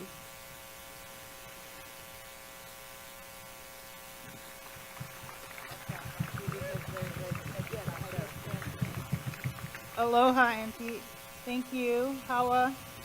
We have some gifts, and we'll go ahead and do that before we do our song. We lost our voice. While we go around and give our gifts, I'll let Joe Nelson is our chair of Sea Alaska. He's here from Juneau today, so I'll let him go and give a little talk, and we'll kind of help get caught up. Put him on the spot. a good haida for you.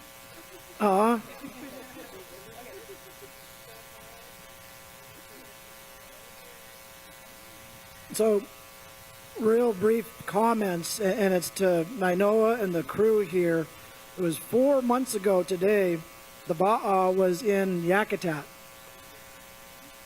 up in Alaska, about almost 2,000 miles away from here. And it's a mahalo and a gunachish for starting in the little village of Yakutat. And Yakutat is, it's actually Yakdut. Va'a is canoe. And in Tlingit, it's Yauk. Yauk is canoe. And it's the traditional name is where the canoes rest. And we've just had hundreds of years of ocean going all the way up and down this coast, as we know. And Nainoa made a comment about the connective tissue and the theme along the way being love. But really, all of us, raise your hands if you've been to Hawaii. We've all been there, and we all know that they are spreading the aloha around the whole Pacific here. So really, all that love is just a reflection right back to what they're bringing to all of the Pacific and all of us, reconnecting us to the planet. So it's a huge mahalo to the Hōkūleʻa, to Nainoa, to the Polynesian Voyage Society, to all the practitioners of the culture who are taking care of the place and reminding us all really about what it's really about and why it's so important. Because every one of us is just that connective tissue between our ancestors and those yet to come. So we've all got a big job to do, and it's Nainoa and his crew that are really bringing the light to all of us. So Gunachish, mahalo, and we're right here with you for the next 4 years. So really enjoying the ride. Gunachish.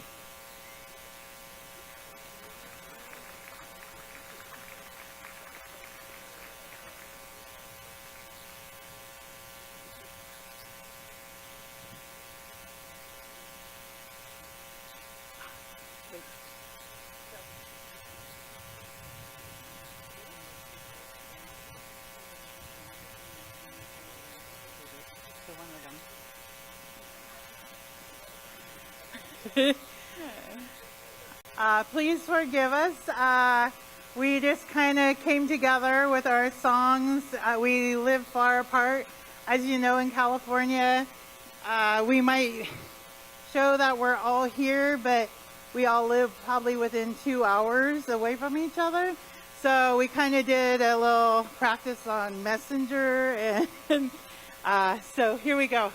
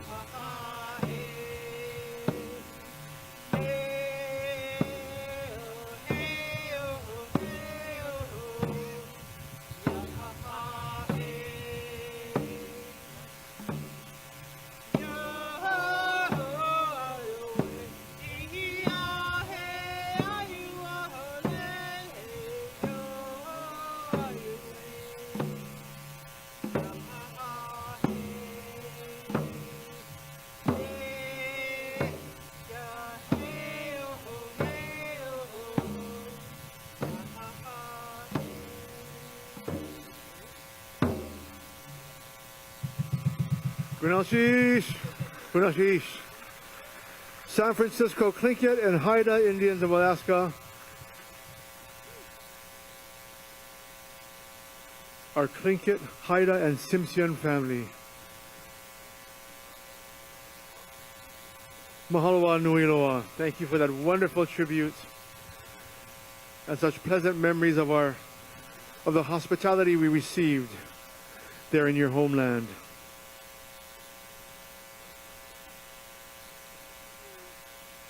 The islands of Tahiti are the ancestral homeland of the Hawaiian people.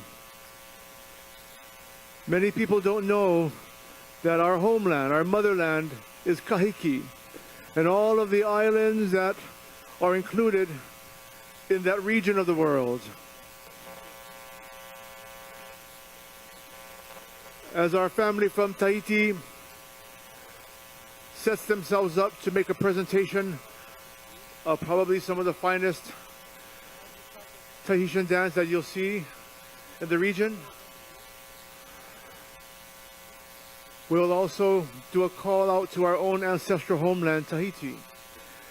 When we opened our ceremony this morning, you heard a chant, Eia Hawaii He Moku, He Kanaka, which means Hawaii is an island, a man, a child of Tahiti.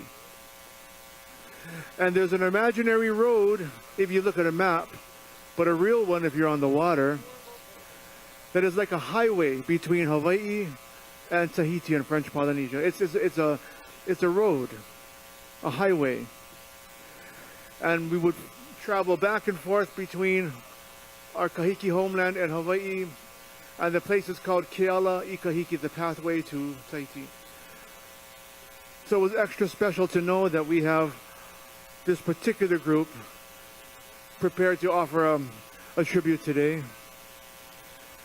And as we watch what they present, we will transport ourselves back to the beautiful sacred islands there in French Polynesia, all of the archipelagos around the island that is best known, Tahiti.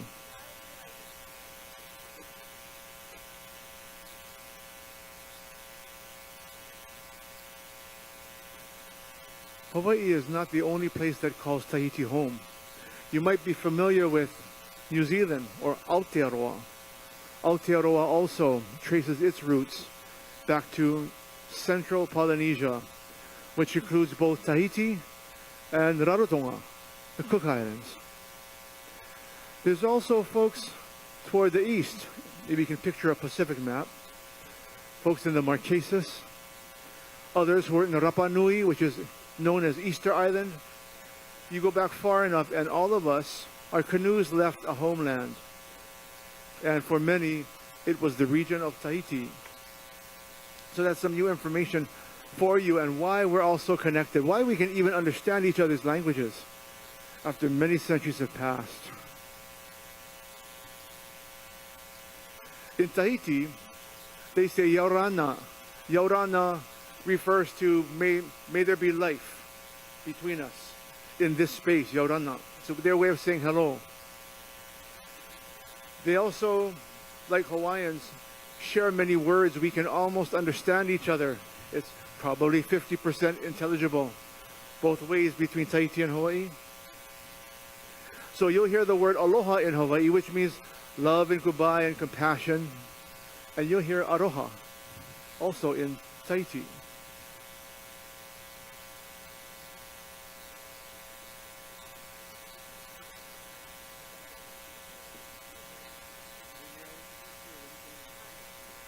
Please help me welcome the sun. Today, under the direction of Kumu Hula, Remy Aranda, we will enjoy the sights and sounds of French Polynesia. Please help me welcome Halau Hula, o ke li'i ko nui o ke ao, Rahiti.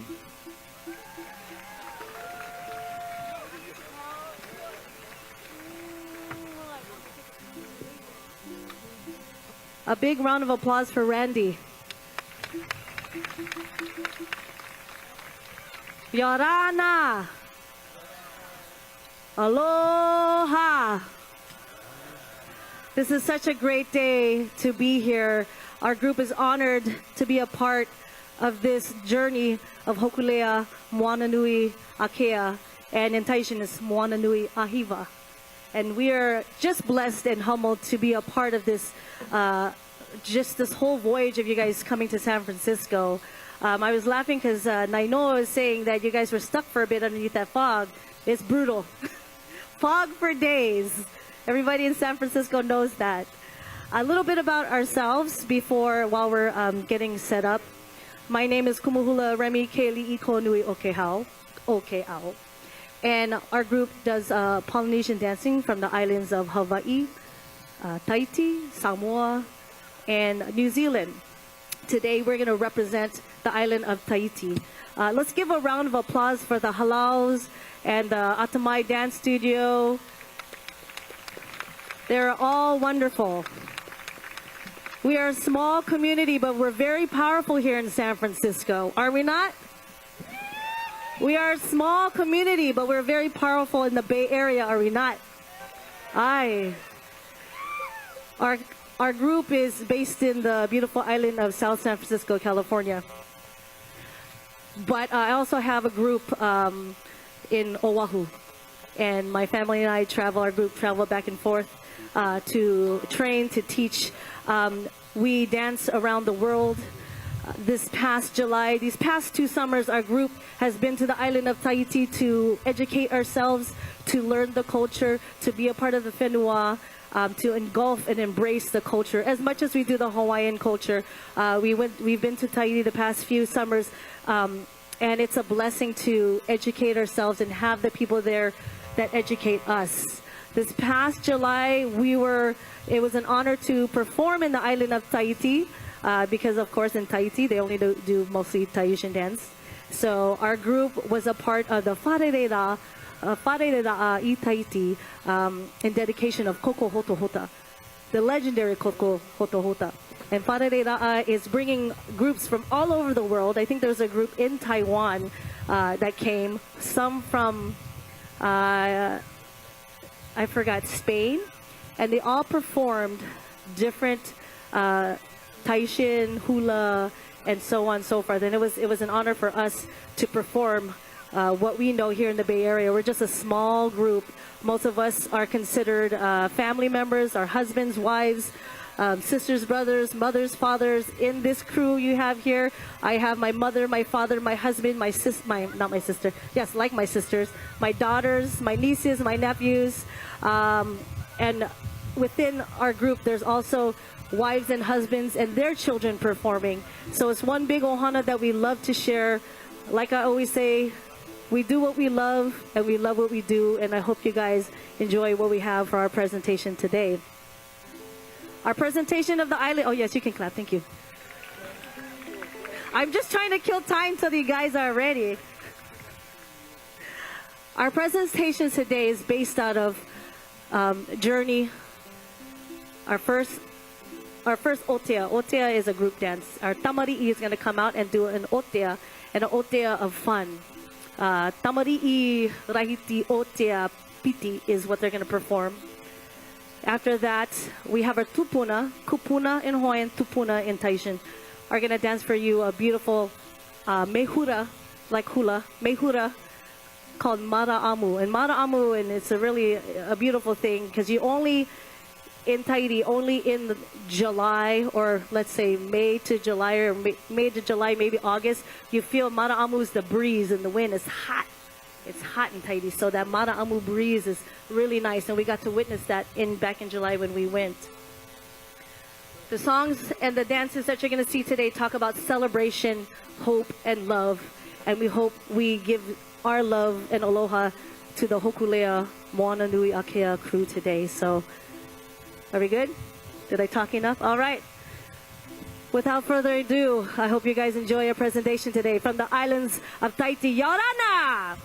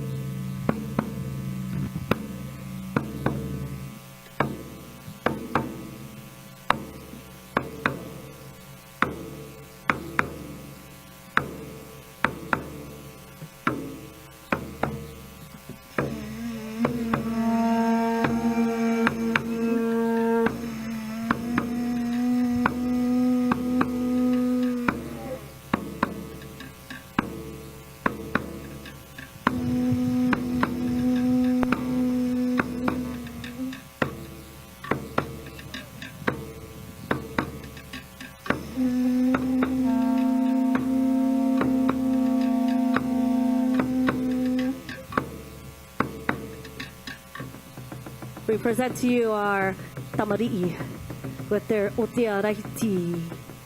Pitu.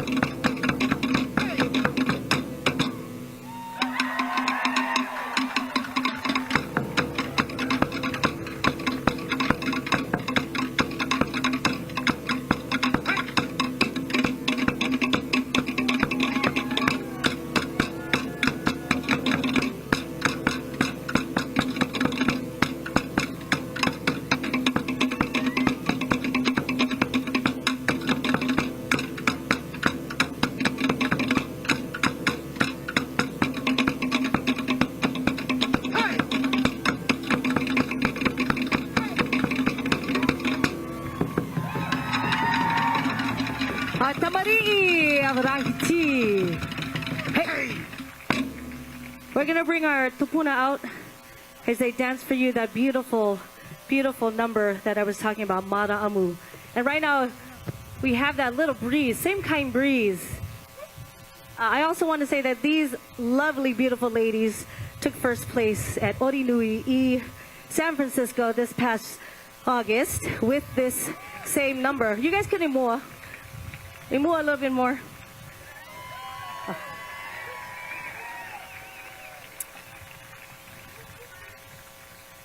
Oh yeah, no, they got their sets, I think. They're like, don't tell me what to do. All right, that's on the track. We have Mara Amu. Here we go.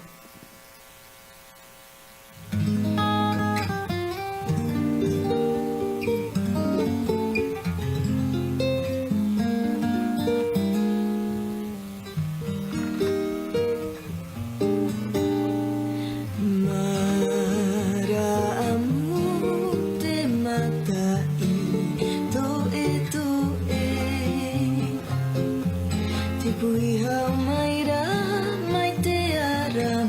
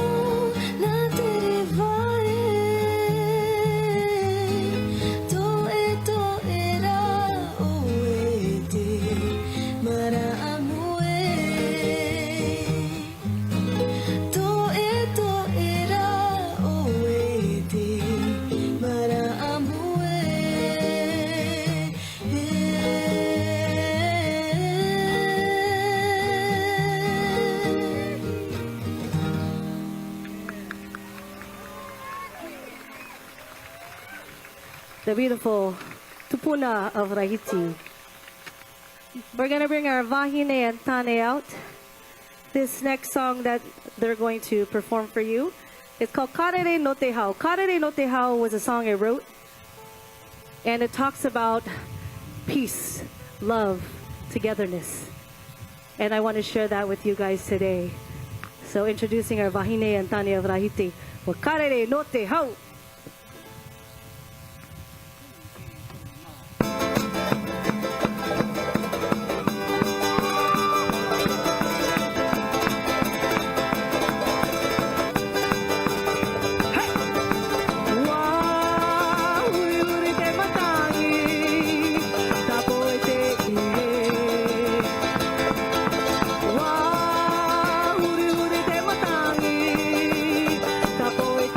Yeah.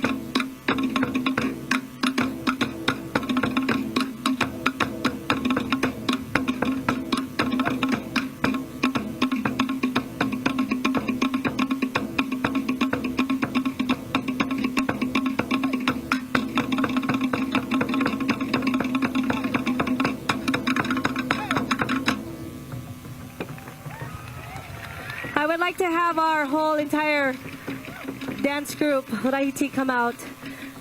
One of the last songs we want to dedicate to you guys is called Mauti Tehere. This song was written by the legendary Koko Hotohota. It's kind of like Hawaii Aloha, but in Tahitian, their version. So we're going to bring our cast out as we sing for you and dance for you. Mauti Tehere.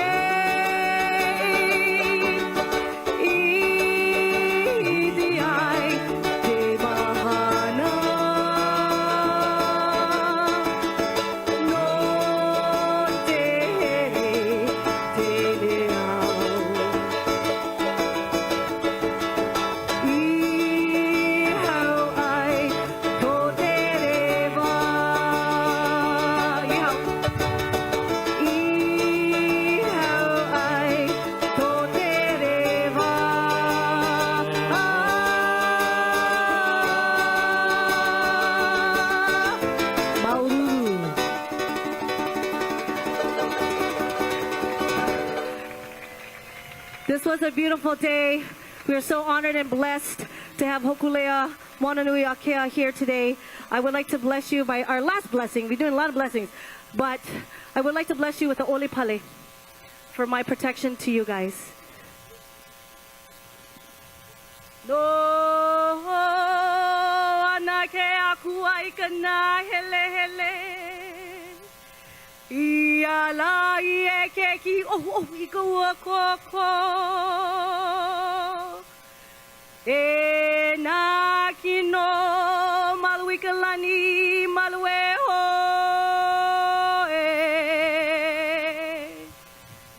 e holu ai mana o ke aku ai kona mau kahu.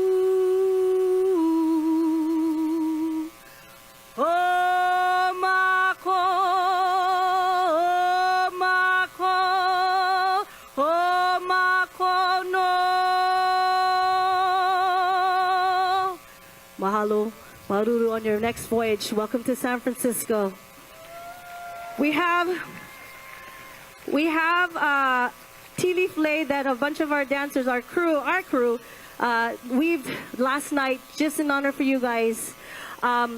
It's not as big as the Atamai Dance Studio, but we have a little offering we'd like to give for the crew, Nainoa Thompson and his crew. We have Spam, rice. That's essential.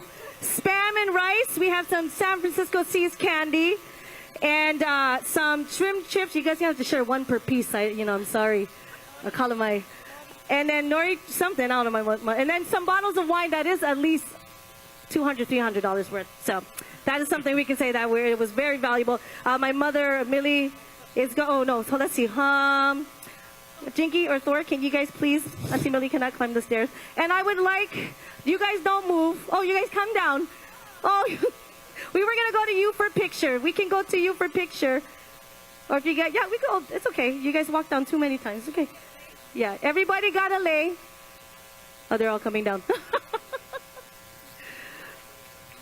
Mahalo. Okay, one picture, and then we pout.